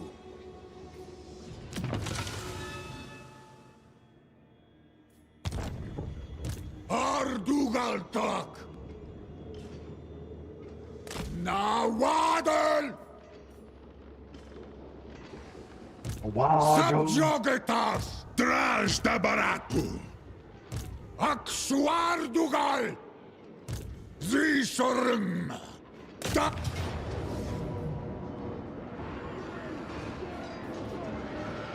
Takumkaru.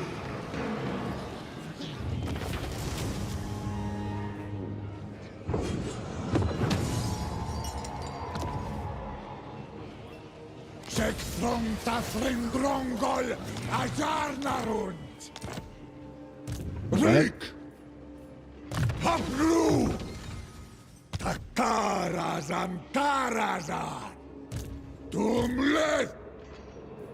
Asumor Angas Lock. Hapgruatsardu. Yeah, we need to oh yeah, so I decided I did like this or not.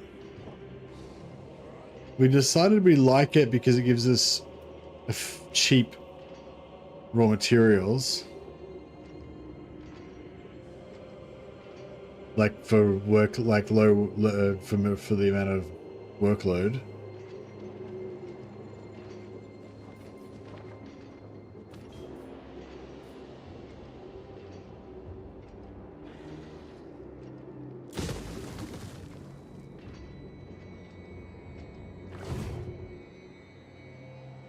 Jar un kuz, sabarartun.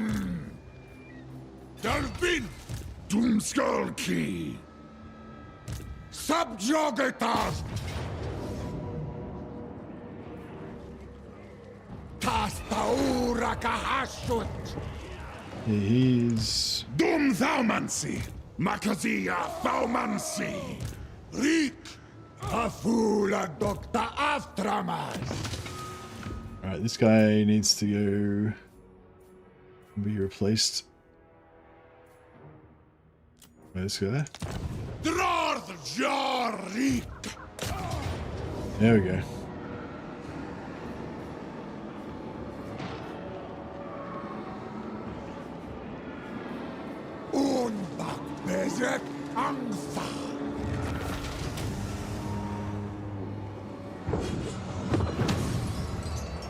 Yeah, I think they got attacked and got lost.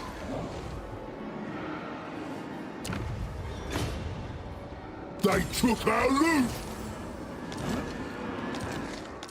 2 more magic items. Yeah, which is pretty good. We're getting pretty good magic itemage.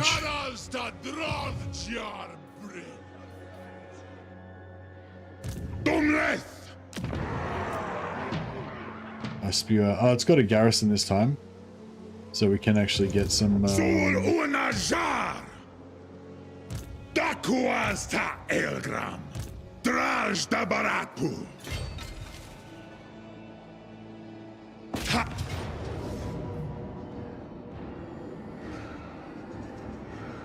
Brinas Kazak. Gumlech.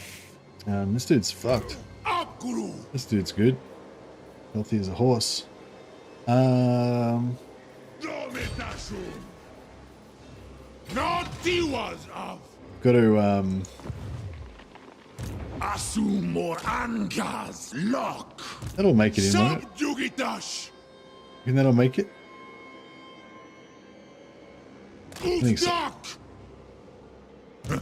Yeah. Afan I know this guy. Abugal. I feel like this guy will make it too. Brinas Kazak. Tassadu Ardugal Ula Hurry. But we might have to replace him as well.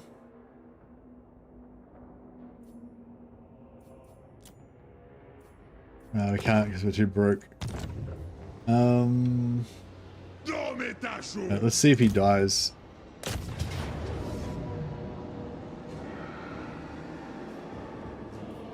No. I think Jonathan Lambkin, he's on his last legs. He's struggling. It seems like they're pretty kind to single entities. They like always make him live for it, basically.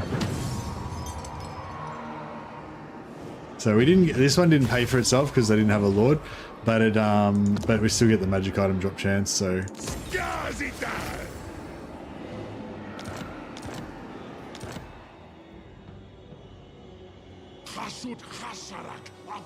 alrighty.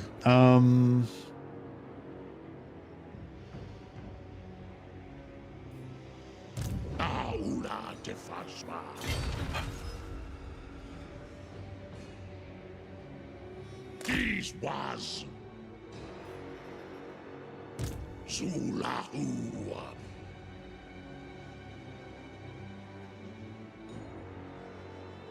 Barit Wattle. Yeah, basically just got to hunt this guy down. Oh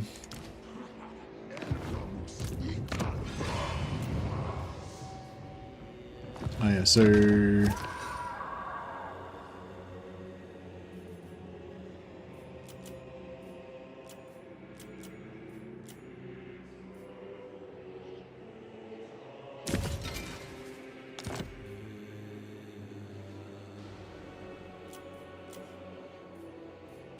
we're struggling. We're hanging on by a thread. We're pretty broke, but that's all right. Jar un Kuz.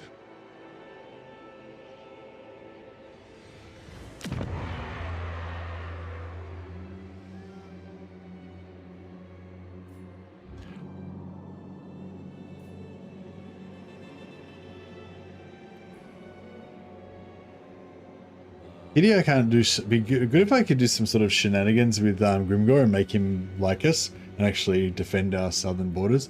Like that would be perfect. Like if I could somehow make Grimgor love us and defend us with his little territory here, so I could just focus on farming Zatan. That would be best. Like in terms of, you know, efficiently getting us lots of money. I mean, lots of items.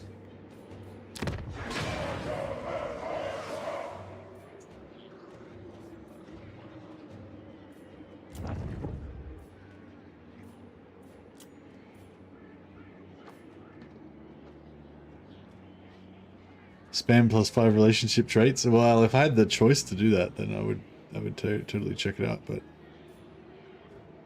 perfect figure is cool, but we're gonna get it for free later on anyway, so it sort of feels like a waste.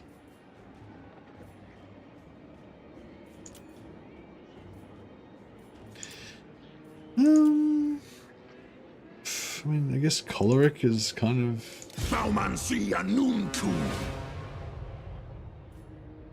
Zul unajar. Faumansia nunku. Dakuas ta Elgram. Afsebuzan suminu. Right, we've got all our dudes. Dabararthun! Yeah, so hopefully we'll get him here. Either he'll be stupid and just suicide himself into our range, or if he runs around that side, then hopefully that guy can intercept him.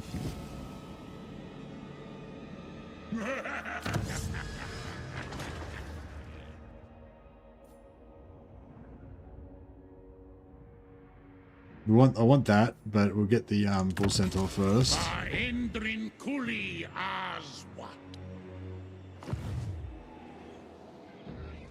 Doomskulki! Anfa Grimazul!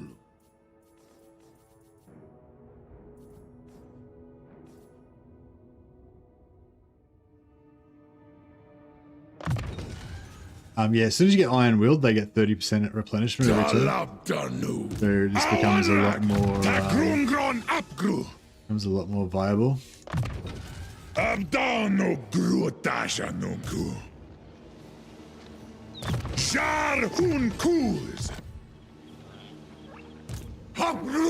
Also, once they get their mounts, you can like mount and dismount them whenever you need their extra strength.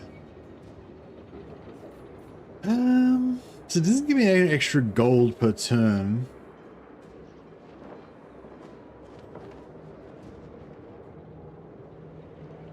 So maybe I'll just save it and go for, because if we can get to tier 3, then we can get the iron, which is pretty cool.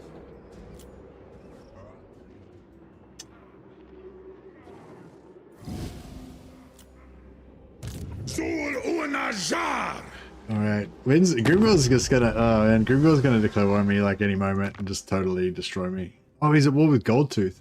Okay, well that's kind of cool that he's at war with Goldtooth. That might keep him occupied for like a few turns. Maybe. Carve and grind. Yeah, these guys have given up. They're trying to sue for peace. The Tusk Sons don't know. They don't know yet how screwed they are. This is classic House Dwarf behavior. We don't just murder our enemies, we like enslave them and keep them alive and just torture them over and over again. Just so we can squeeze a little bit more blood from that stone.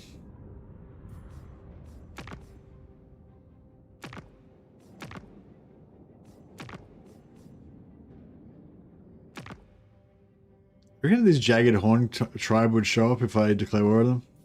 What proposals do you bring? What are the chances? An entanglement with... Oh wow. I didn't even know I had Nightbot doing that.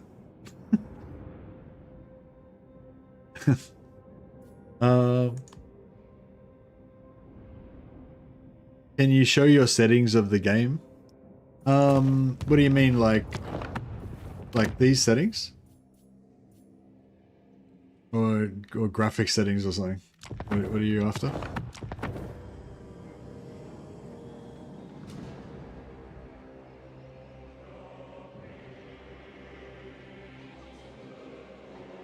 Oh.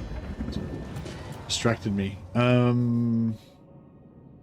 was doing my in-depth diplomacy. I think we're done.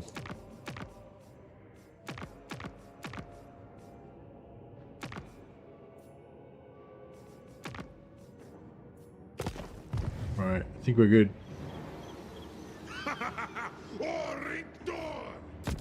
So yeah, maybe we'll last like another few turns if Greasus keeps Grimgor occupied.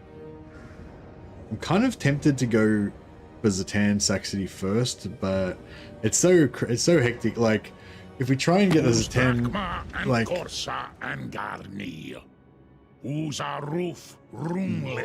he want? What do you want? What do you want? Military access? No, I'm not giving you military access. You'll kill my Saxony. Oh, he just got wiped out. Like, immediately after that, he got wiped out by Tamakin. Yeah, see, now we've got a problem, because we've got to take out Tamakin, because otherwise Tamakin's going to kill my Saxony. Yeah, he lost. But we can bring him back to life in the we can take over the challenging stone. So we've got another stronghold, and then we can we take over the challenging stone, then we can bring Kolek back in Dragon's Death, and then we can put him under a Saxony as well.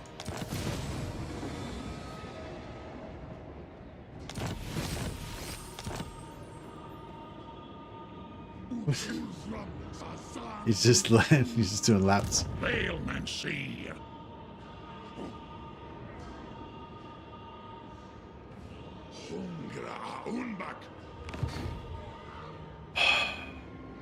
Don't know if we should go after Grimgar or we should just chill. Zisorung! Draż da baraku!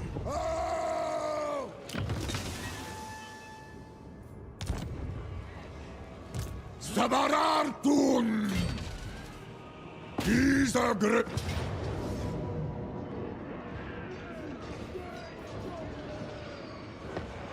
Takumkaru! See, I only got 64 labor out of that one. This guy's not worth much. So it didn't really pay for itself. What's that worth? About 400, 900. Yeah, nearly. They're worth about the four of them together are worth about 1,000. So it's like nearly paid for itself.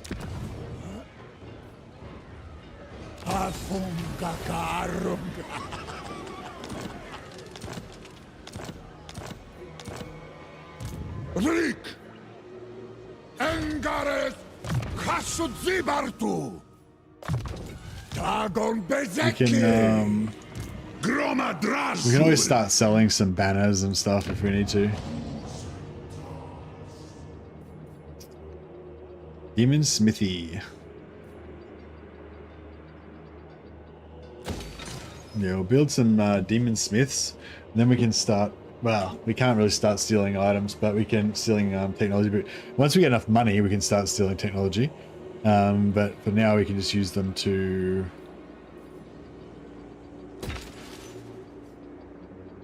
We can just use them to.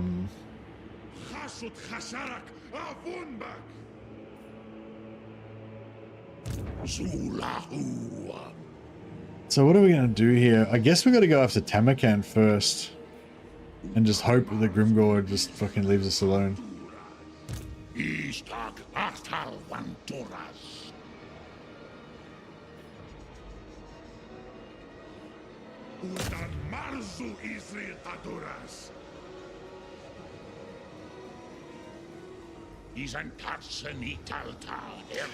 Thinking of trying a Norska campaign with the new patch with the tech changes. Their technologies are strong but take forever. Yeah, I mean, I don't think the tech changes don't really. I feel like the tech changes don't really make that much difference. Like they,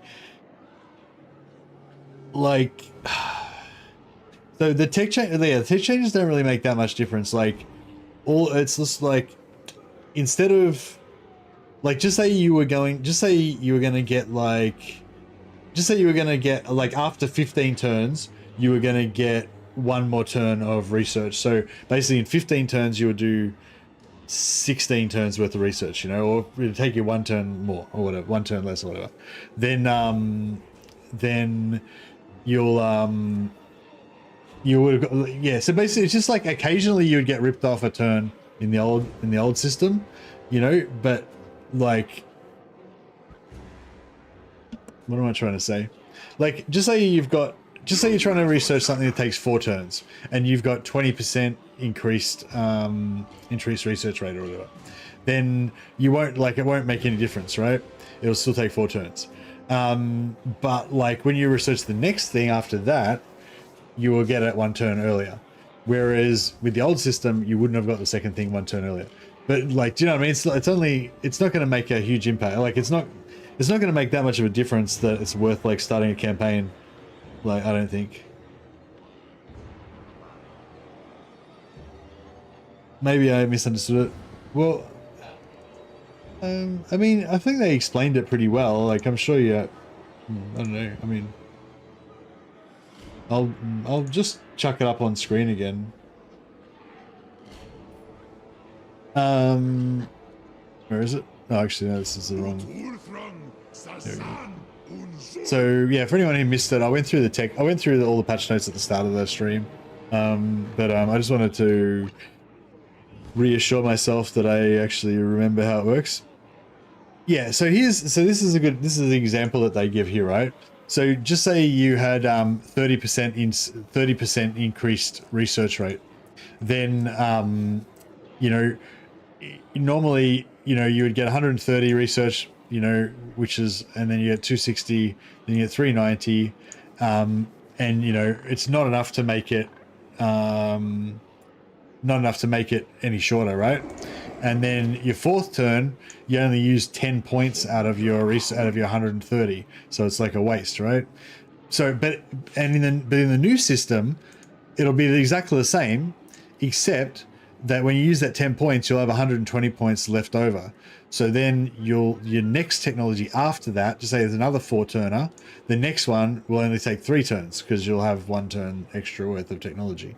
You know what I mean? So it's like, yeah, it just stops you getting ripped off those little turns every now and again. It doesn't like make you get massively more, but like if you've got, just say you've got 200% technology rating, like it doesn't do anything then, because you just makes all your technologies take half as long, right? So it doesn't really do anything then, like the new system.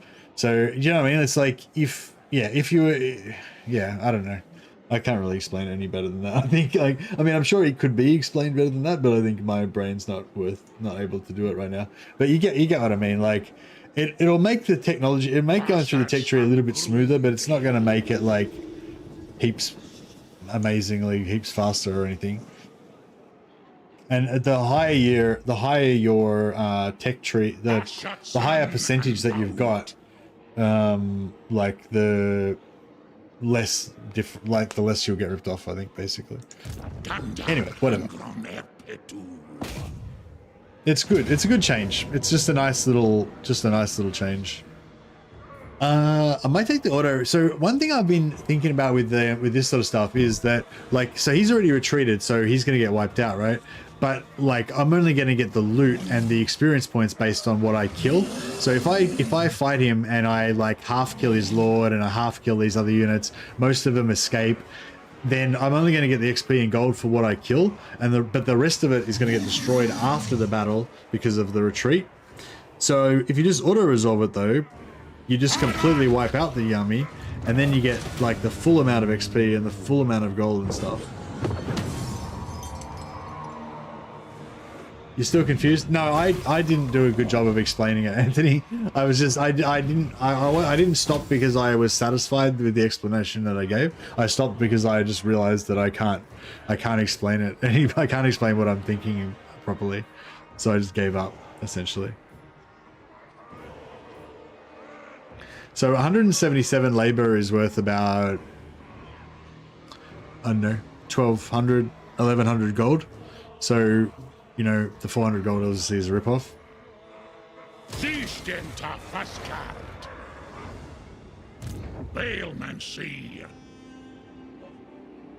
Alright, so Tamakan the Maggot Lord. Fuck.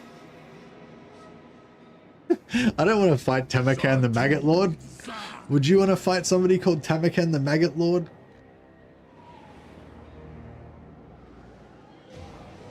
Angva Grimazul, Dum Thaumansi.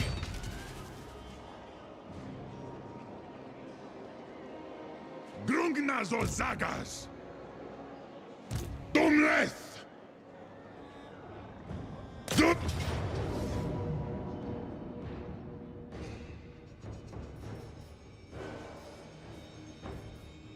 Brinas Kazak. Yeah, so this is bad because there's no Lord here, but after this turn, next turn they'll be coming in with the Lord. Oh, we still get the magic item drop chance. Power Stone, Channeling Stone, yeah, got 2. Not bad. Dum Thaumansi. Dalvunbar. Is a rink.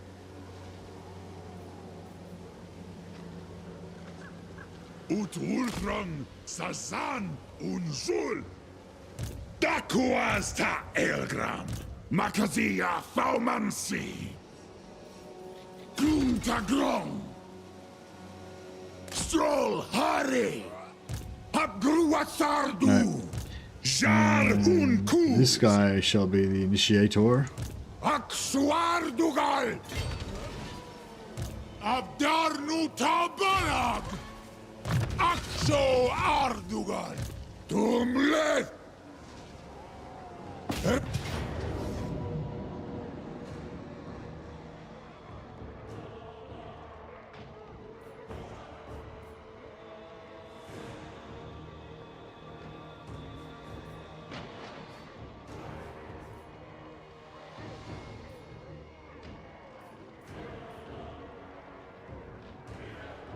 What's a better way of explaining? Okay, I think I can explain it better actually, Anthony. So just say in the example, like in that example that we were looking at before.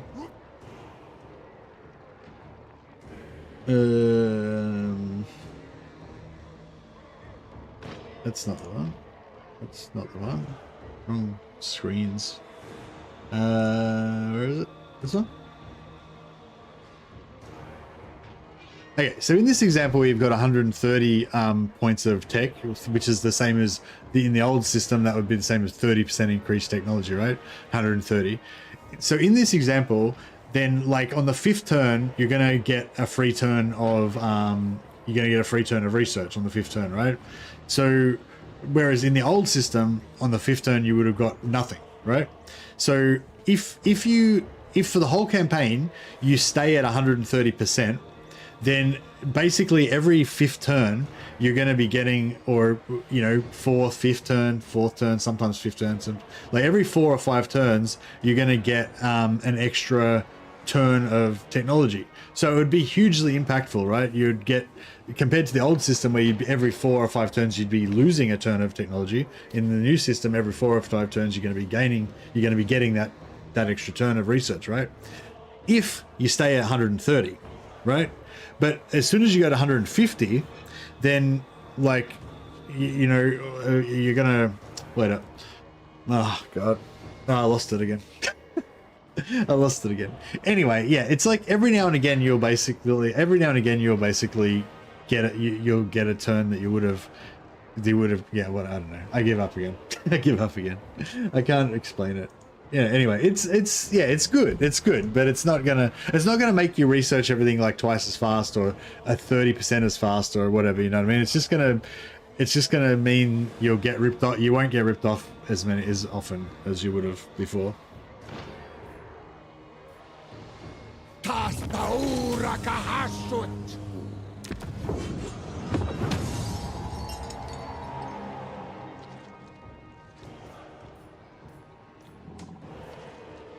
That's our whole mate.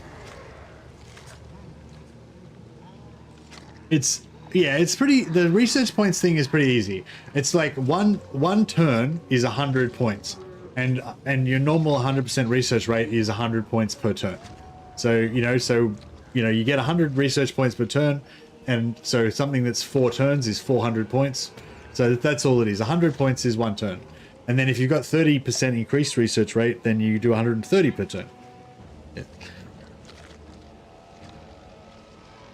Yeah, it's just like, it just makes it so you don't get ripped off. But the thing is, you don't get ripped off.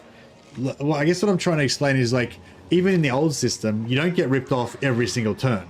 You know what I mean? It's only every now and again that you would be getting ripped off a turn. And as you increase your research rate, it makes yeah.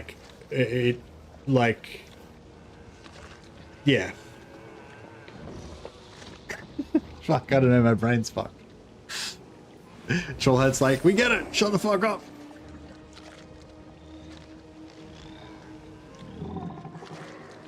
Yeah, and it's like once you get to the point where you're researching everything in 1 turn, you can still only research 1 thing per turn, right? So, actually, that's a good point. If they haven't said anything about it, but if you can research 2 things in 1 turn, that would be pretty cool. Like if you could get up to the 1,000% research rate, and get to the point where you've got enough research to research 2 things in a single turn, that'd be cool.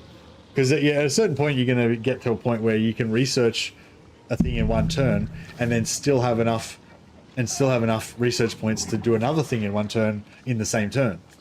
But it doesn't. I don't know if you can actually do that. Be good if you could, though. I mean, you would assume that they did make it do that, but it's like I'm due to finish streaming. I'm due to finish streaming in about 20 minutes, but also I didn't get any sleep because I was working on the video before I started, so my brain is like mush at this point. But yeah, sorry, sorry, Troll Hat.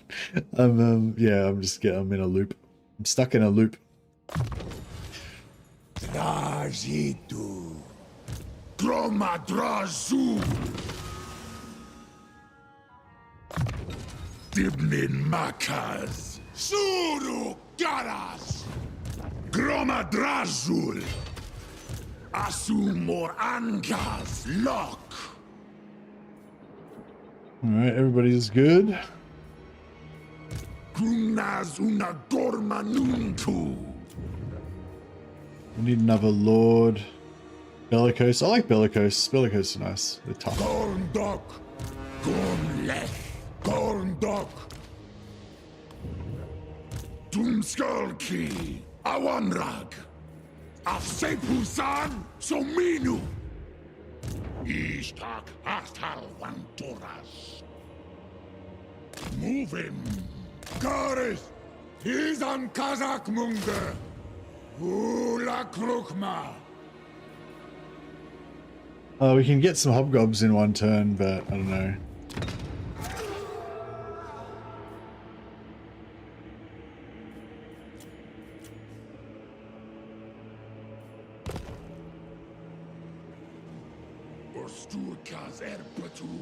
It'll make a huge difference to the bottom of the technology trees, yeah. Yeah, I mean, I don't know. It's like, yeah. It's like, a lot of times it's like things like that are weird, like, because I'm trying to explain something that's really, like, nuanced to the point where it doesn't even matter, like, you know what I mean? Like, yeah. Like, I'm trying to explain something that's basically just my opinion about how I feel about something. You know what I mean? Like technically how it works is how it works, right?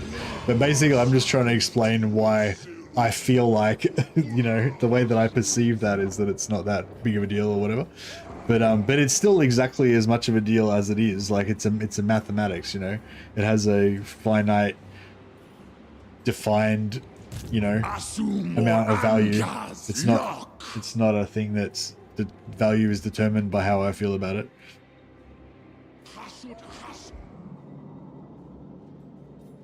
All right, all of my Saxities are gloriously underway. Who's this guy at war with? He's not at war with anyone. Yeah, fuck, that's not good, is it? See, either he's going to go to war with me, or he's going to go to war with one of my Saxities, which means I have to fight him. So either way, it's bad. On the plus side, I'm going to finally get that level 12 that I wanted to do. If I win, I'm going to finally get to level 12.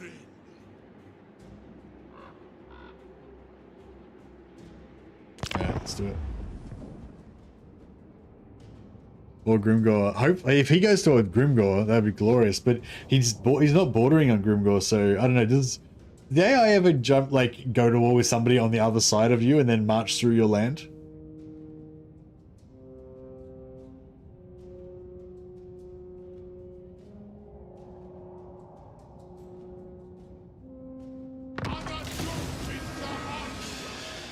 All right.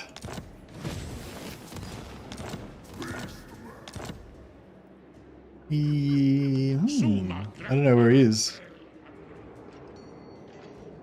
Zishorim Angva Grimazul Awanrag Araspat Takum Karu Yeah, this one's not paying for itself because these goblin lords aren't worth much.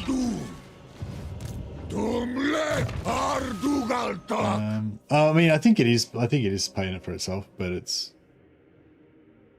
not. But like, if it is, it's only just barely.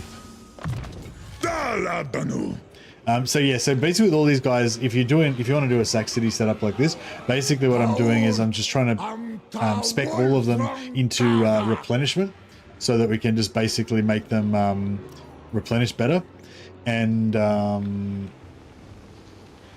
yeah, that's basically all we need to do, just survive.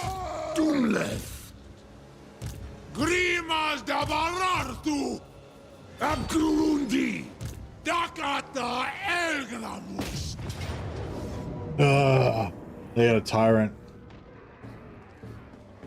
You try something like this with the dwarfs building in the deeps that gives more items.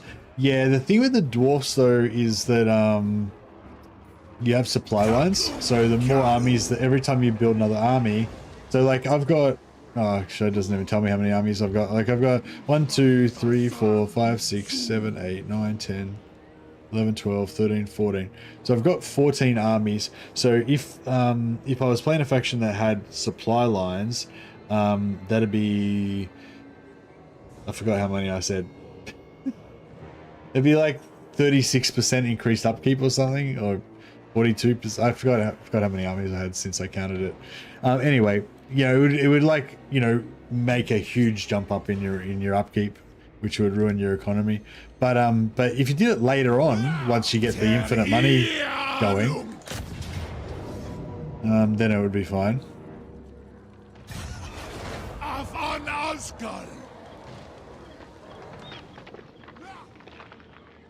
Makazia Faumansi Anfa Grimazul Waddle Engaris Zul Unajar Tagrungron Apgru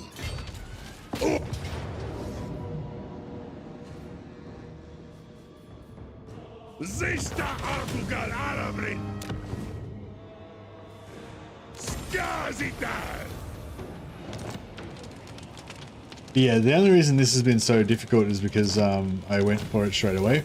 If I had just done a normal start, rushed Grimgore first, just kept the one Sac City here, and then later on, once I was fully established, then just set up a few Sac Cities, that would have been a lot easier. But we wouldn't. But we also wouldn't have anywhere near this many items on turn 13.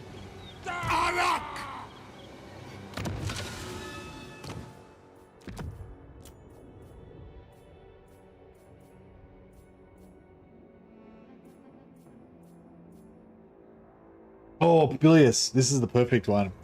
So yeah, I think there's another. I think they've got another trait as well. So this one's the perfect one. It gives you post battle loot and casualty replenishment, so it makes him more durable, like, you know, more durable. So he lasts longer and he gets a little bit more income to pay for himself. But I think we're gonna have to replace one of the other ones as well. Yeah, no, still can't.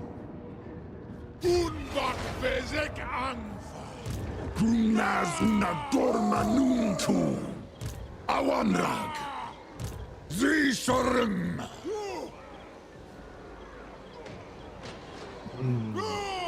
Ut Damas Unut Anazad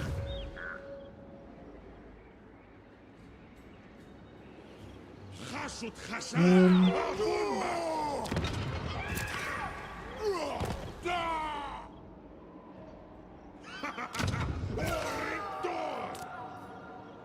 Need another 120. We might get nearly 120, maybe.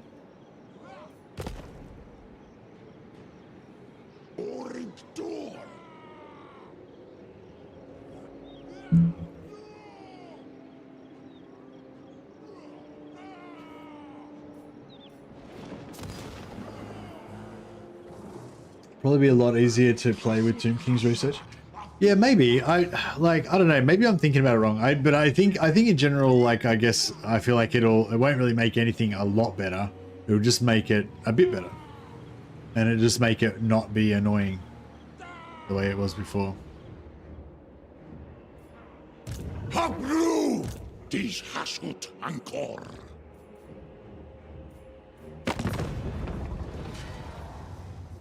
Who'd you go to war with? No one.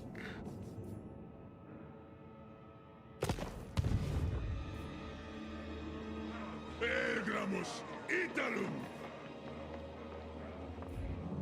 Are you still in there? Hashut zibartu.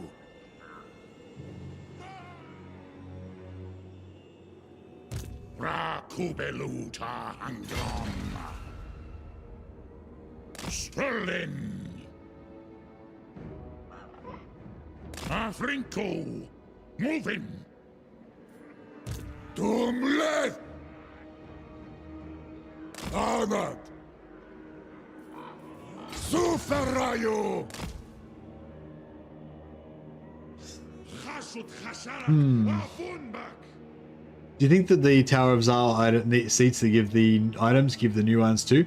I don't know for sure, Cygnus, but I would guess that the Tower of Zal will give you the generic items, because I think the Tower of Zal probably just generates items the same way that battles do. It probably just, you know, generates you a random item from the normal battle tables. So like these generic ones that we've gotten, like Dragonfire handgun, Outrider's handgun. I think that's all we got so far. Those ones, yeah, but the purples that you get, the purple uniques, are they? I think they are spawned from a separate pool, so I would highly doubt that they would come from the tower, but maybe.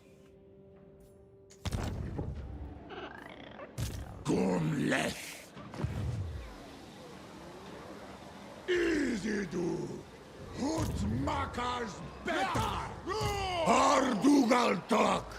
I wonder if I geared him up. I wonder if I geared him up for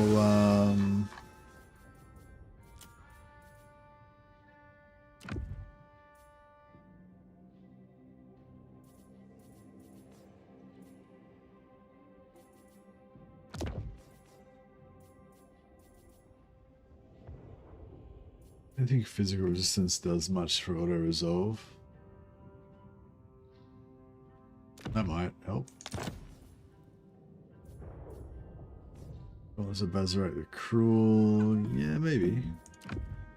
Hey, buddy. Go banner up. So weird how Chaos Dwarfs don't have any followers.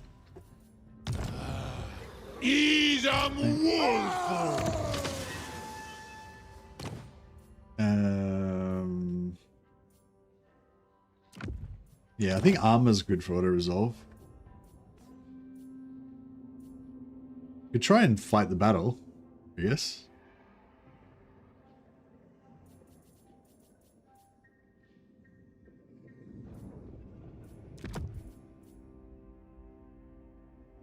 Tarazan, Tarazan.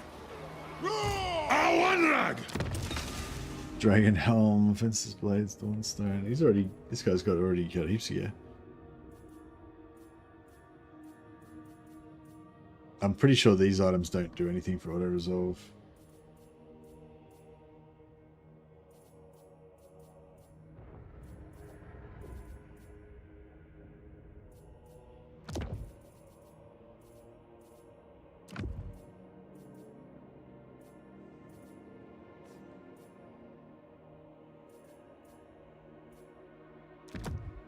Just throwing random items at this point. Doomleth.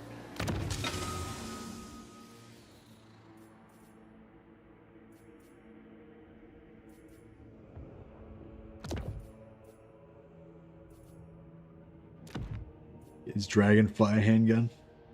Does Does that make any difference at all? Oh, I did. Stack enough items. The power of the item. See, the item farming strat's coming in now. We've got so many items that we can just stack them up.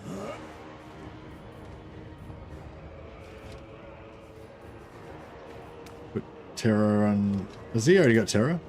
No. Give him Terror. Give this guy Leadership.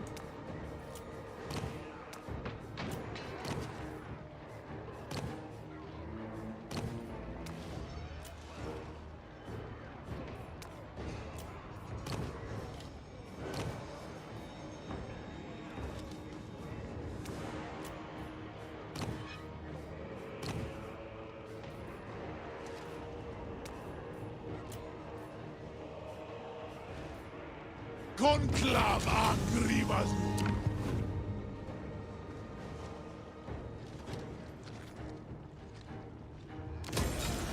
Afum gakia arok.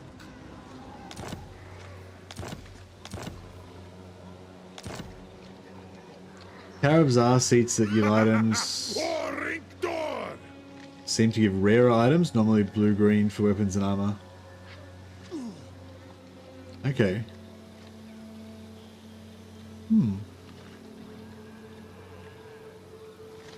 Drarth Jarik. Engaris. Tankaras and Karashar. Alright, let's see how this is going to play out. I could rush that, but I'm pretty broke, so we might just wait on it.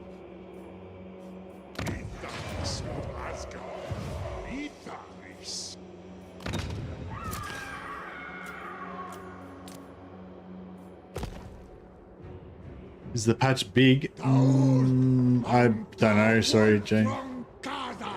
Is the purple item map item named after me? Mads map. I don't think so. No, I mean no, it's not named after me. It's from the lore. The Mads maps is a lore item, apparently. But yeah, I was wondering about that because it's like it's a map. It's a map called Mads map, and it takes you to like random locations around the world. You know, where you're not supposed to be. It's like kind of sounds like me, doesn't it? I think that one would be definitely really fun, just teleporting around randomly. Yeah, for sure. I think CA said something about mechanics like the tower seats increasing the odds of better items because people were upset about getting trash items through special mechanics that cost resources or effort to get going. Yeah, actually, that's a good call because I remember thinking that myself. Like when you get like some really crap white item, like one of the ones that just is an auto fuse, you know, it does feel pretty bad. All right. Let's keep this precarious scenario going. Kind of feel like I should have recruited another lord here, but actually, yeah, fuck it, we'll get another one.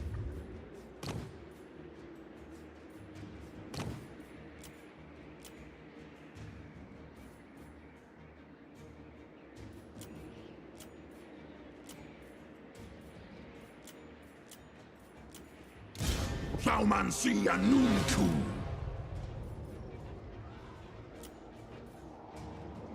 Oh yeah, we got our convoy dispatch. Get my mirror shield happening. Sort of bloodshed talisman. Yeah, we could grab a talisman. Enchanted.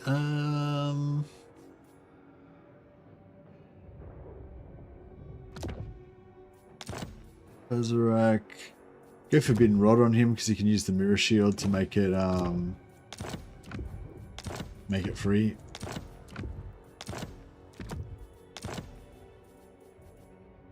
Hey Jane, there's a link to the chat up the top, to the patch notes in the chat there, and if you're interested in my reading of it and my take on it, you can just, if you go back to the start of the stream, you'll be able to see the patch notes up on the screen. It'll be all white if you're just going through the thing. But yes, there was heaps of changes to battles, mainly to stat balance changes and stats. Marunleth.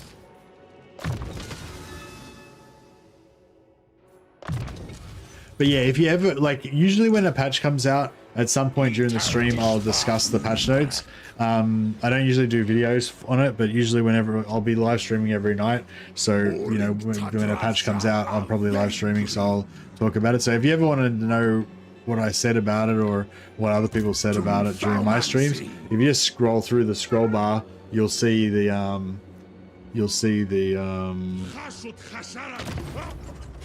discussion.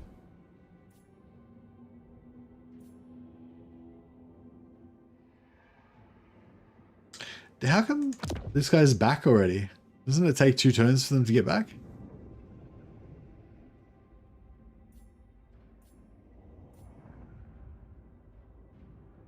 I kind of want this war machinist.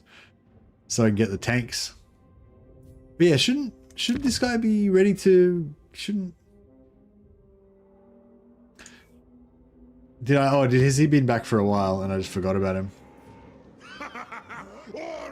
Oh yeah, we set him out on turn 5 and it took 6 turns. So yeah, I guess he's been back for a couple of turns and I forgot about him. Maybe.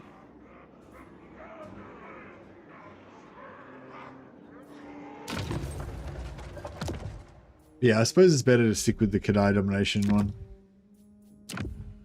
Since he's already got some stuff.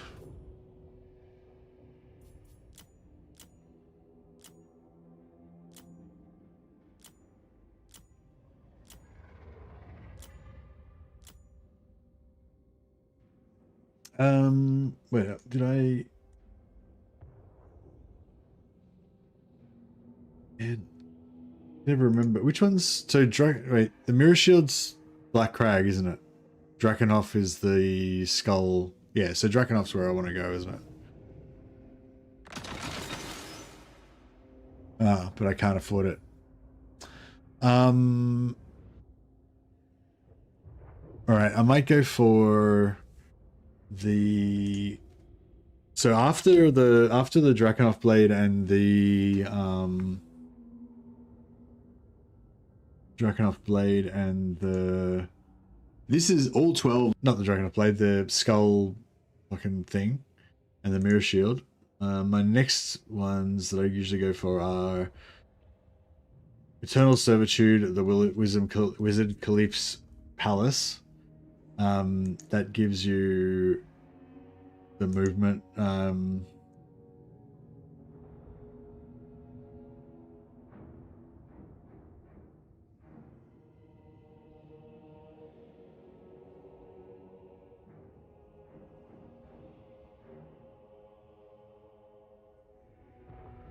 Movement range. It takes 10 turns to get there though, so...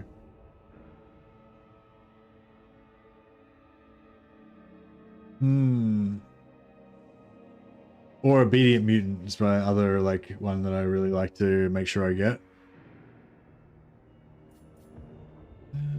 We're not at war with anybody south.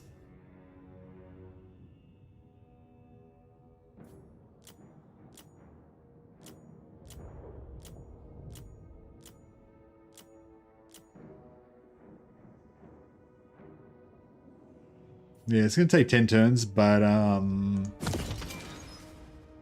it does give us 10% increased campaign movement range, which is really nice. Alright. Work here is done. But yeah, I think I might have to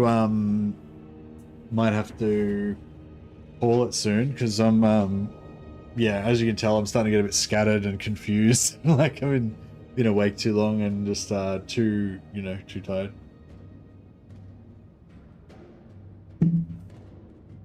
But yeah, I want to stay on because it's exciting. There's new stuff, and I've been enjoying hanging out with you guys. But yeah, I probably need to have a sleep soon.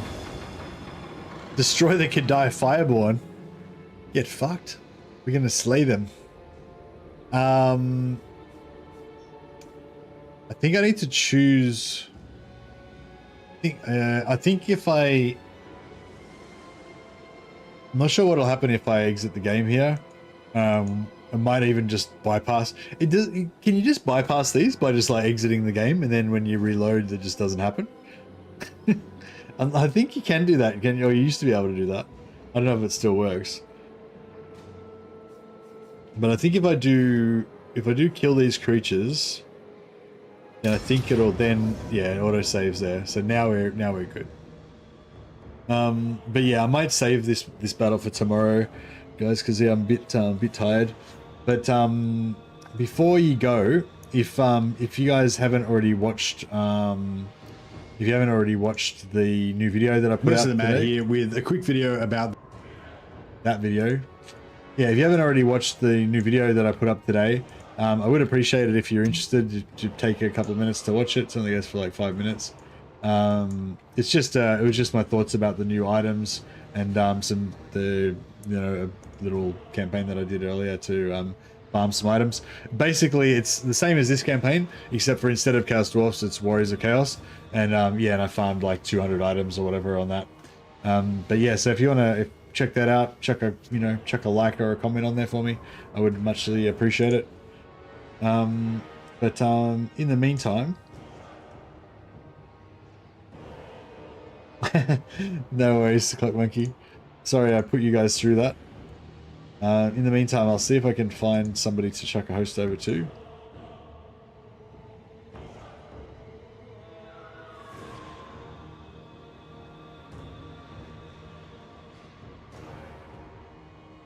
And I'll chuck a host over to Dove Plays. Dove Plays is a multiplayer streamer, but you know, he's a cool guy, and even if you're not into multiplayer, the multiplayer guys tend to have a really good understanding of like the stats and the unit balances and all that sort of stuff. So I think it'll be probably interesting if you guys want to check it out. So I'll chuck a host over to him, and I'll see if I can rate him on Twitch as well.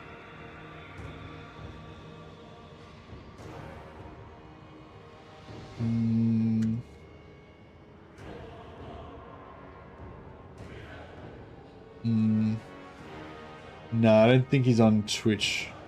I'll